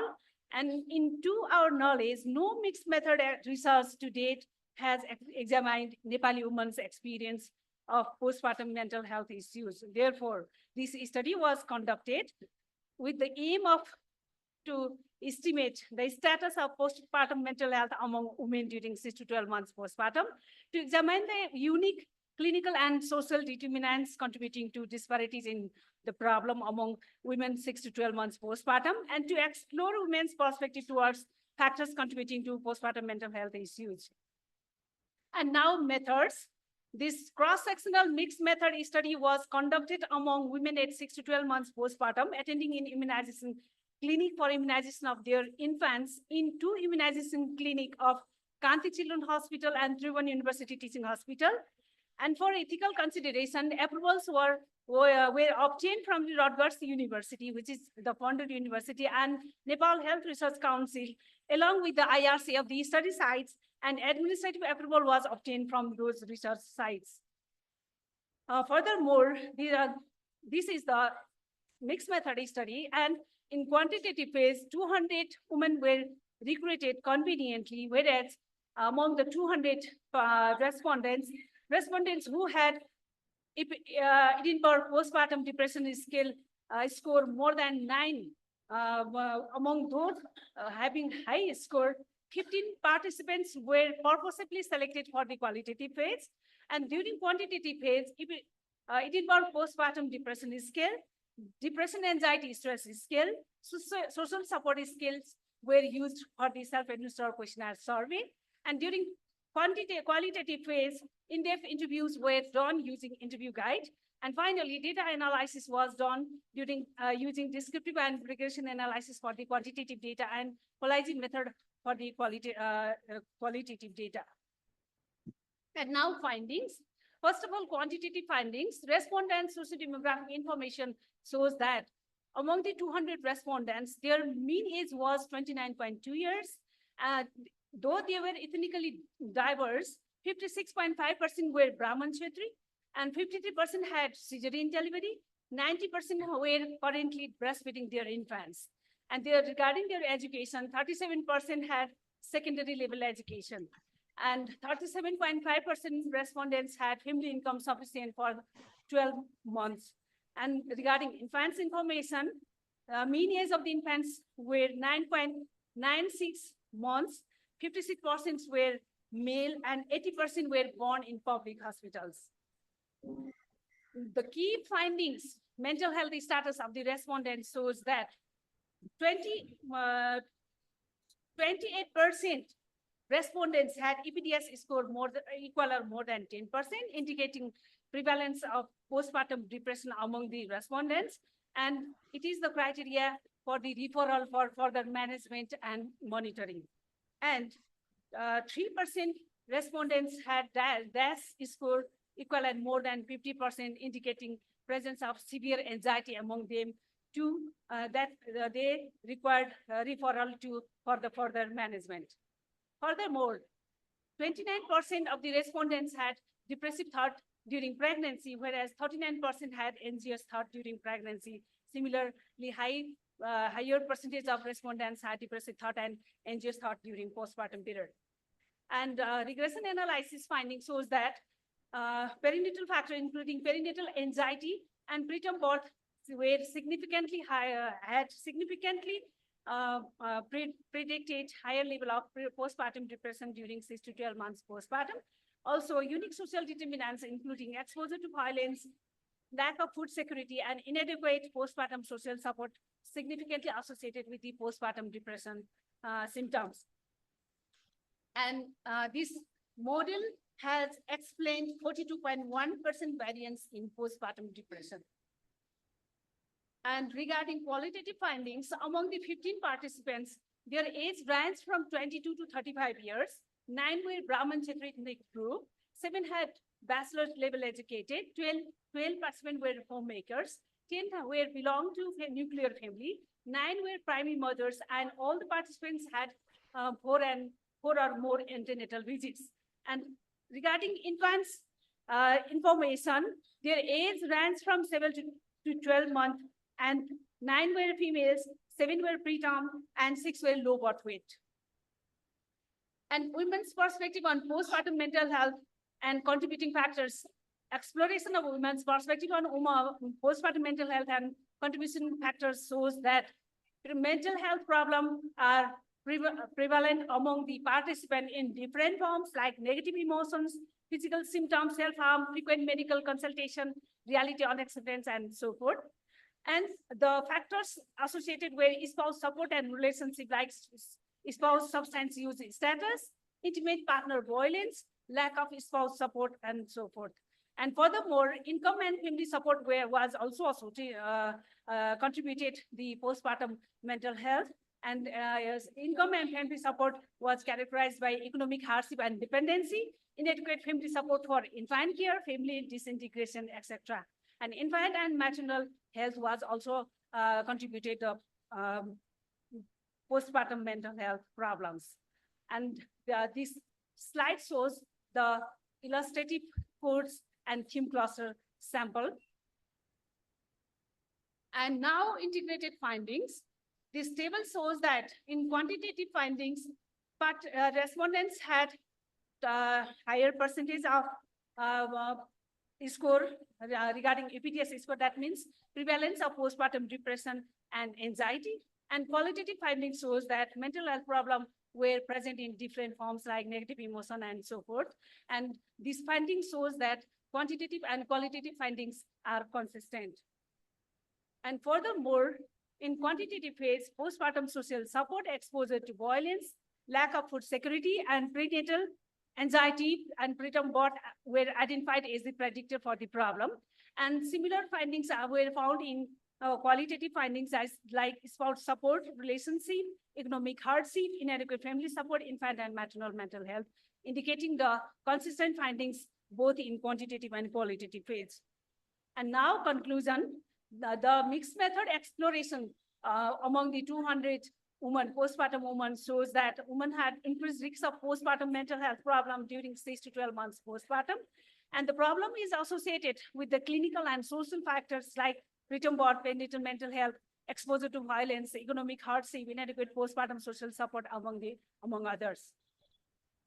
And this study has some limitations like a possibility of recall social desirability bias due to self-reported data. A causal association cannot be inferred due to the cross-sectional nature of the data. And a study conducted in the immunization clinic of tertiary hospitals in Nepal has limitation in generalization. And the study has some important implications like these findings indicated the need for screening, early identification, prompt treatment and referral of women at risk for mental health problems during perinatal period by obstetric and pediatric healthcare providers. And another need is to plan and intervene the community-based interventions to targeting women during their perinatal period to reduce risks of postpartum mental health issues. And this study was supported by the Rutgers Global Fund, and we would like to acknowledge the funder as well as participants of the study. And these are some references used in presentation. Thank you all for your attentive listening. Thank you so much.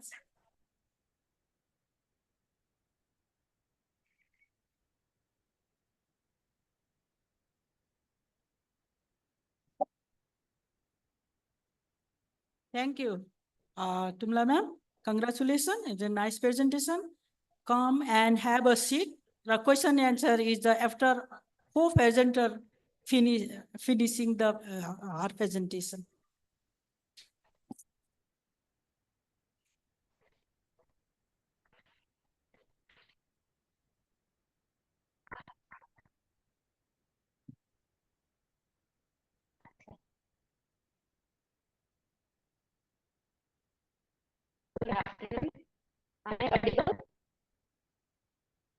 Next presenter will be the Isabel Lawal. She is going to present effectiveness of heat-only therapy on pain perception during first stage of labor among primary gravida, a pilot study. She will be presenting virtually.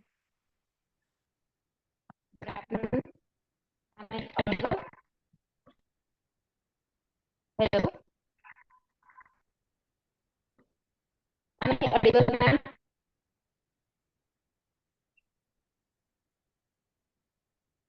Okay, I guess I'm audible.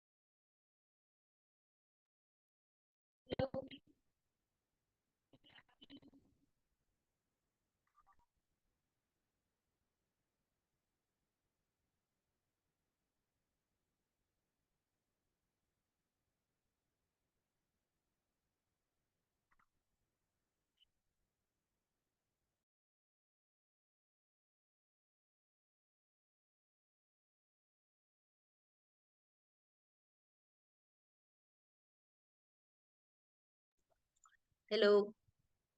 Hello. Am I audible now?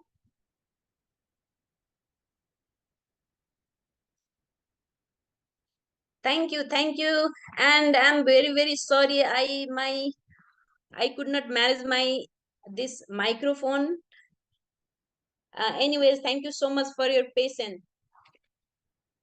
Good afternoon, respected professor and all the delegates, organizer, participant. Thank you for providing me this platform to place my work. And my presentation is effectiveness of heat-only therapy on pain perception during first stage of labor among primi gravida, and this is a pilot study. In my introduction, childbirth is one of the most profound and complex experience a mother can have. Managing labor pain is a major challenge for both obstetrician and expectant mothers. While pharmacological pain relief is considered the gold standard, it is still carries risk for both mother and baby. Heat application can be used as a safe and effective intervention to reduce pain in pregnant women during labor. The study on heat therapy have been conducted separately in different developed and developing nations to assess pain during labor. However, further research is required to identify the effective of heat therapy for their impact on labor pain. Additionally, heat therapy practice has not been evident in Nepal. Therefore, this research is needed to determine its efficacy.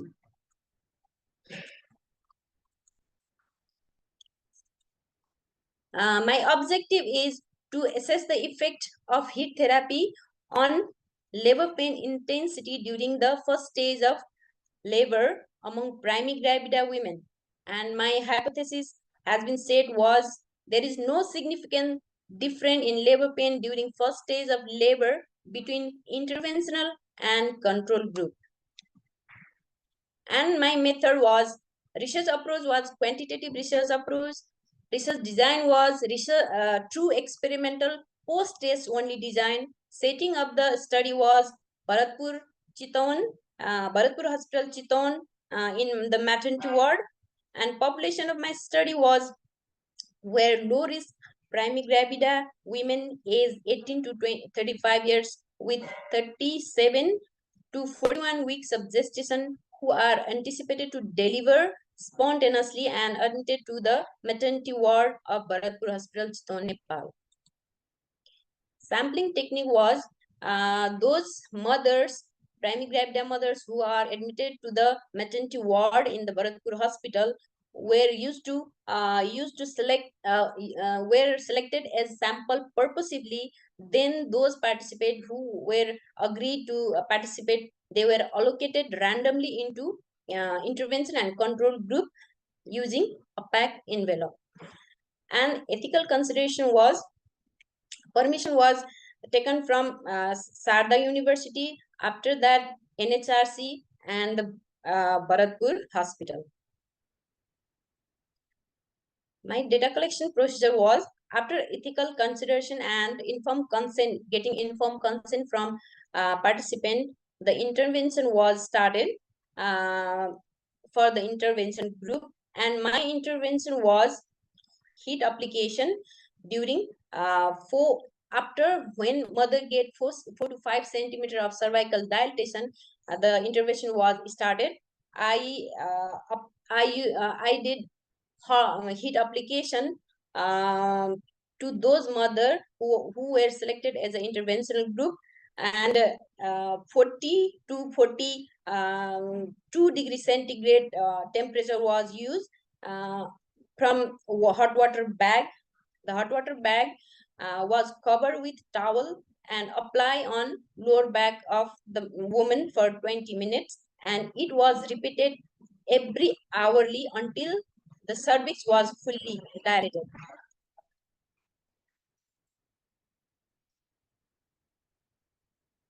Data analysis was done using SPSS version 16 Data was analyzed according to the objective by using descriptive and inferential statistic.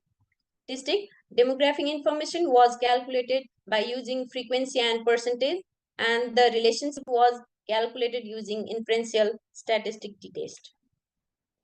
And the result was there were 10 participants. Each group had 5 participants. Control group, in control group, there were 60% participants were from age group 21 to 29. Most of them were from Hindu religion. Regarding social economical class, most of them were from low class. This was used by calculating three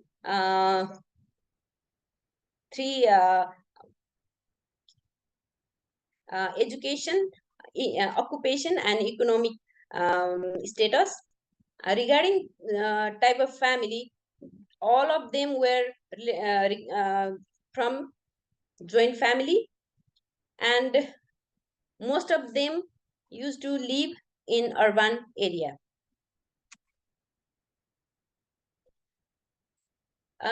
Regarding obstetric information of the participant, most of them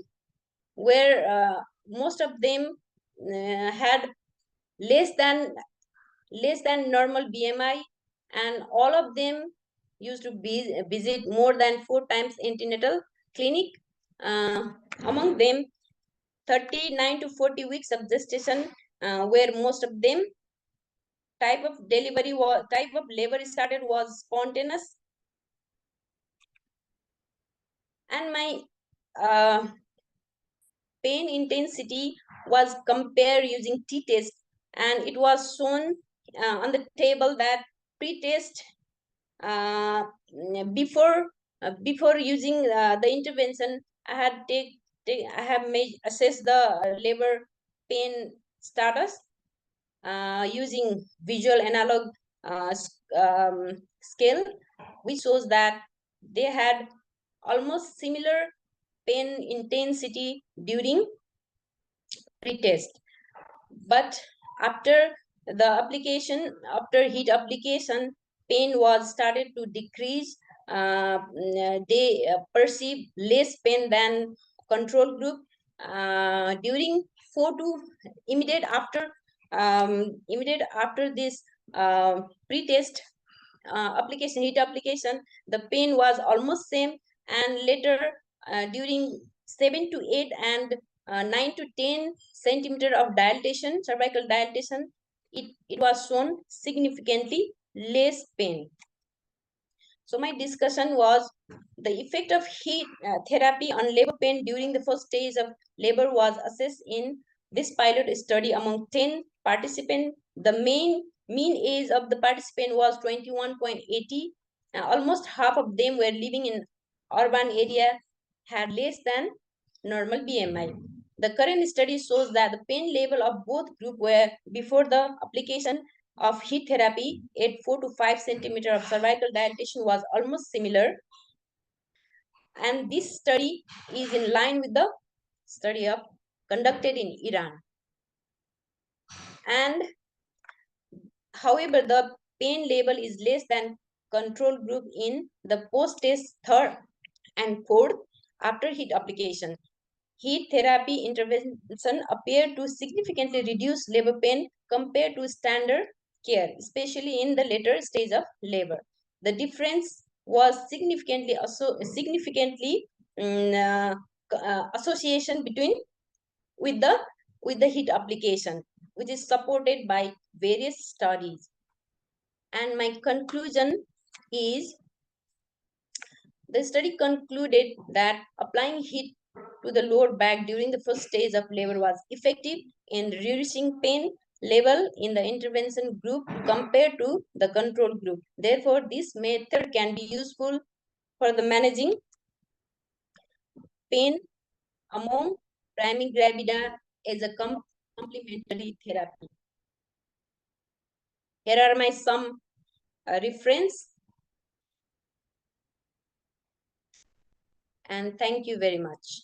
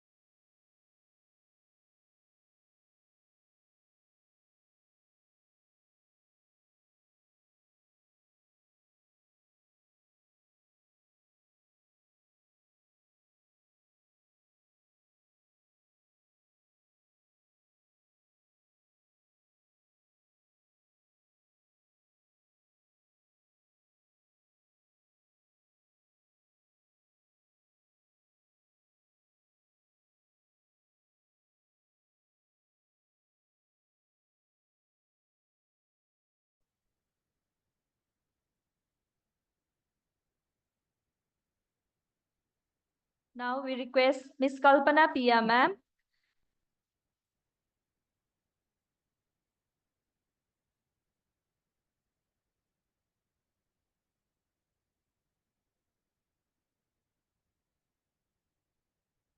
Thank you, ma'am.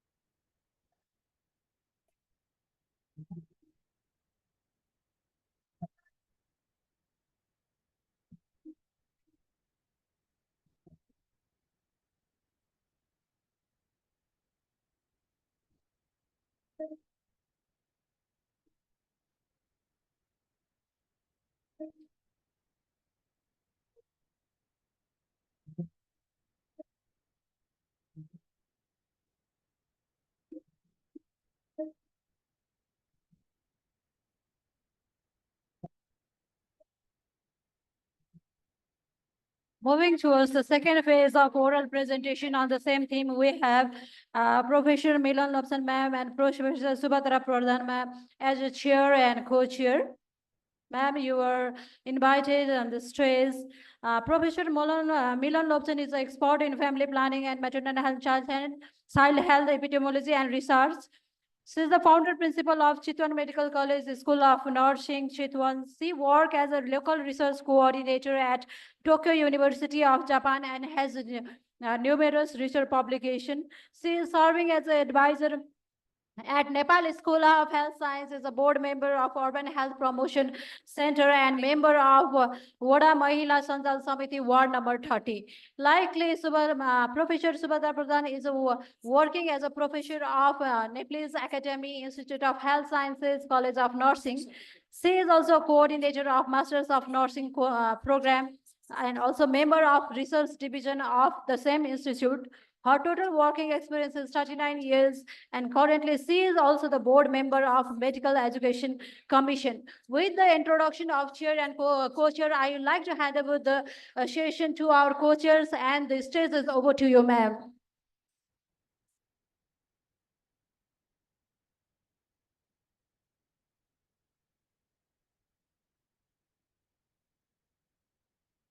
Thank you very much.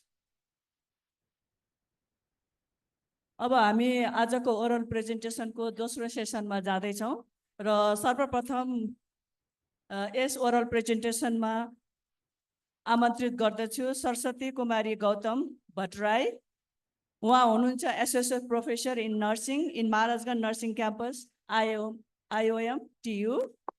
अनि उहाँ अहिले हाल चाहिँ नि PhD scholar of university of cyber Malaysia, and उहाँ चाहिँ नि formal dean of Karnali Academic of Health Science Jumla, and she has been 21 publication and published in national and international journal मा पनि उहाँले चाहिँ नि research articles हरु चाहिँ नि publish गरिसक्नु भएको रहेछ र उहाँले चाहिँ नि आजको presentation ma experience of women regarding the quality of care during labor and childbirth in Hilly district of Nepal. So, Saraswati ma'am, please do your presentation. Thank you, ma'am. Respected dignitaries, chair, co-chair, moderators, organizers, national and international researchers, fellow presenters, and all the participants. I am Saraswati Kumari Gautam Bhattrai, Associate Professor of Maharajgunj Nursing Campus, Institute of Medicine, Tribhuvan University. Today, I am going to present my research paper titled Experience of Women Regarding the Quality of Care During Labor and Childbirth in Hilly district of Nepal, that is in Karnali province. I am honored and delighted to be presenting my research paper at such a prestigious conference, and I would like to thank the organizers for this wonderful opportunity. There are two other contributors to this research paper beside me, Dr. Wahid Abdullah Wajiha, Associate Professor, University of Cyberjaya, Malaysia. Dr. Sarala Pradhan Joshi, Professor, Institute of Medicine, Tirvan University, Nepal. Now, I would like to start the presentation with the background of this study.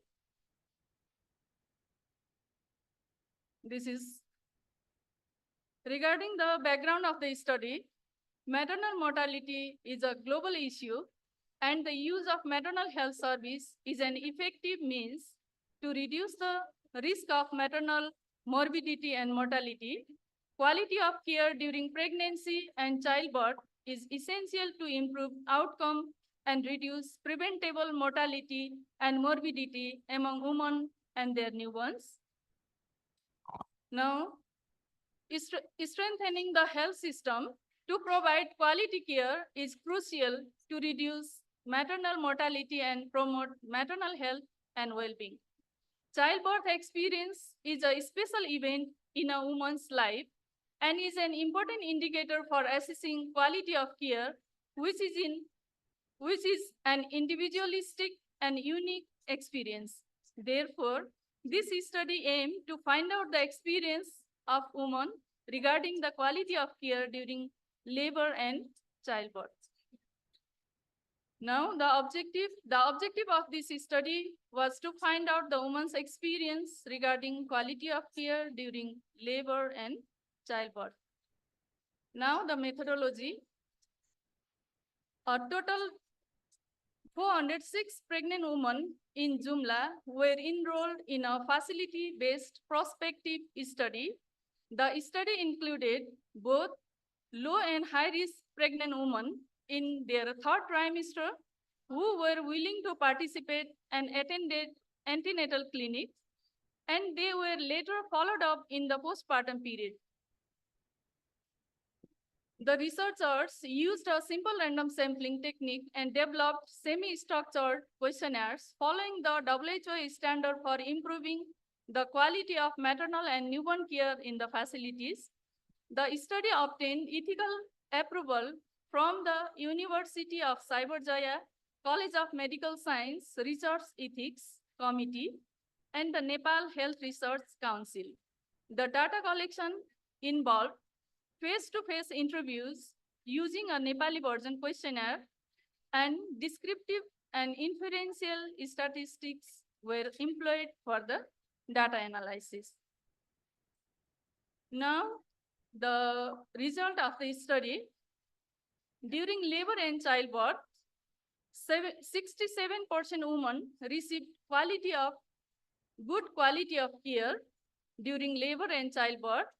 In terms of different aspects of care during labor and childbirth, 89.2% received prompt service, 87.7% had a positive experience with examination, 87.4% received informed consent, 49.5% had a positive experience with their birth companion, and 75.4% felt empowered during labor and childbirth. Similarly, 68.7% experienced privacy during labor and childbirth. 93.8% were not subjected to violence or violence-free service. 90.4% had access to a good physical facilities during labor and childbirth. 88.2% received good care after childbirth, and 85.2% received counseling and education after childbirth regarding their care and their newborn care. There are significant associations shown between ethnicity and examination during labor and childbirth, family type and examination, family type and experience with birth companions, education level and privacy, occupation and physical facility, and income level and privacy. Now, the conclusion. In conclusion, although majority of women experienced overall good quality care during labor and childbirth in the facility, still more than half experienced poor quality care on the companion of choice, 1/3 experienced poor quality on privacy, and 1/4 experienced poor quality on empowerment during labor and childbirth. So, it is recommended that health institutions focus on companionship of women's choice, maintenance of privacy and confidentiality, and empowerment of women during labor and childbirth. About the acknowledgement, I would like to thank to all pregnant women of this study for their participation and valuable response. And also I would like to thank authorities of Cornell Academy of Health Science and Health Office of Jumla, who gave the study site for this study. Now, these are the references, and thank you. Dhanyabad, Saraswati Madam, for your nice presentation on women experience regarding quality care during labor and childbirth. So I would like to hand the mic to Subhadra ma'am. अहिले हामीसँग अर्को presenter हुनुहुन्छ सरस्वती बस्नेत उहाँ हुनुहुन्छ lecturer Tribhuvan university of institute of medicine Viratnagar nursing campus Masters of the Adult Health Nursing and PhD enrollment in the Health Education, Tribhuvan University, Faculty of Education, Graduate School of Education, Kirtipur.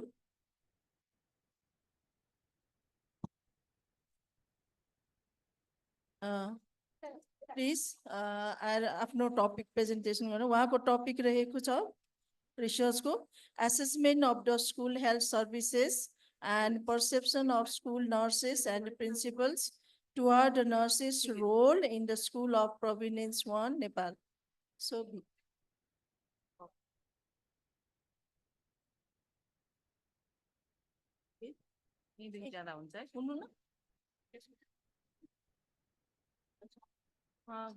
Good afternoon, chairs and co-chairs, all respected dignitaries,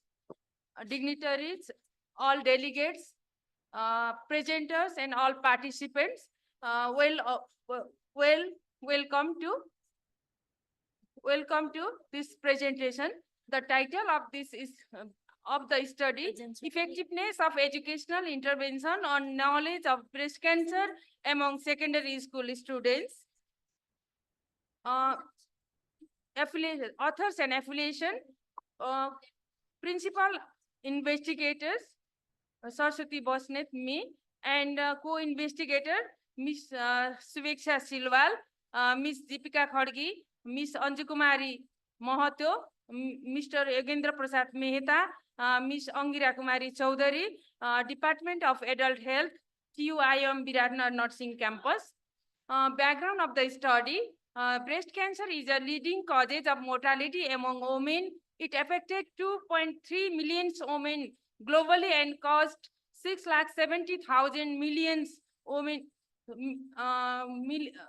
thousand deaths in 2020, including 1 to 2% of men also affected. Similarly, in 2020, 1,70,000 new cases of this cancer were reported among urban Indian women, making it the most prevalent cancer in India. Similarly, its burden has increased in recent decades, even in Nepal, accounting for 16% of all women's cancer cases. Effectiveness screening method have enabled early detection of breast cancer, significantly increasing the likelihood of treatment success. Likewise, preventive strategies are crucial in resource-constrained countries like Nepal to reduce the breast cancer social and economical burdens. However, different studies have revealed low screening intention among the women and lack of education was identified as the most common reasons. in various studies shows that in Nepal, secondary level students have a lower level of knowledge about the breast cancer, and it also identifies the various studies. The objective of the studies, general objective, to assess the effectiveness of educational intervention on knowledge of breast cancer among the students of secondary schools. Specific objective, to identify the existing knowledge on breast cancer among the secondary level students before and after the educational intervention, to measure the change in knowledge on breast cancer after educational intervention. Similarly, research methodology, research design, pre-experimental, one group pre-test, post-test research design was used to conduct this study. Study setting and population. The study was conducted among 4 secondary schools, Adarsa, Orchid, Sikshadip, and Oraniko Higher Secondary School of Viratnagar Metropolitan Morang District. Among them, 3 private and 1 government higher secondary school was included. Continue. The population, all the students of selected schools were all the students of selected schools were included as the study population. The total population of the study was 412. Sampling technique, multi-stage sampling technique was used to collect the sample. One district was selected randomly among the 14 districts of province 1, stage first. One local government was selected randomly among the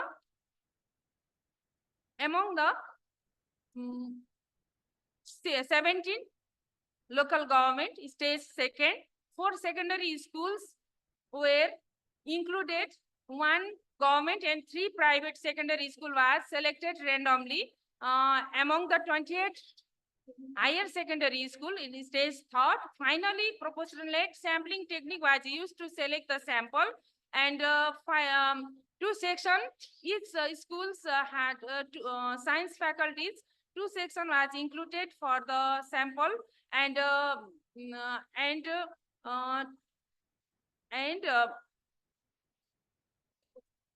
here is the sampling frame.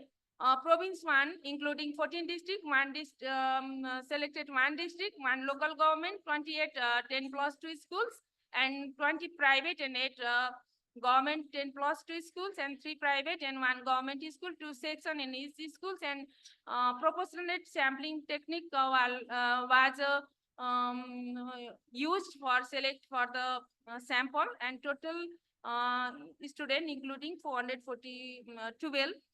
And the methodology continue. Tool for the data collection, semi-structured questionnaire for the data collection was developed. It includes 2 sections. Section A, personal and socio-demographic characteristics. Section B, it consists of questions related to knowledge regarding the breast cancers. Tool, validation of tool, validity and reliability. Now, content validity of the tool was established by the consultation with the subject expert in related field. Pre-testing of the tool was done on 10% of the sample in the similar setting. Educational intervention. The educational package was developed through the literature review and expert consultation. Subject expert consultation, validated by the subject expert, and implemented in 2 consecutive days by the researcher. Ethical approval. Approval was taken from the Institutional Review Committee of Tribhuvan University Institute of Medicine, Maharajgunj. Technique of data collection. Data was collected by self-administered questionnaire. Data analysis. After the collection of data, it was checked. It was checked for completeness. The collected data was organized, coded, and entered into SPSS. Descriptive analysis was used to measure the frequency, percentage, mean, and standard deviation. Inferential statistics was that is a peer t-test, was used to measure the effectiveness of educational intervention. A result, the finding shows that almost that is 93.2% of the students were aged 14 to 18 years. Likewise, more than half, that is 54.4% of the students were male. Most of them were Hindus. Continue result, nearly equal percentage of respondents were from Brahmin and Kshetri, that is 36.7, and Madhesi 35.4, and remaining others, were others. None of them were aware of breast cancer, that is a preventable disease, during the pretest, whereas 80.3% of them answered correctly after the educational intervention was done and during after the post-test. Here is the table. So the table display that in the pretest, only 25.7% of respondents had a good level of knowledge on breast cancer in the pretest, while more than after the educational intervention, the level of good knowledge has increased. More than half, or 55, that is 55.6% had a good level of knowledge in post-test. Similarly, poor level knowledge is higher in the pretest, and after educational intervention, poor level knowledge has decreased in post-test. Results continue. The table 2 display the effectiveness of educational intervention on knowledge of breast cancer. Here is the mean. The table shows that the mean score of post-test was greater than the mean score of the pre-test, and the difference was statistically significant. The educational intervention has highly effective in increasing the knowledge on breast cancer. Conclusion for the study. The study concluded that educational intervention effectively improved the knowledge of the respondent, that is students, but the awareness program could also beneficial for other students in the same school, and more than half students had a good knowledge, and the same class also awareness classes requires acknowledgement. We would like to express the appreciation and the heartfelt thanks to Tribhuvan University, Institute of Medicine, Maharajgunj Nursing Campus for the funding support. And we also like to express the special thanks to study participants of Adarsa, Orchid, Oraniko, and Shikshadeep Higher Secondary School, and the principal of the all schools, and the faculties of all schools. Here is the references. Thank you.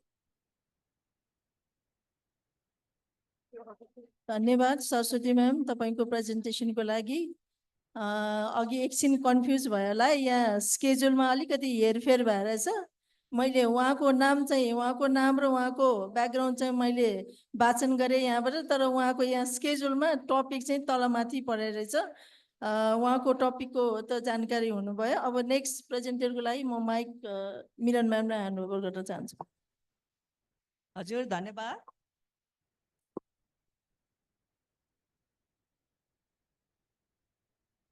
अबको presenter हुनुहुन्छ मेनुका भण्डारी उहाँ हुनुहुन्छ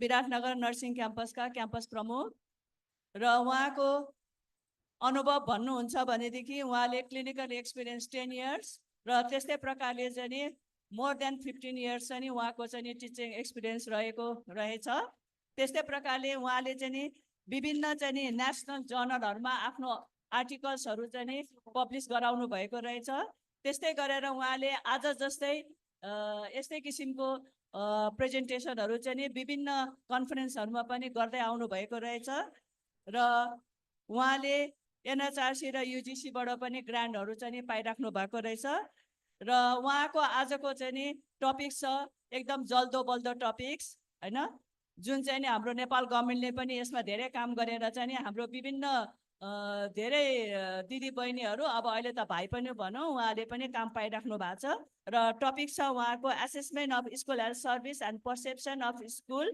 nurses and principal toward the nurses role in School of Province 1, Nepal.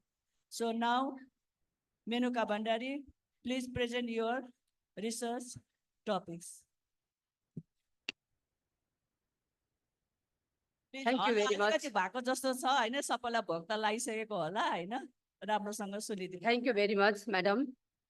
Respected dignitaries on the dais and off the dais, I am Menuka Bandari on behalf of my research team going to present our study. The topic is assessment of school health services and perception of school nurses and principals towards the nurses' role in the school of Province 1, Nepal. And my co-researcher is Ms. Poonam Kumari Mandal. Moving to the background of the study, the school nurse as the key personnel in school health services contributes to the protection, promotion, and assessment of student and school staff health, health evaluations, communicable disease control, record keeping, and supervision of school children and personal health are all part of the school health services. Health evaluations allow school officials to discover indications and symptoms of common ailments, as well as evidence of mental problems that could obstruct children's learning activities. A study conducted by Fole et al., many nurses experience role uncertainty and pressure as a result of their perception of the school nurses' demands. As a result, the school nurse serves as the site's healthcare representative. To achieve the integrated care, it is critical to understand the function of the school nurses. There is non-link between health and learning, much as there is a link between school nurse availability, student well-being, and academic success. Improve student health and educational performance, a better school atmosphere, and increased community awareness were all beneficial outcomes. Now moving to the need of the study, in the year 2018, the government of Nepal's Province 3 initiated the One School, One Nurse program in all 13 districts of province with the goal of providing emergency medical services to students as well as counseling female students on reproductive health and sex education. There were 690 school nurses working in public school across all the 7 provinces in Nepal by the date 2022. The program was begun in 2018 and 19 in Province 1, now called Koshi Province, with the objectives of preventive, promotive role in school, but the assessment of the school health services and the perception of the school nurses and the school principals regarding the role of nurses were less understood. Hence, the purpose of this study was to look at nurses and school principals' perspective of school nurses' position and the roles in Nepal government school. The objectives of the research are, the general objective of the study was to assess the current status of the school health services and perception of nurses and school principals towards the roles of school nurses in government schools of Province 1, Nepal. And the specific objectives were to assess the current status of the school health services in Koshi Province, to examine the perception of nurses to their own roles as a school nurse, and to examine the perception of school principals towards the role of school nurses. This is our conceptual framework, and in this framework, we have mainly focused the roles of the school nurses in schools. Now moving to the methodology, a mixed method study design was used as a research design. Both qualitative and quantitative approaches were used. The target population were all the school nurses and the school principals of the government schools of Province 1. The total number of sample was the current data of the year where the school nurses were working there. As a quantitative approach, cross-sectional design was used in which data was collected in single point of time by sending Google Docs form to all the principals and school nurses via mail. Direct observation technique was used to assess the current status of the school health services. In-depth interview was used as a qualitative method to assess the perception of school nurses and principals towards the nurses' role in schools. And the population and setting, the target population were all the nurses and the school principals of the government schools of Province 1. There were 145 nurses working as a school nurse during the time of permission and ethical approval. The same number, 145 school principals were selected. The schools were located in different geographical regions as mountain and tarai. And the sampling technique, I want to explain from this figure. We have used both quantitative and qualitative approach. And as a quantitative approach, we have used census method for school nurses and school principals. And in this self-administered questionnaire was used, which was sent through the Google Docs. And during the time of data collection, there were actual number of school nurses was 121 and 24 nurses were left out. And among 145 prospective school principals, only the 75 school principals completed a Google Docs form and returned back to the researcher. And as a qualitative method, key informant interview was taken, and we have conducted among the 10% of the school principals and the school nurses, which was 15-15, 1:1 ratio. And as an observation technique, we have directly observed the 30 schools where the school health nurse program was running. Regarding the ethical consideration, ethical approval was obtained from the NHRC. Informed consent was taken from school principal and school nurses before data collection. The purpose of the study was explained to the school principals and the nurses. And the research instrument, the first part was demographic information, and the second part was 19 Likert type scale items. These items are statements related to the school nurses role that was rated by school principals and school nurses on a 5-point scale from strongly agree to strongly disagree. Each of the following roles of the school nurses in the school setting: direct health care, preventive care, school health education and health promotion, and collaboration with parents and educational staff were assessed by the questionnaire. And the third part was direct observation checklist for the assessment of school health services that consisted of 22 items yes/no question, which was used to assess the current status of the school health services by researchers themselves. And I have already explained about it. I think this was also explained in previous. And the interview was audio recorded after taking the consent from the participant. Among 20%, at least 30 schools, school health services was assessed by direct observation using a standard checklist. For the high return of the mail questionnaire, supervision, monitoring, and follow-up was done in between. The Google Docs questionnaire was mailed frequently for recall along with phone, message, and virtual platform. Data was analyzed on the basis of the research objectives. The Google Docs data in Excel spreadsheet transfer into SPSS version 25. And we have used both descriptive and inferential statistics. And a p-value less than 0.05 was considered to be statistically significant. And the qualitative data was transcribed and analyzed thematically. Moving to the results. For the quantitative data, we have displayed the data in table. I want to highlight the major points. The perception of the school nurses among 121 school nurses, of 41.1% of school nurses were strongly agreed to assess the health status of the student. Similarly, 56.2% of school nurses strongly agreed to the role providing first aid. 43.8% of school nurses strongly agree to the role to refer the student with health problems, and 39.7% school nurses were agreed to the role performing the school screening program regularly, and the 38% of the school nurses strongly agree to the role advise parents and teachers on health topics. Similarly, we have assessed the perception of the school principals, and we have assessed the perception of school principals among the 75 school principals because of the low return of the questionnaire. And in this 66.7% of the school principals were strongly agree the role, assess the health status of the students. Similarly, 66.7% of the school principals strongly agree to the role, evaluate the student with the behavioral problem. Similarly, 58.7% of the school principal strongly agree to the role, perform screening, students with referral problem. And 64% of the school principal strongly agree to the role, provide health education for the student.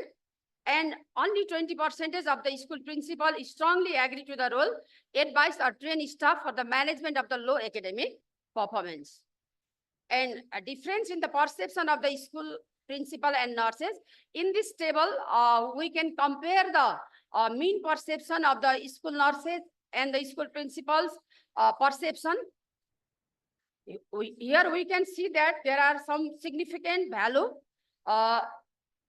The role in the following role, assess the health status of the students. There is p-value less than 0.024. Similarly, provide direct medical care to the students. We can observe that. Okay. And in this figure, we can see or observe that the principal perception was higher than the school nurses. And there are some theme during the qualitative study. I have jotted down some of the verbatim of the school nurses and school principal here.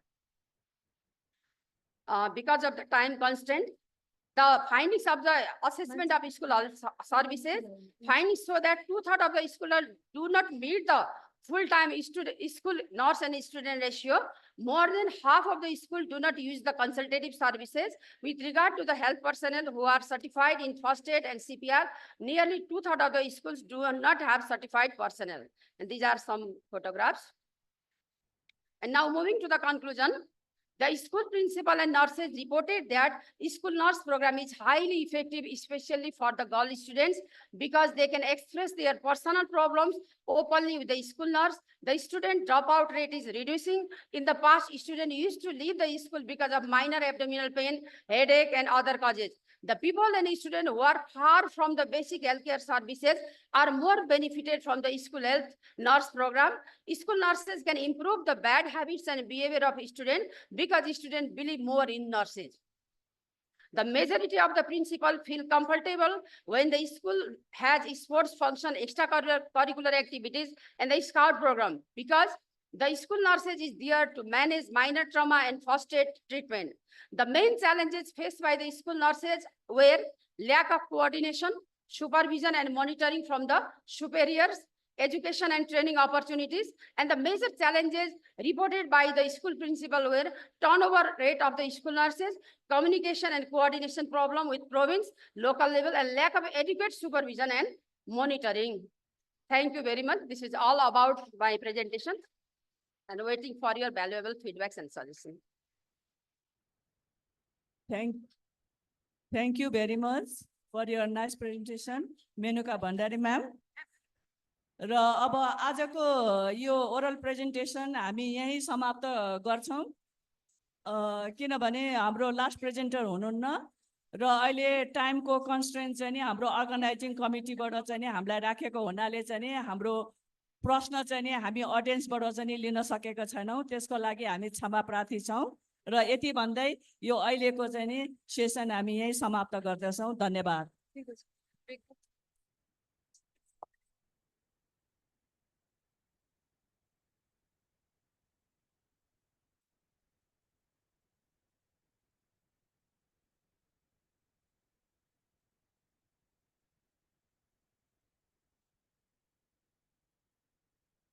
I would like to request chair and co-chair to distribute certificate to all the presenters present here.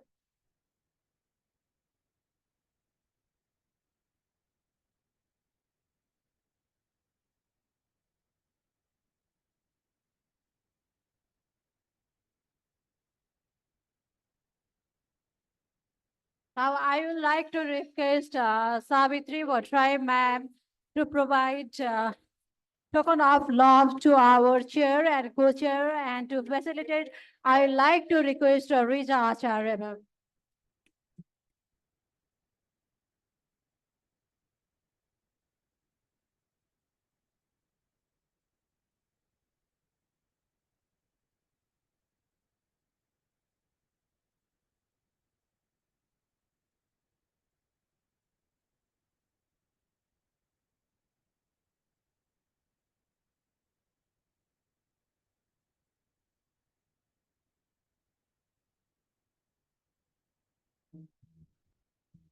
Savitri Bachai, ma'am, please be on the stage.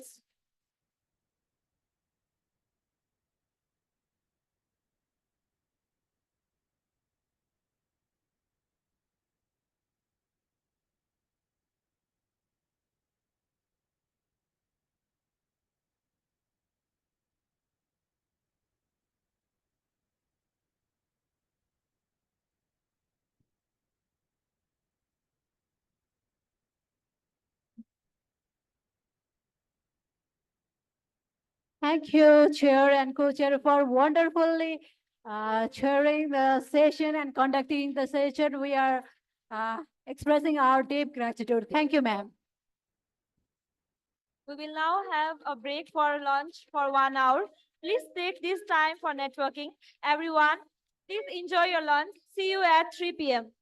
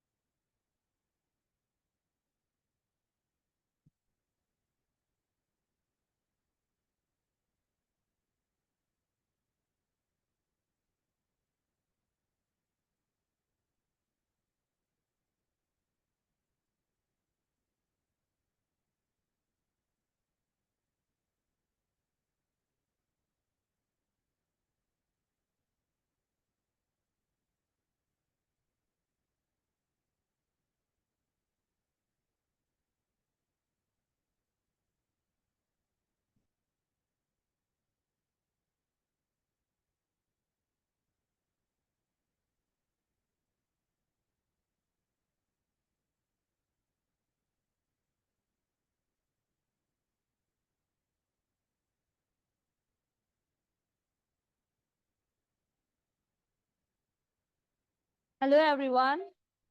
Photos of First International Nursing Conference are already available in QR link, which is attached outside. You can scan and take your photos. Thank you.